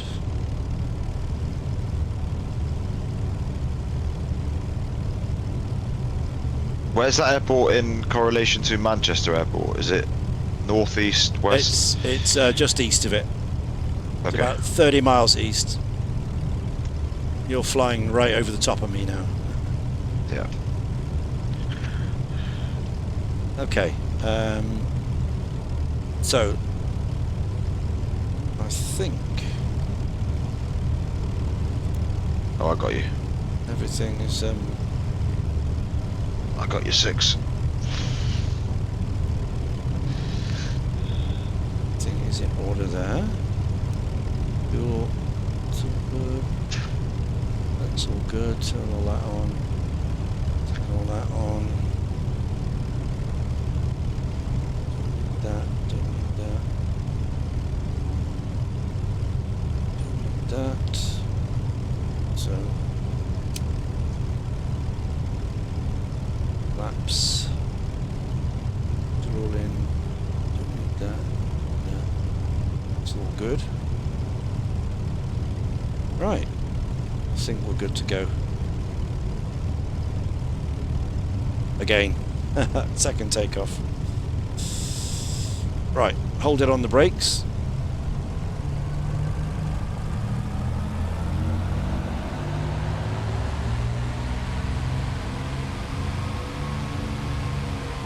Go. Oh, and there you go over the top. Nice.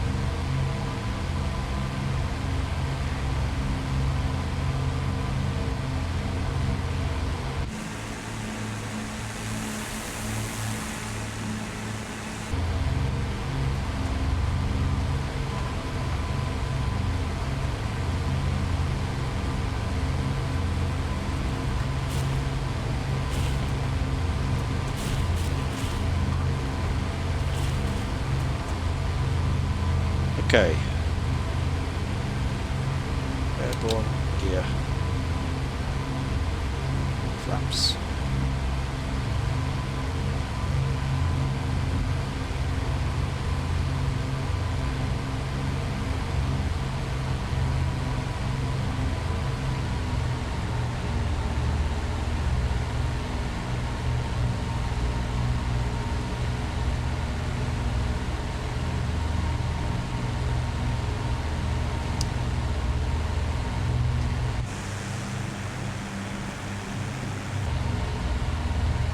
Okay. Let's turn round and head north.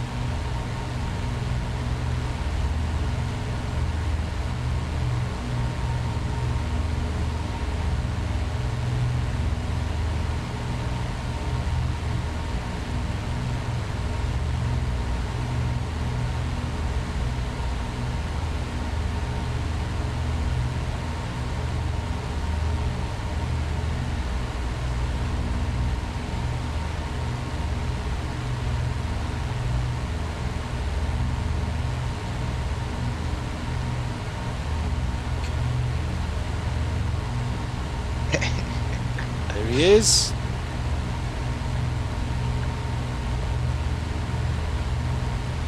Nice.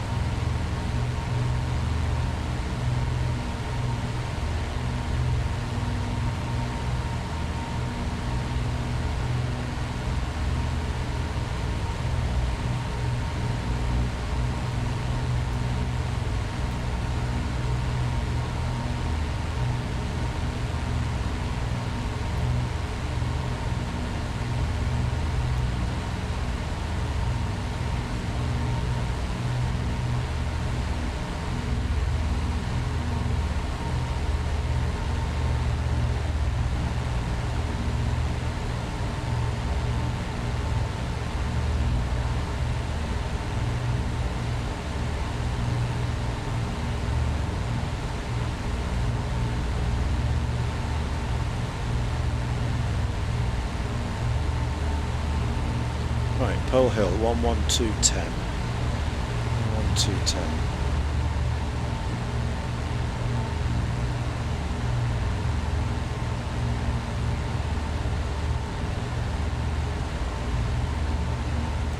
One, two, 10.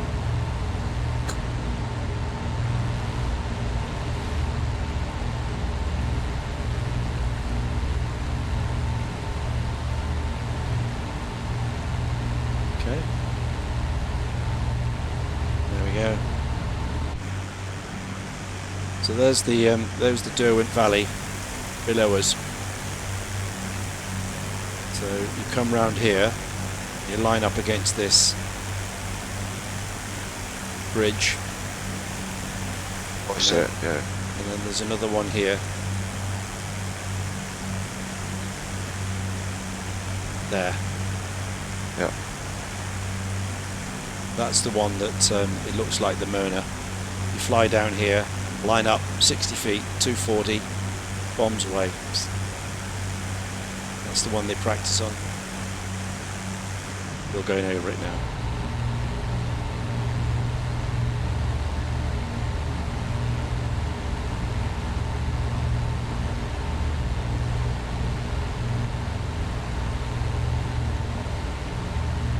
Okay, there's Pole Hill. So a slight right turn.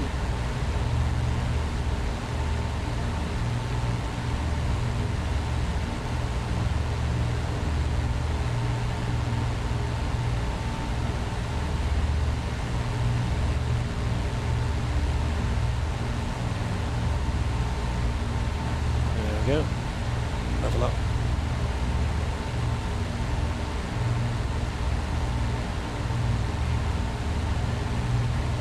And climb.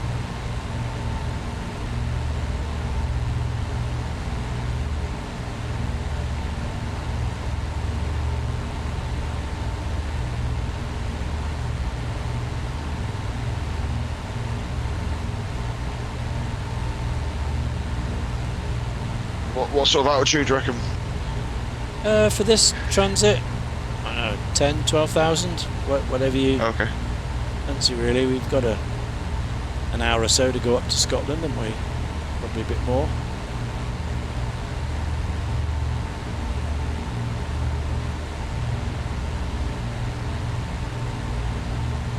So it's Pole Hill, and then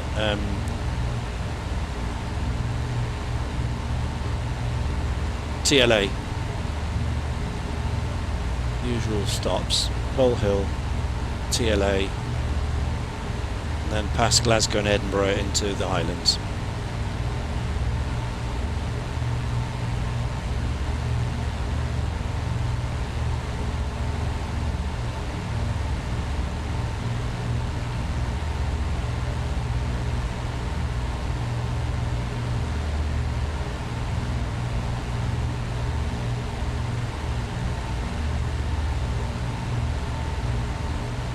I'm going to just quickly go grab a cup of tea. Yeah, I'm going to get settled and get the Doom bar. Oh.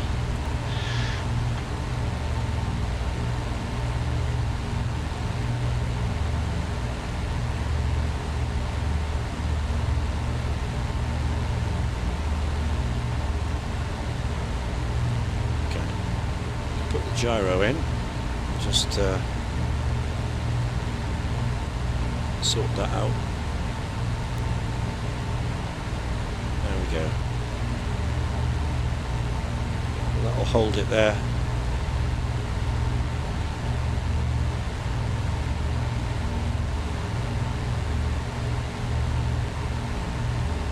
While it climbs.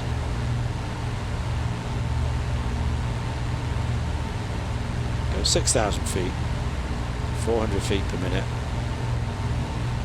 8 boost, 2,700 RPM.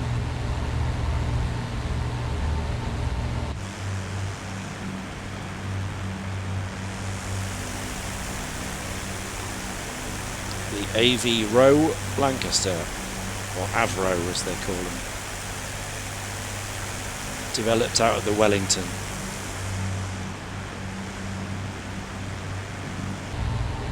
World War II's most potent bomber, biggest payload of any World War II aircraft.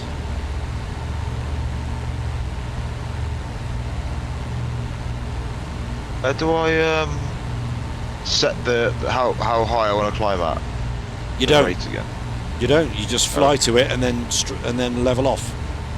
Okay. There isn't a set thing. The only thing to set is the if you're going higher than 10,000 feet is the oxygen regulator. See, bottom right by the shutters. Yep. You can set that to whatever you like, 10, 15, 20,000 feet.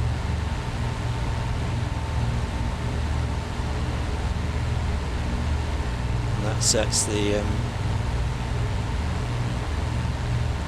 I'm going to stay at 7. Will I just get a drink? yeah, sets the regulator.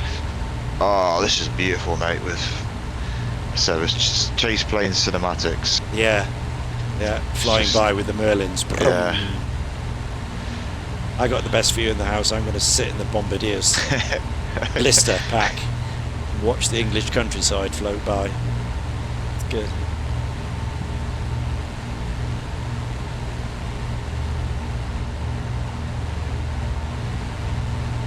Right, let me get a drink. I'll be back in 2 minutes. Yeah.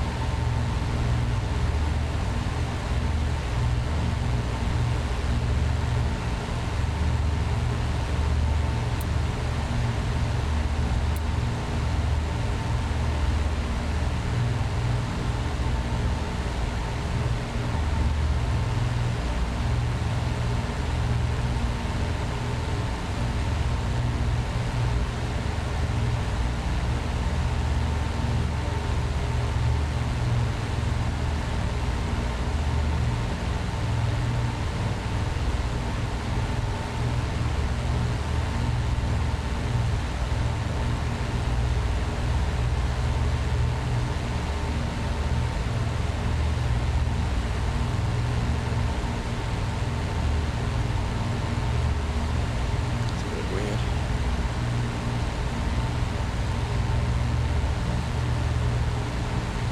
Now, Kuwait says SIM doesn't shut down properly, and thus update. Wow. What's this aircraft now? Oh, 757.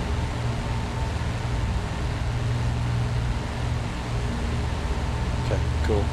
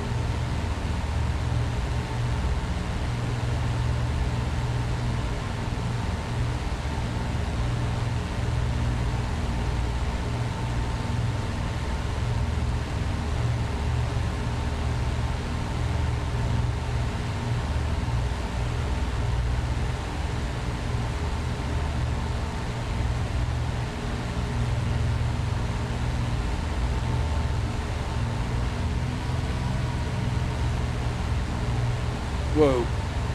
Supercharger must have just kicked in. Went to like plus 16 boost. Pull that back.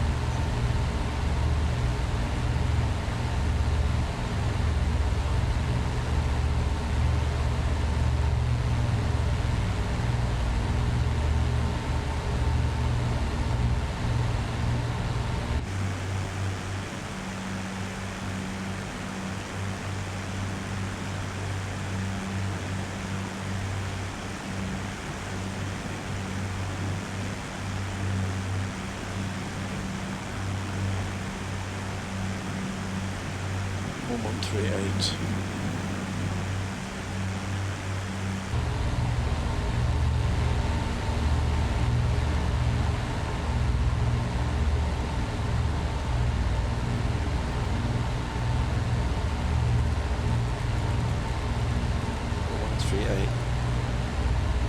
That's TLA.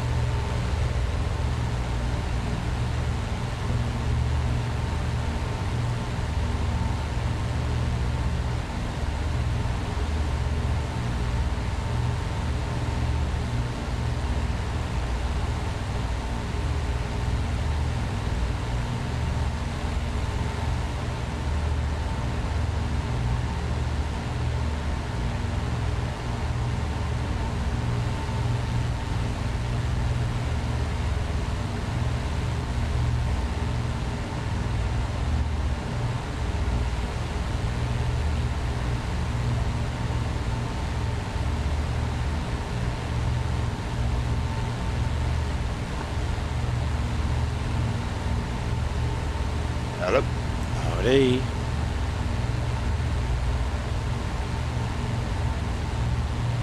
My wife was already making me one, so ideal timing. There we go.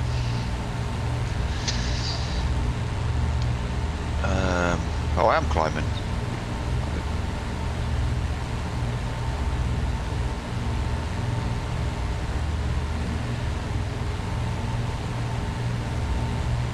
Just gone over Pole Hill. Yeah. Right, next one, Tala. Yes.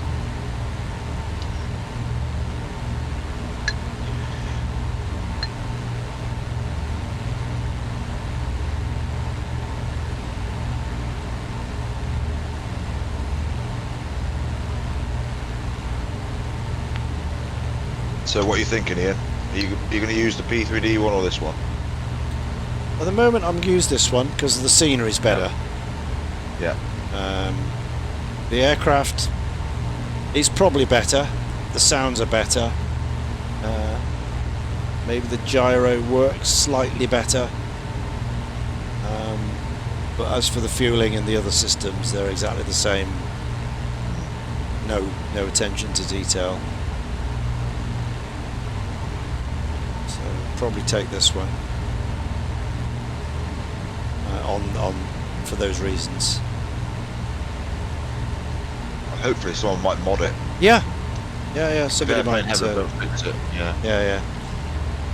Somebody might, because they took the Aeroplane Heaven DC3, didn't they? And there was a big mod for that. So you never know.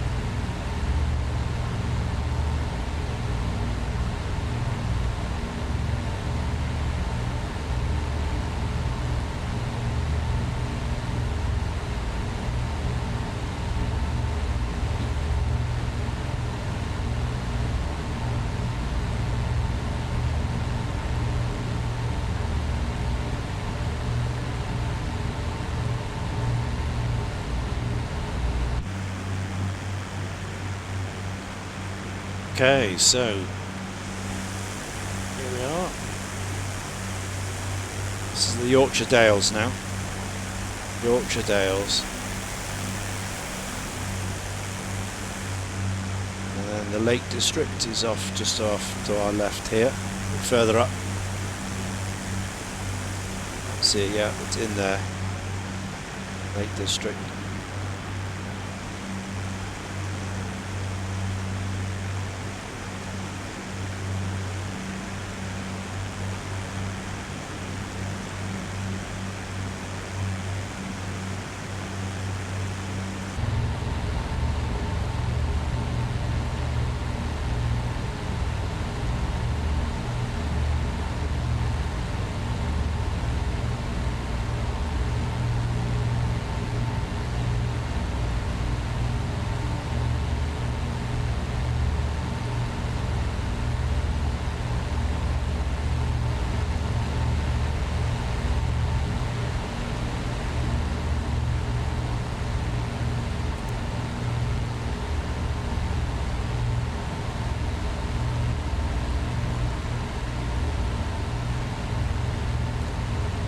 I'm just replying to Murphy about, he's talking about it.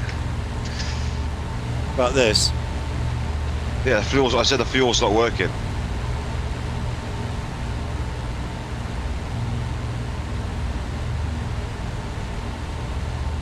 Well, I didn't find it was. I mean,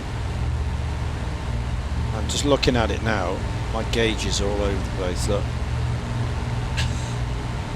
Mind you, I didn't do anything after the crash, so that may have been caused by that. I didn't like reset anything. Port number 2 is like down below 200. Starboard 2 has still got 300. Number 1 and port, number 1 and port and starboard number 1 are different as well. So anyway, yeah. All over the shop.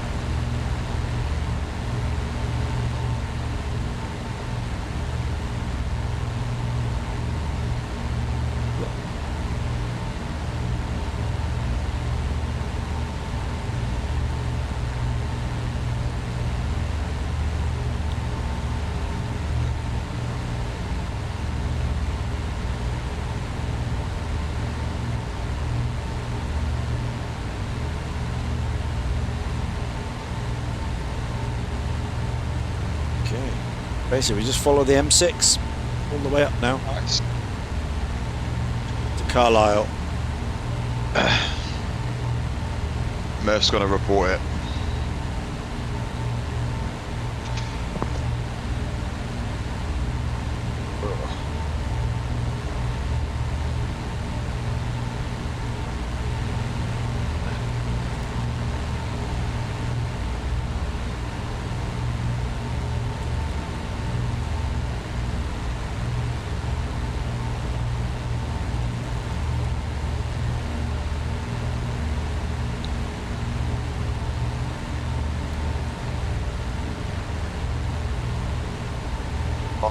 It's now with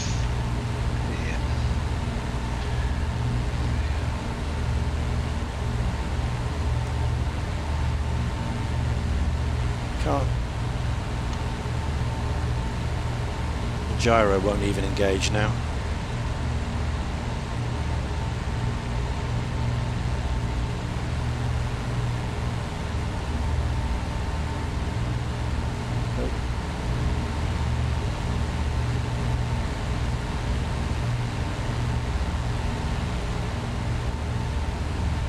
Gyro doesn't want to work.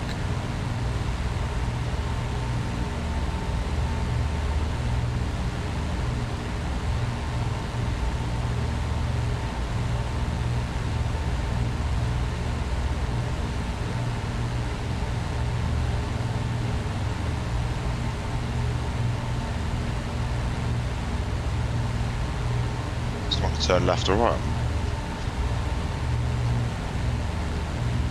The clutch won't engage. You have to leave it. Hmm? I had to leave it. I put left and then had to leave it across. Yeah, it won't engage. It won't push forward. Sort of won't, you know, it won't engage basically. So Which bit's that, mate? The little black knob clutch bit. yeah, the first one, the first engagement one. This one that does the vertical, not the second one that does the horizontal. This one doesn't push forward. Mine's in the out position. Yeah, so it's not engaged. Yeah, either. Yours isn't engaged. No, yeah. No, I can't either. You should be able to push that forward. And it goes to the in, and then... Do you have to engage it before the other one? Yes, I think so. That's what they say. I'll give it a go, hold on. But mine's out, so I can't, you know... Yeah.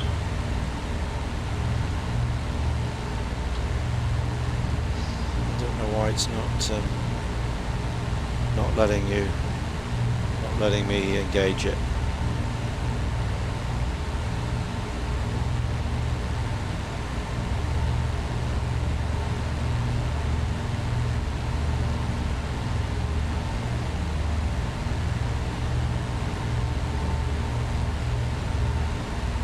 Then to go down here, to switch the power in, little light comes on. Then you grab this and push it forward. It doesn't work.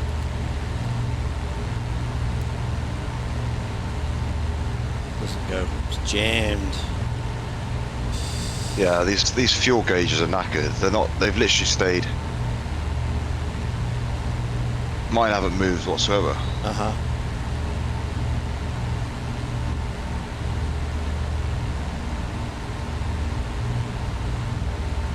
I know what I did with the engines when they cut out. I must have put it into the off.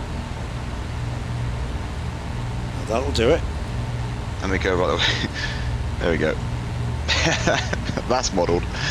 Yeah. Which did you turn off?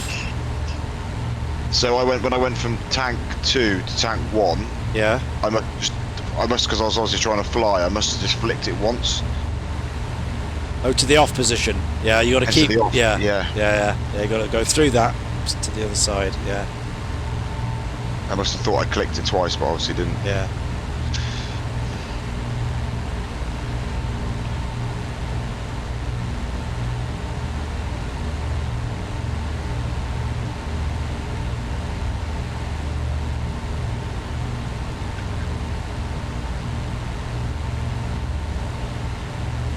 Yeah.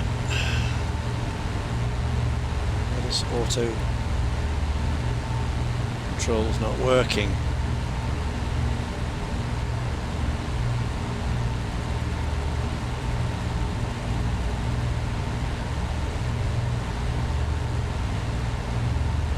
Murph said to go on their website in the help section, but I ain't bloody doing that.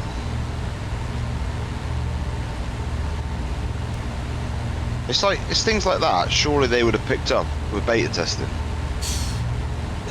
I mean, Yeah. what are they doing? Yeah.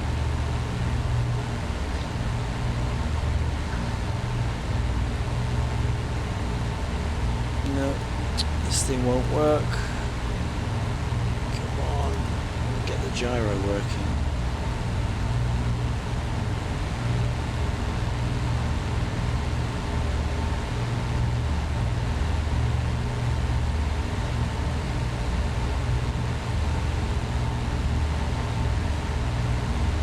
Turn controls.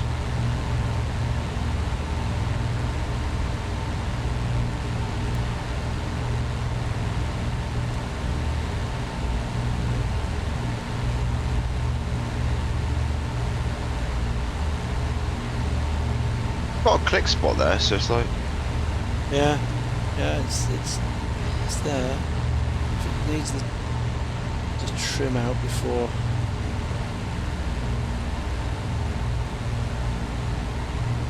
Let's try that.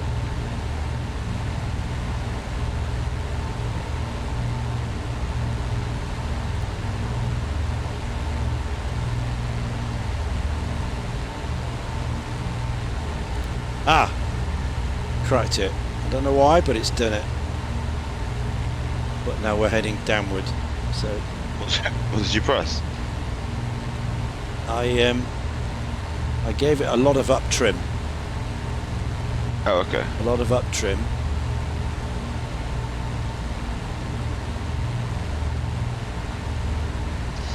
Let's put that in. Right, let's get this climbing now.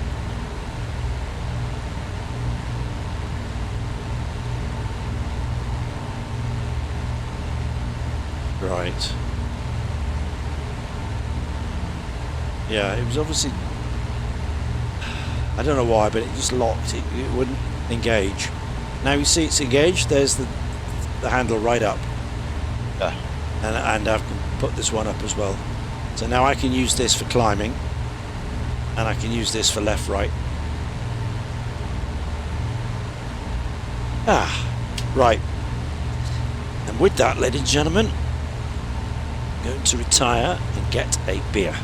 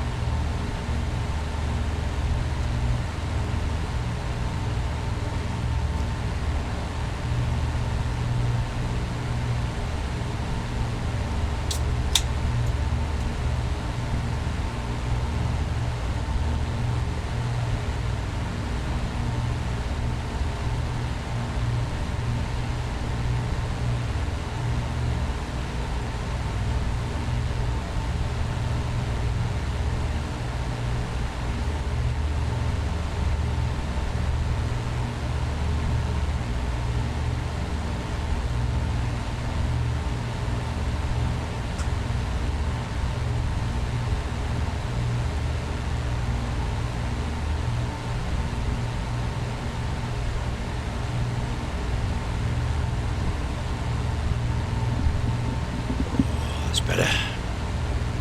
Nice.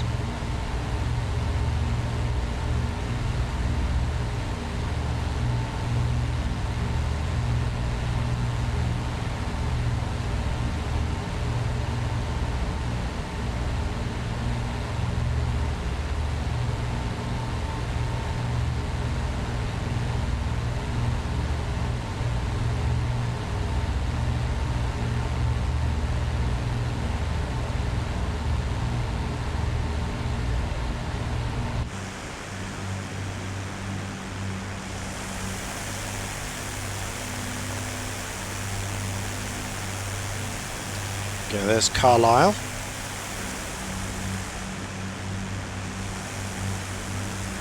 Carlisle down there.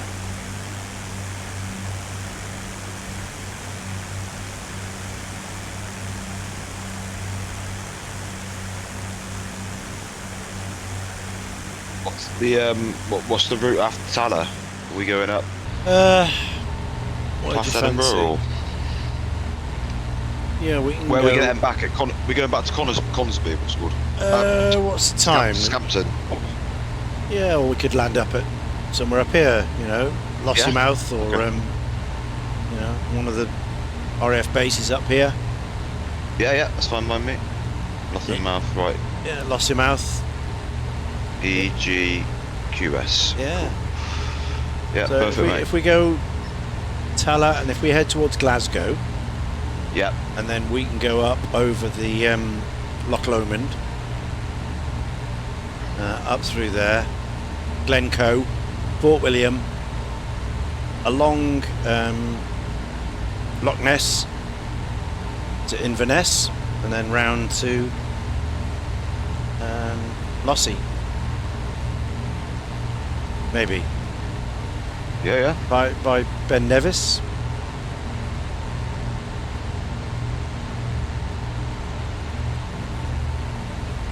It's Glencoe.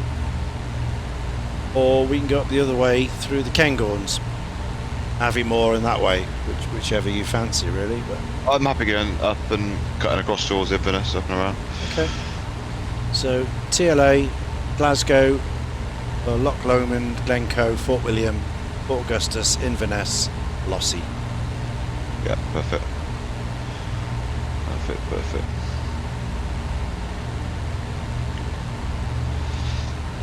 It's so peaceful when you get it up in the air and like cruising, mate. And it's just cruising, nice and and you're not being shot at by enemy aircraft.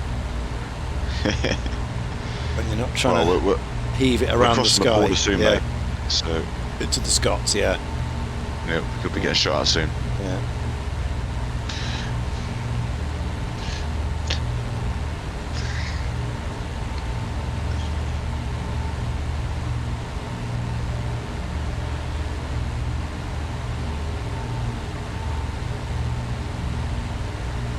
My speed's dropped really quite dramatically up here. It's like 150 miles an hour now. I haven't altered anything here.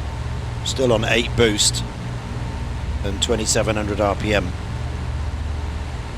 and I'm down to 150 miles an hour, so I don't know what's going on there.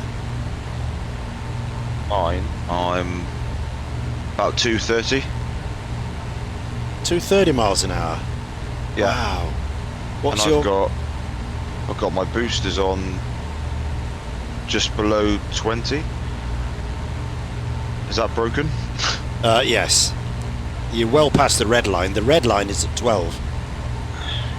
Yeah, I'm well miles past that. Yeah. Yeah. I know. In any real aeroplane, those engines would have been blown up by now. What is that done that for? Probably the supercharger kicked in when you weren't watching.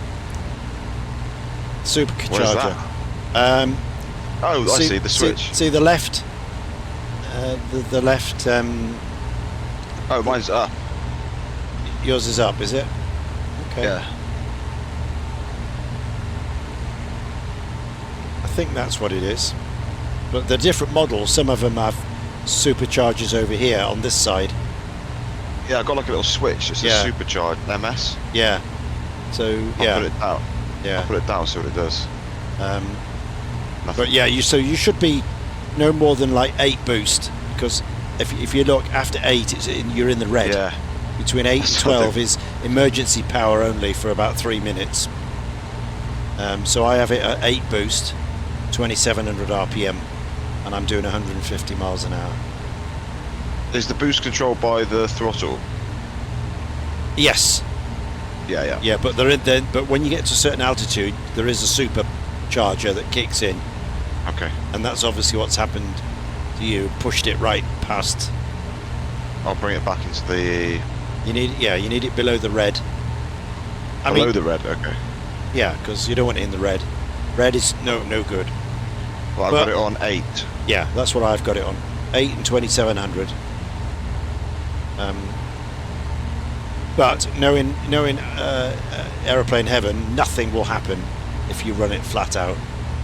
No, it hasn't, because I've been on it. Yeah, you'll be at that boost. You're using about 9 gallons a minute, or something like that. You should be drinking, slipping through, Let me have a look.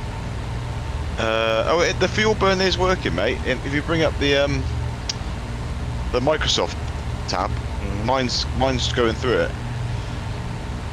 I'm down to 49%, 49%, yeah.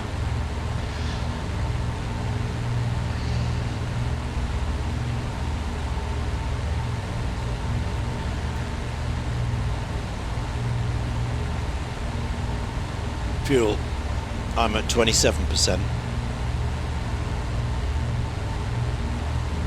958 gallons left.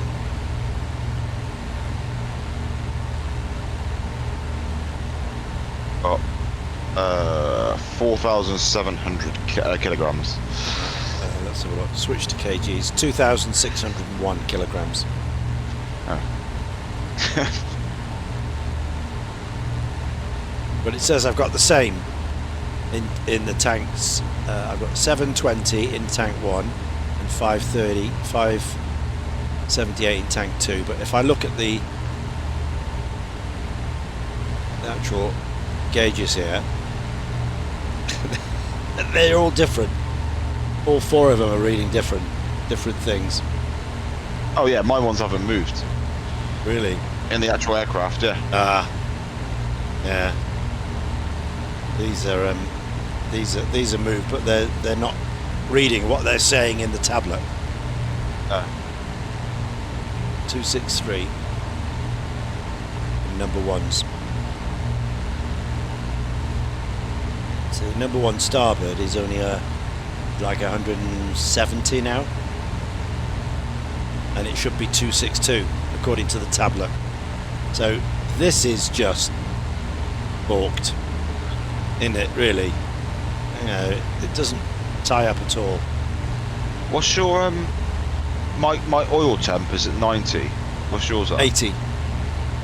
So that must be working then. Yeah, because you're flat out. You're bulking your engines too hard. I've dropped to 180 now. Yeah. On the speed. Yeah, I'm at 150. I was absolutely tonking it. Yeah. Yeah. As I say.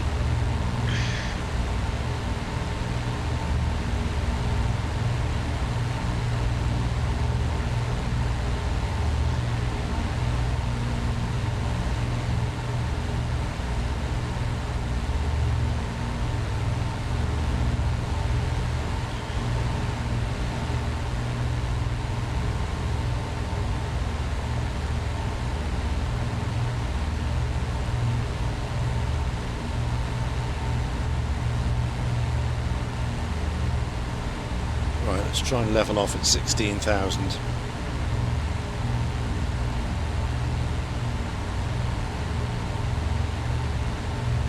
Using the gyro. There we go. Level as you go.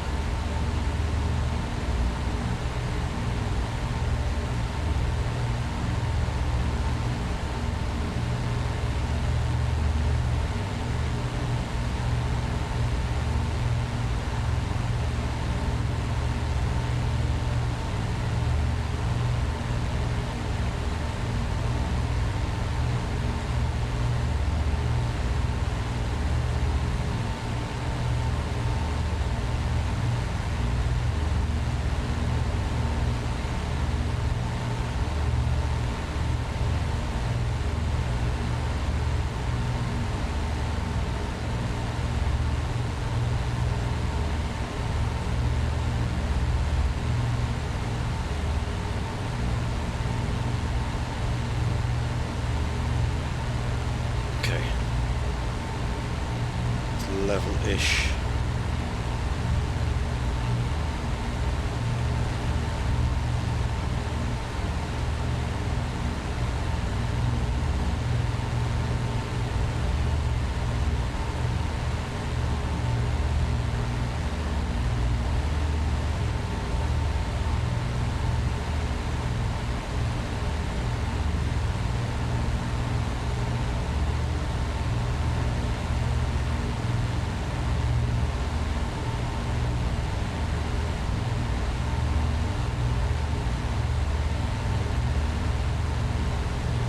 Again, this isn't right either. I'm more or less level now. 16, 20, 19, 18.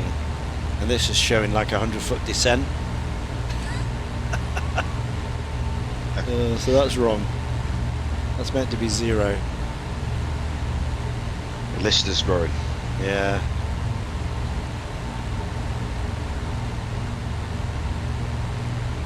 So let's go left a bit.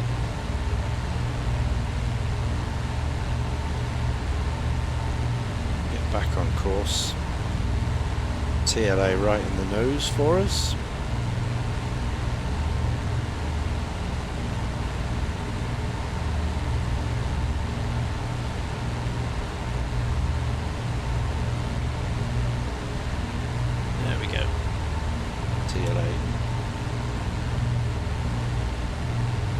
my speed's coming up now, and now I'm level. We've got 170, almost 170, which is about right. That's the cruising speed. 170, 180.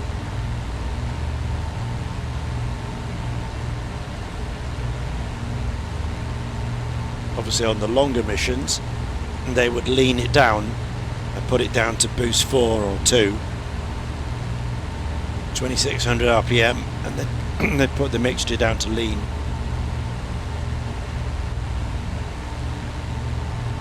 And that would give you much more fuel. Like when they were trying to get out of Germany. Well, they'd hammer it on the way out, I guess, because they don't want to hang about. What, past the red zone? Well, no, but for fuel, you know, they'd be okay. rich and as fast as they could go. Depending on if they had fuel, you know, calculations. Obviously, if they were going on a really long mission, like to Regensburg or Schweinfurt or Dresden, or one of those really long distance ones, they'd be forced to, you know, slow down and lean it up. Otherwise, they'd never get back. They'd run out of fuel. So they worked that out very carefully. But if they're doing a short hop, you know, like to the U-boat pens in Brest or Saint Laurent or one of the French coast ones, or Rouen, the Ruhr Valley, they'd have plenty of fuel in hand, so they could gun it a bit faster.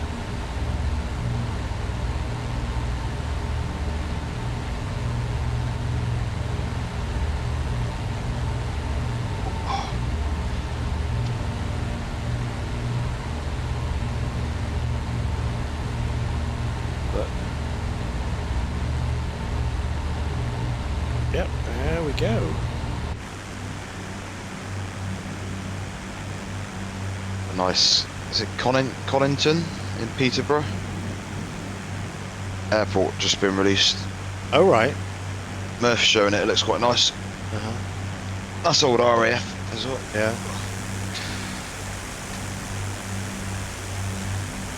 Right. And down there, of course, is the town of Lockerbie, so we tip our hat to those folks, as we do when we always fly over here. Pan Am 103, just down there. Is that 747-200? Yeah. 270 odd souls. Yeah.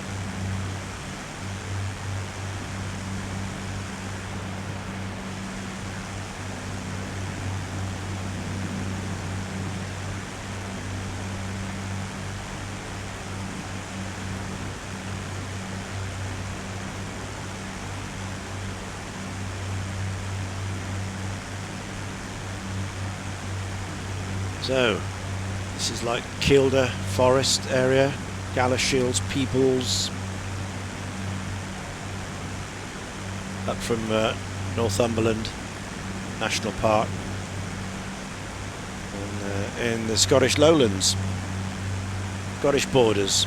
It's probably the fairest to say. Moffat, Douglas, Lanark, and then a bit further up we get to Motherwell, East Kilbride, and then fly over Glasgow.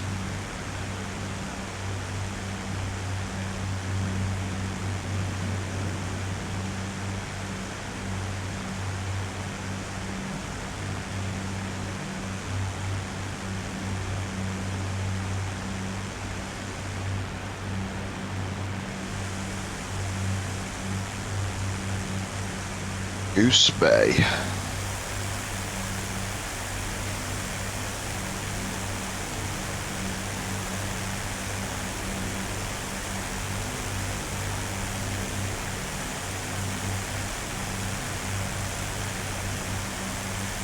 Oh yeah, I forgot something. If you look up here, there's a curtain, a little sun shield roof thing that slides across. Look at that. Great engineering, What eh? knocks? Yeah. Keeps the sun off you, flying along. And the bullets. Yeah.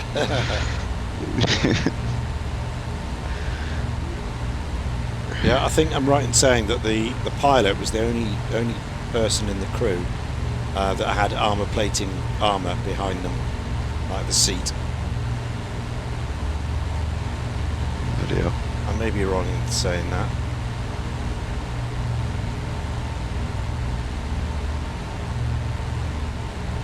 But I don't know what. Don't much good with all this glass around, you know. The front was completely open, you know, not bulletproof or anything like that.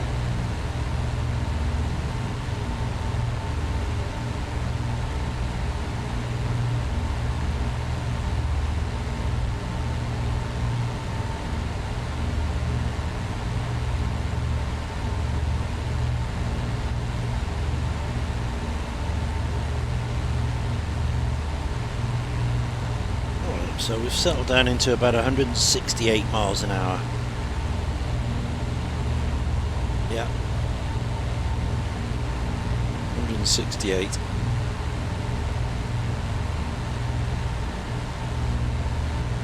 I quite like this, mate, for what it is. Yeah. Yeah, it's iconic, you know. I mean, Yeah. For the history of it and what it did. You don't fly it every day, you know, you just fly it for these missions. They're call for it, but it's good to have. It didn't cost a fortune, you know. You're not in the 60, 70 odd pound like the Clipper was when that came out.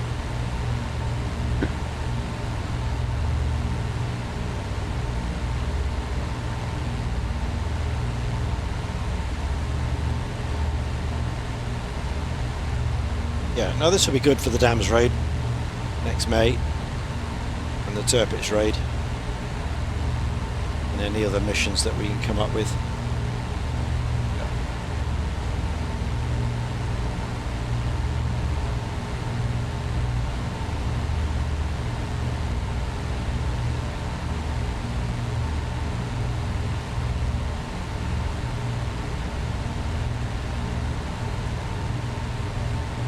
If someone gets hold of it and can mod up these things to make it work, then great. If not, then we'll just live with what it is.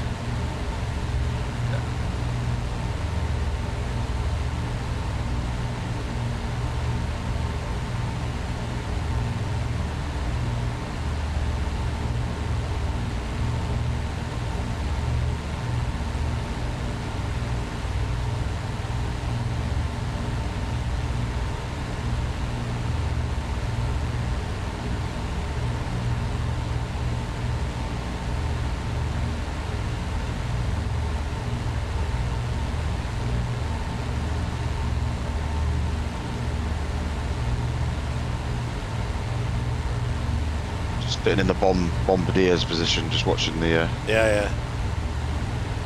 the world go by. Yeah.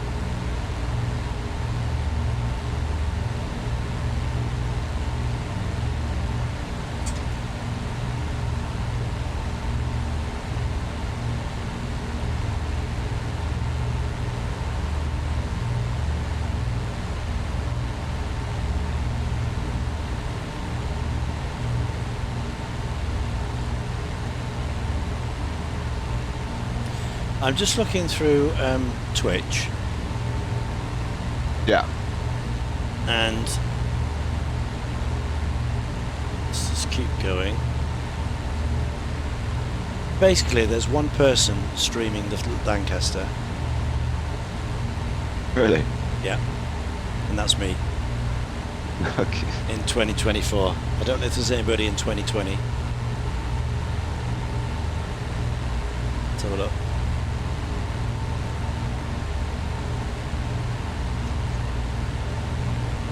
No. No. Mad, isn't it? No. Mead. No. Keep going. No. No. So the whole of Flight Sim, there's just one person streaming the Lanc on the day it's released. Now, is that because it's just aeroplane heaven and people think it's rubbish? Or is there no interest in it? Genuinely? It's probably, yeah, no interest. It's probably people that just magenta lines, isn't it? Yeah. Most of these streamers. Yeah. You're a at all dying this- breed, Ian. Yeah. Okay, there's jet.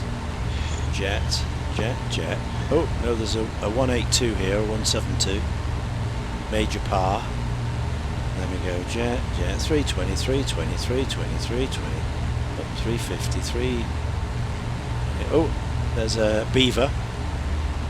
And a 320, and then there's a fighter jet. Then jet, and then there's a Lancaster. Oh, that's me.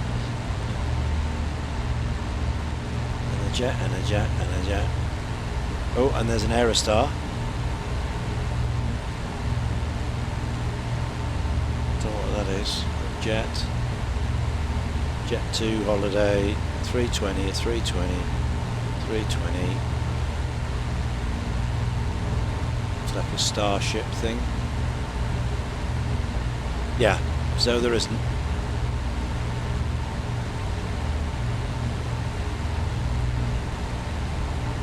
Just the one. Just the one.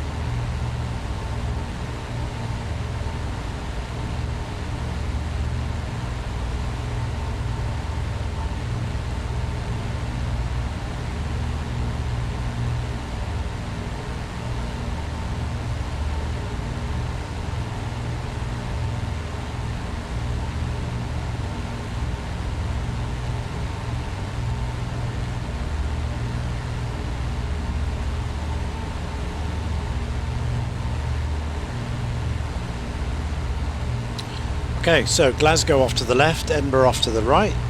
It's coming up now.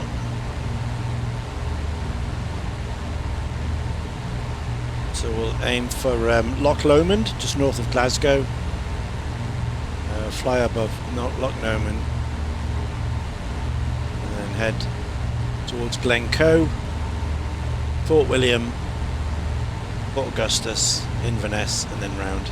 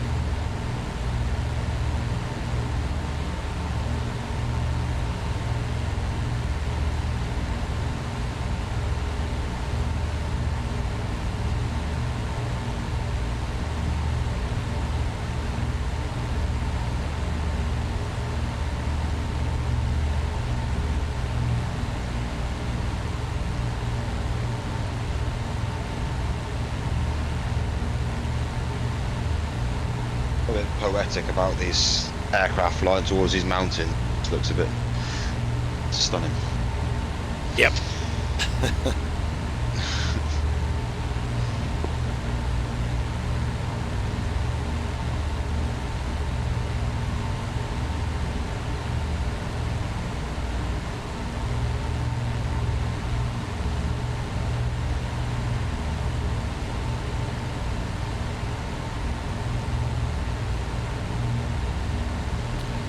So, we're past Glasgow now.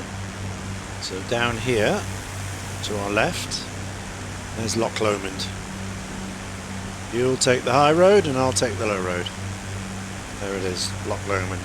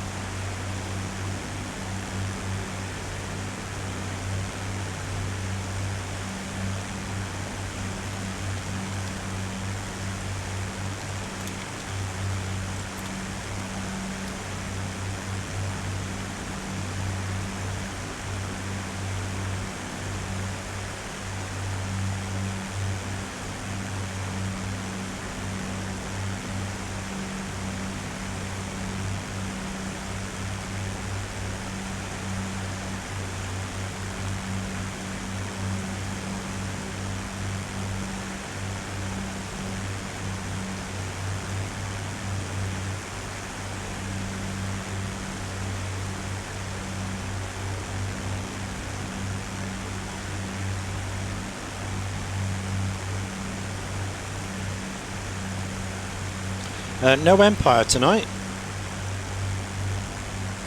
No, he was streaming earlier. Was he? Oh. Yeah. Oh, I missed all that. Oh, he was on them, was he? Okay. I think he was doing his A2A Aerostar thing. Right. Okay. I think. It's only still 20 past 9 and I've not seen him for hours. He must have gone off really early.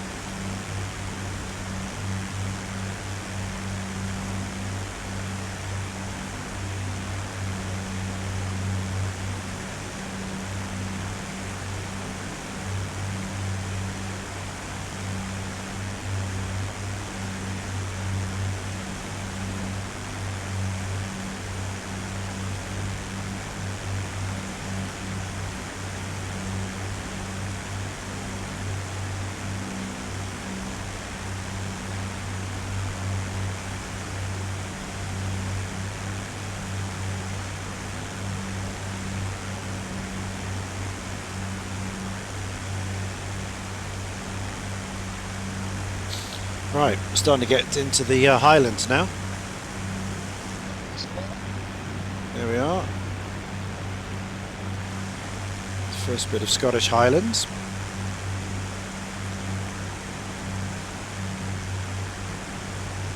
As we head up towards Glencoe. We'll pass Glencoe on our right and then fly up towards Fort William and then over into Fort Augustus, and then that'll be Loch Ness.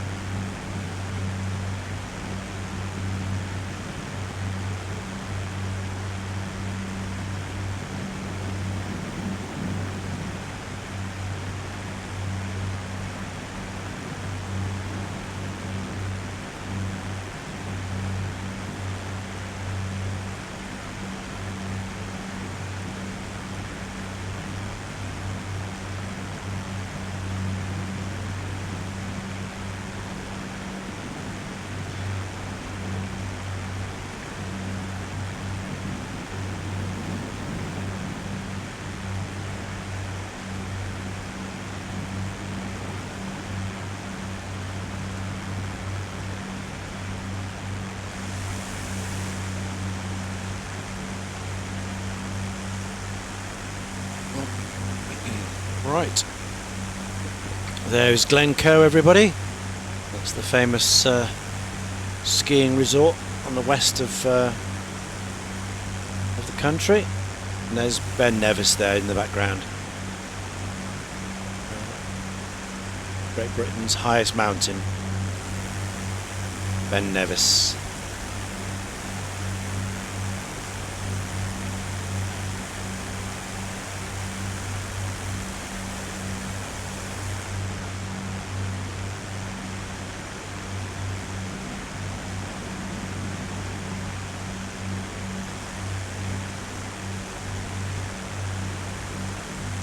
That's Glencoe. It's the valley there.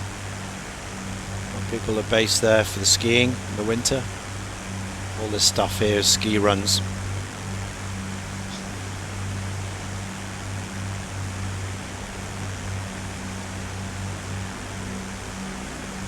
Lots of ski runs along here.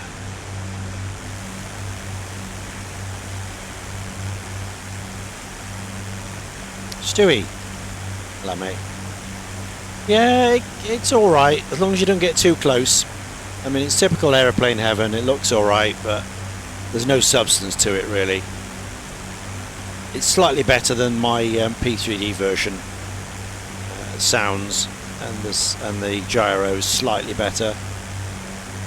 There's a few little things they've improved, but it's not great.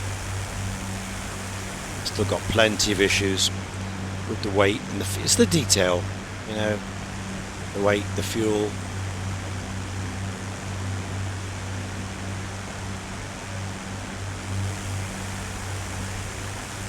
So we're just coming up from Scampton up to Lossiemouth via Edinburgh in the Highlands. Just have a look along here.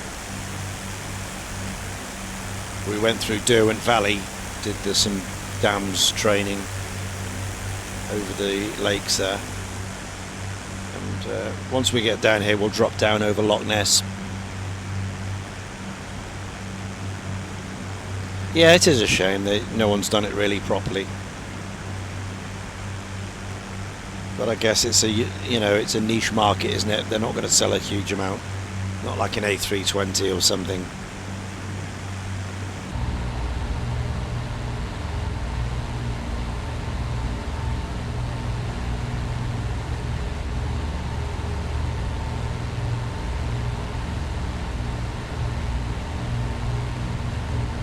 Okay. We'll just do a right turn now and we'll drop down towards Fort William. We can start our descent a little bit.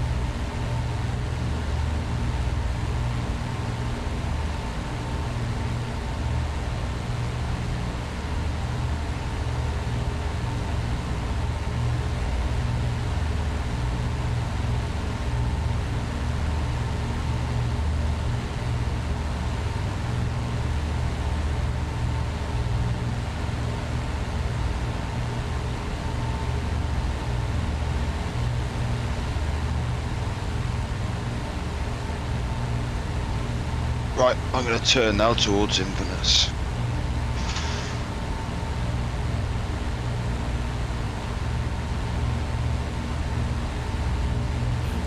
Just going by Glencoe now, just heading towards Fort William.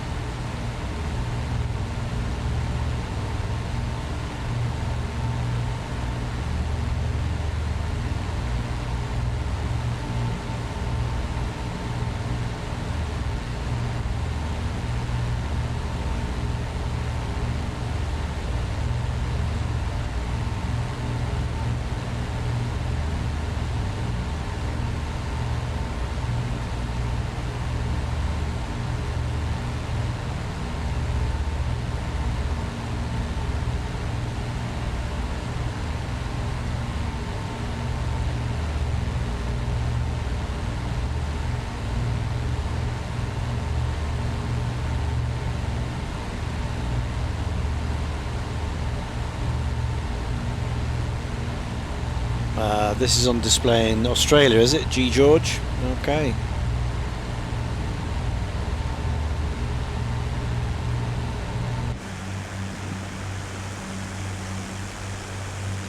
There we are, there's Fort William. right down there. And there's Ben Nevis here, Britain's highest mountain.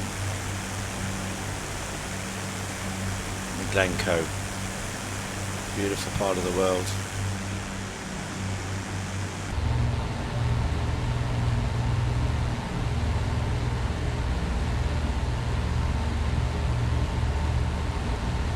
Right, so we head north now to Fort Augustus, which is at the bottom end of Loch Ness.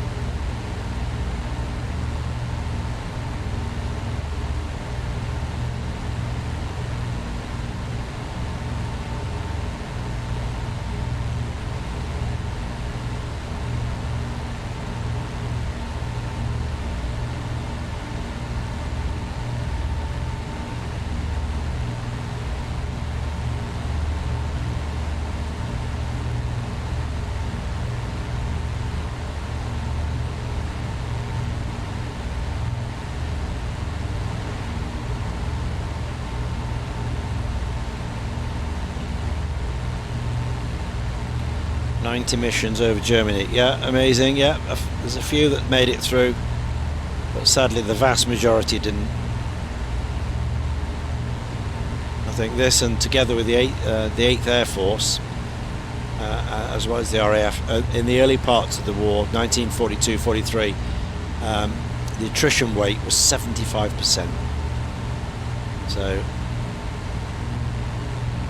for every 4 crew that went out, only 1 came back.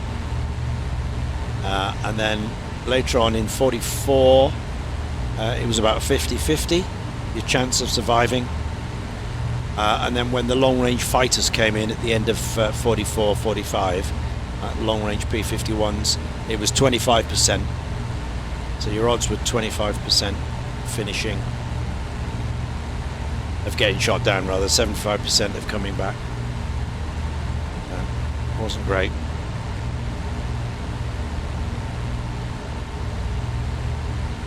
Yeah, on average it was 50-50, 50% attrition rate for crews. That was worse than the infantry, the Navy, U-boat service, everybody. It was the worst attrition rate of all the services during that period, during that early part of the war.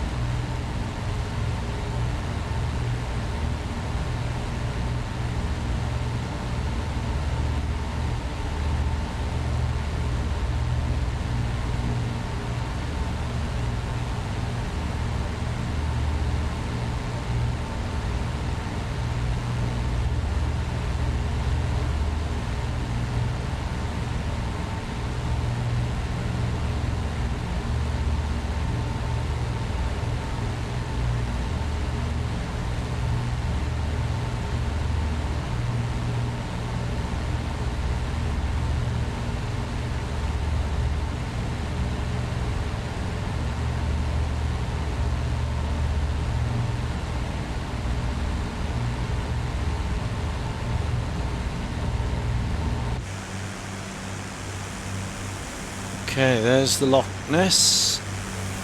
There's no monster in this like there is in P3D. You see it plop out here. I've not seen it.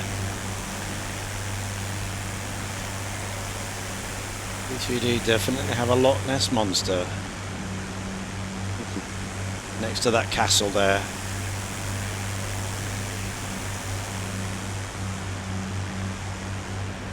Okay, so here we are with Inverness on the corner here. And then we go around.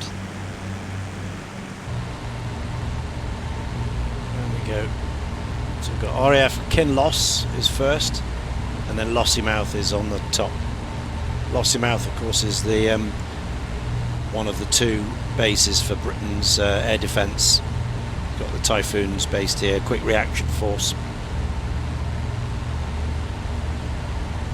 The other Where's one? the other one? Lakenheath. No, Coningsby. Lakenheath is the US base. Oh, okay. It's Coningsby. Oh, well, what was it? Yeah. Makes sense for all the Typhoons. Yeah. Coningsby and Lossiemouth, two quick reaction bases for the UK.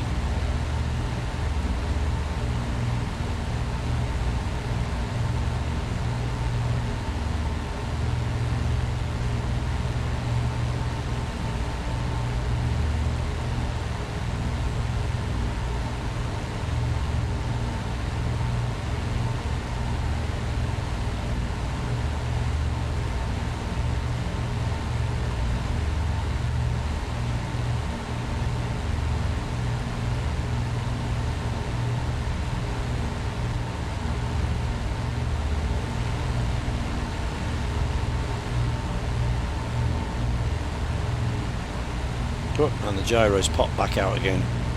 It's turned itself off.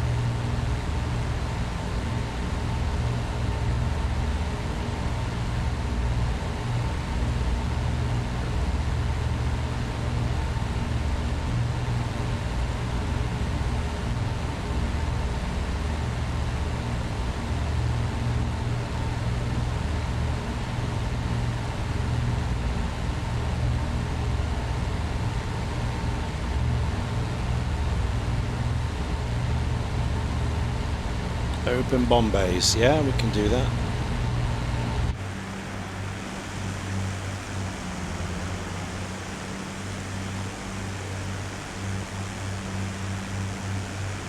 Unfortunately, this is Microsoft, so we're not allowed to drop the bombs. In P3D, I can drop all these, watch them fall and blow up. But, nah. Microsoft, do PC, not allowed.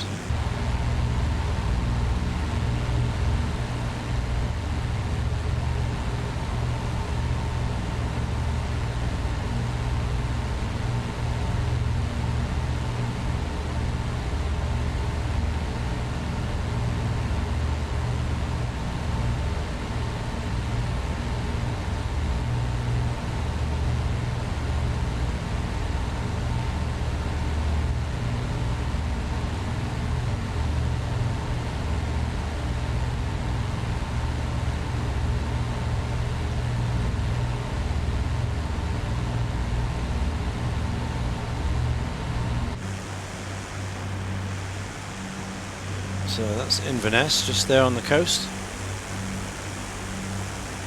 Inverness Airport, hidden behind the cloud there.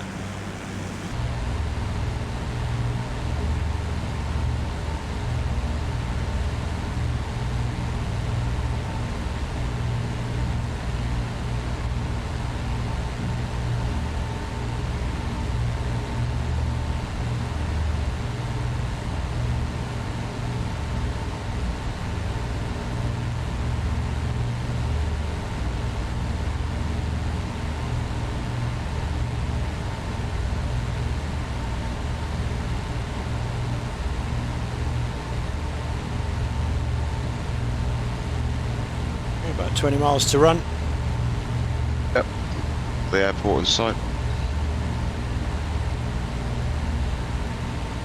Well, actually, no, that's the other one. Kinloss. That's the, Yeah. Kinloss is first. If you're coming in from yeah, along the coast here. yeah.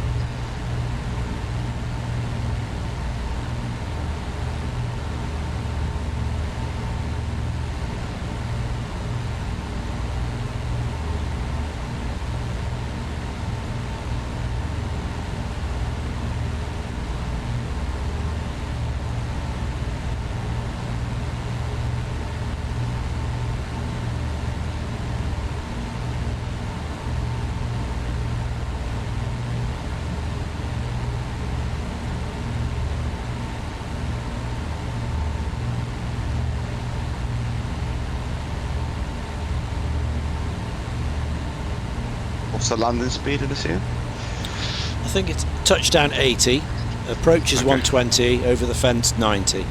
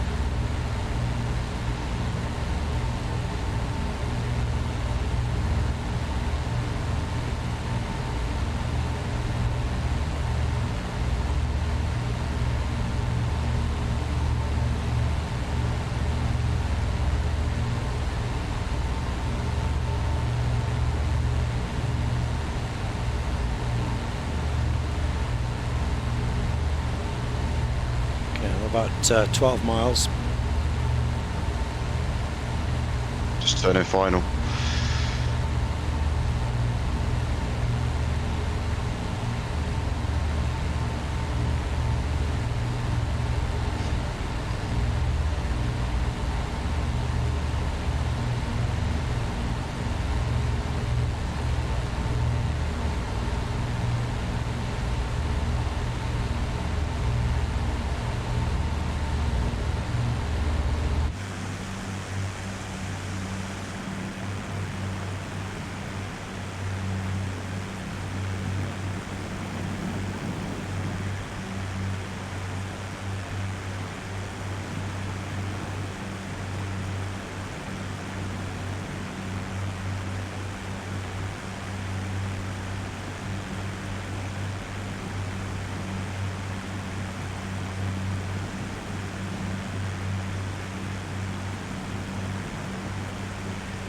Wind up.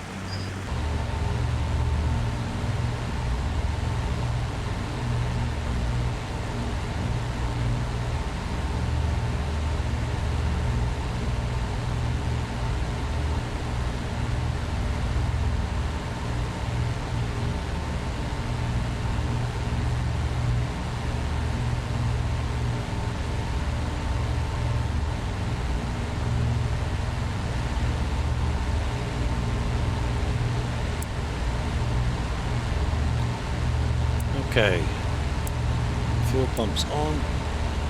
We switch back to tank 2, both sides, port, starboard, there we go.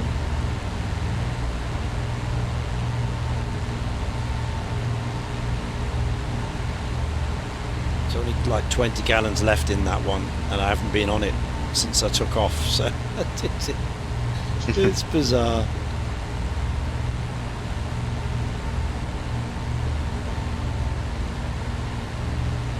Yeah, I think for these dams missions, we just like fill the tanks up, brim them up. Yeah. There's plenty to choose from.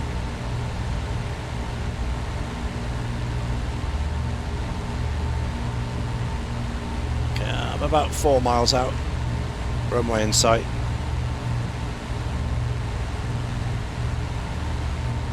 I haven't even checked the winds, so I'm standing. Yeah, it's coming in off the coast, so you're okay. Okay.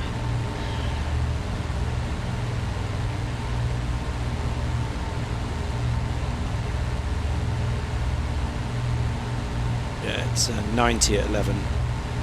Okay. Actually, runway 10 would be better, but 5 will be fine. Oh no. Fine. Save that. 9 will work.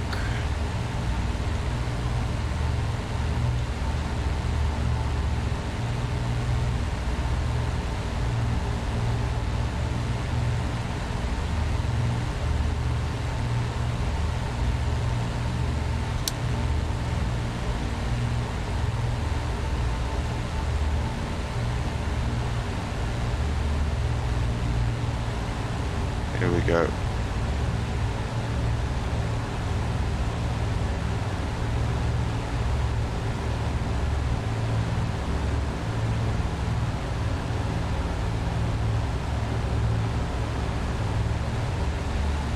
I'm done. There we go. Great. Got off the bloody runway.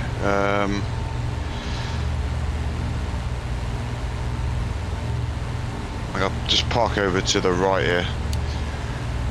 Do that. No, I can't remember this. I haven't got scenery, so. No.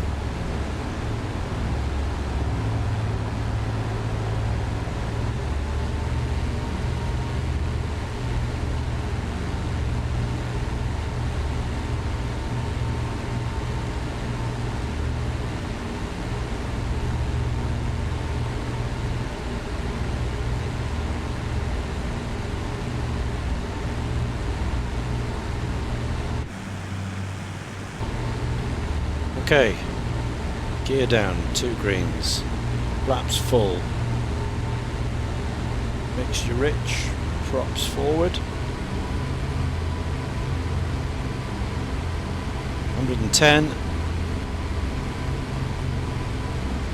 okay, turning final,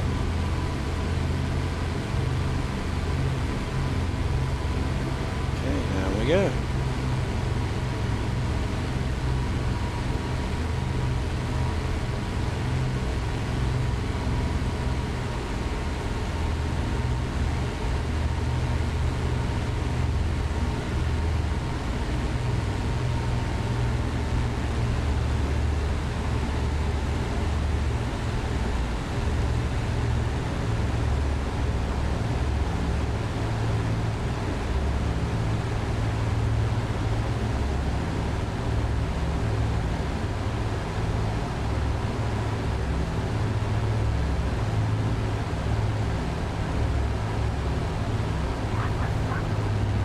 There we go. Nice. Touchdown.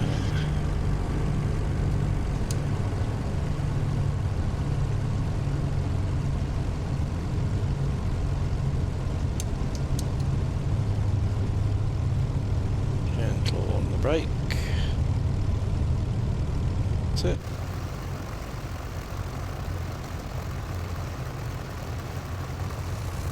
And there you are, up there. Okay.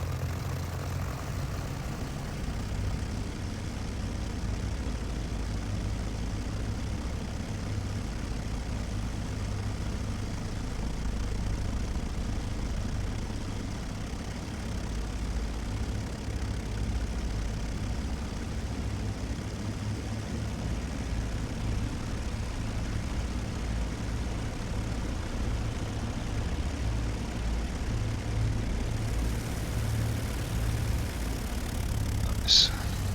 We're done. Very nice, very nice.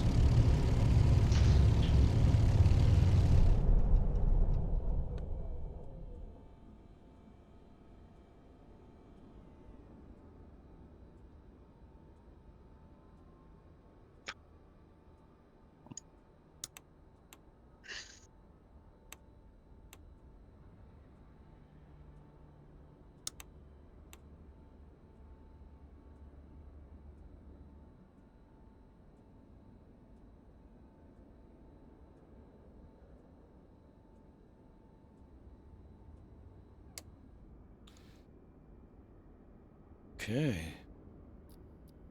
Is that?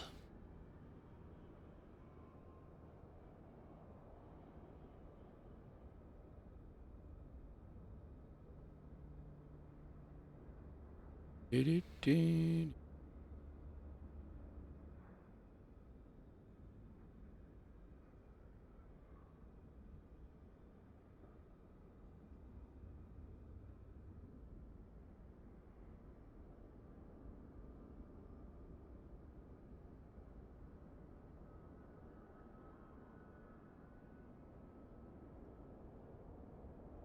Okay. Off. So. Golden dark. On. Ground power. Refuel. Engine cover. Right. There you go. Let's get a picture of that. Both of us together.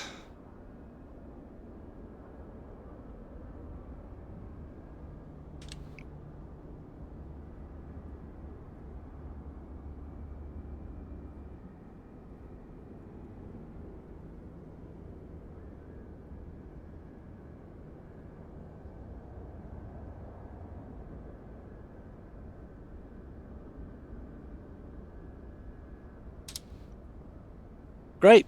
Jack, that's brilliant. Enjoyed that. Yeah, cheers, mate. That was really Well done. Well done. good learning curve. Yeah, so we know it works. You know, we know it works to a certain extent. You know, we can do a flight on it. Yeah. So I'm going to get hold of the take out the Dam Busters version tomorrow and have a little play with that. See if it can actually work, but I doubt it. But it'd be nice to see it anyway, going along. And if it's got those lights that go out at night, and we can do some night stuff and get them to the correct height, that'd be good to see. Oh, the night lighting in 24, mate, it'll look amazing. Yeah. Yeah. Be good. Right, I'm going to turn in. Oh, it's been a long day. I know it's only 10 o'clock, but I've been at it since early this morning. Oh, yeah, I'll be in bed anyway. Yeah. You're off tomorrow again? Finished? More? Yeah, I'm off tomorrow, mate. I'll be around tomorrow afternoon. Good. It's quite good. I'm down in Cribs actually in the morning, so. All right. Yeah. Cribs, yeah. Okay.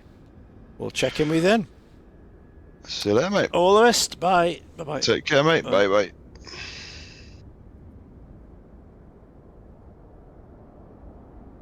Okay, so that's that. So we will get off the network. There we are. So it's just us left on the stream. And where can I send you? Durka, obviously.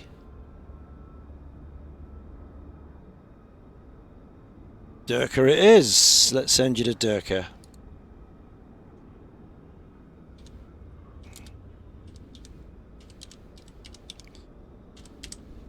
Go and say hello to Durka, and we'll see you everyone tomorrow. Bye bye.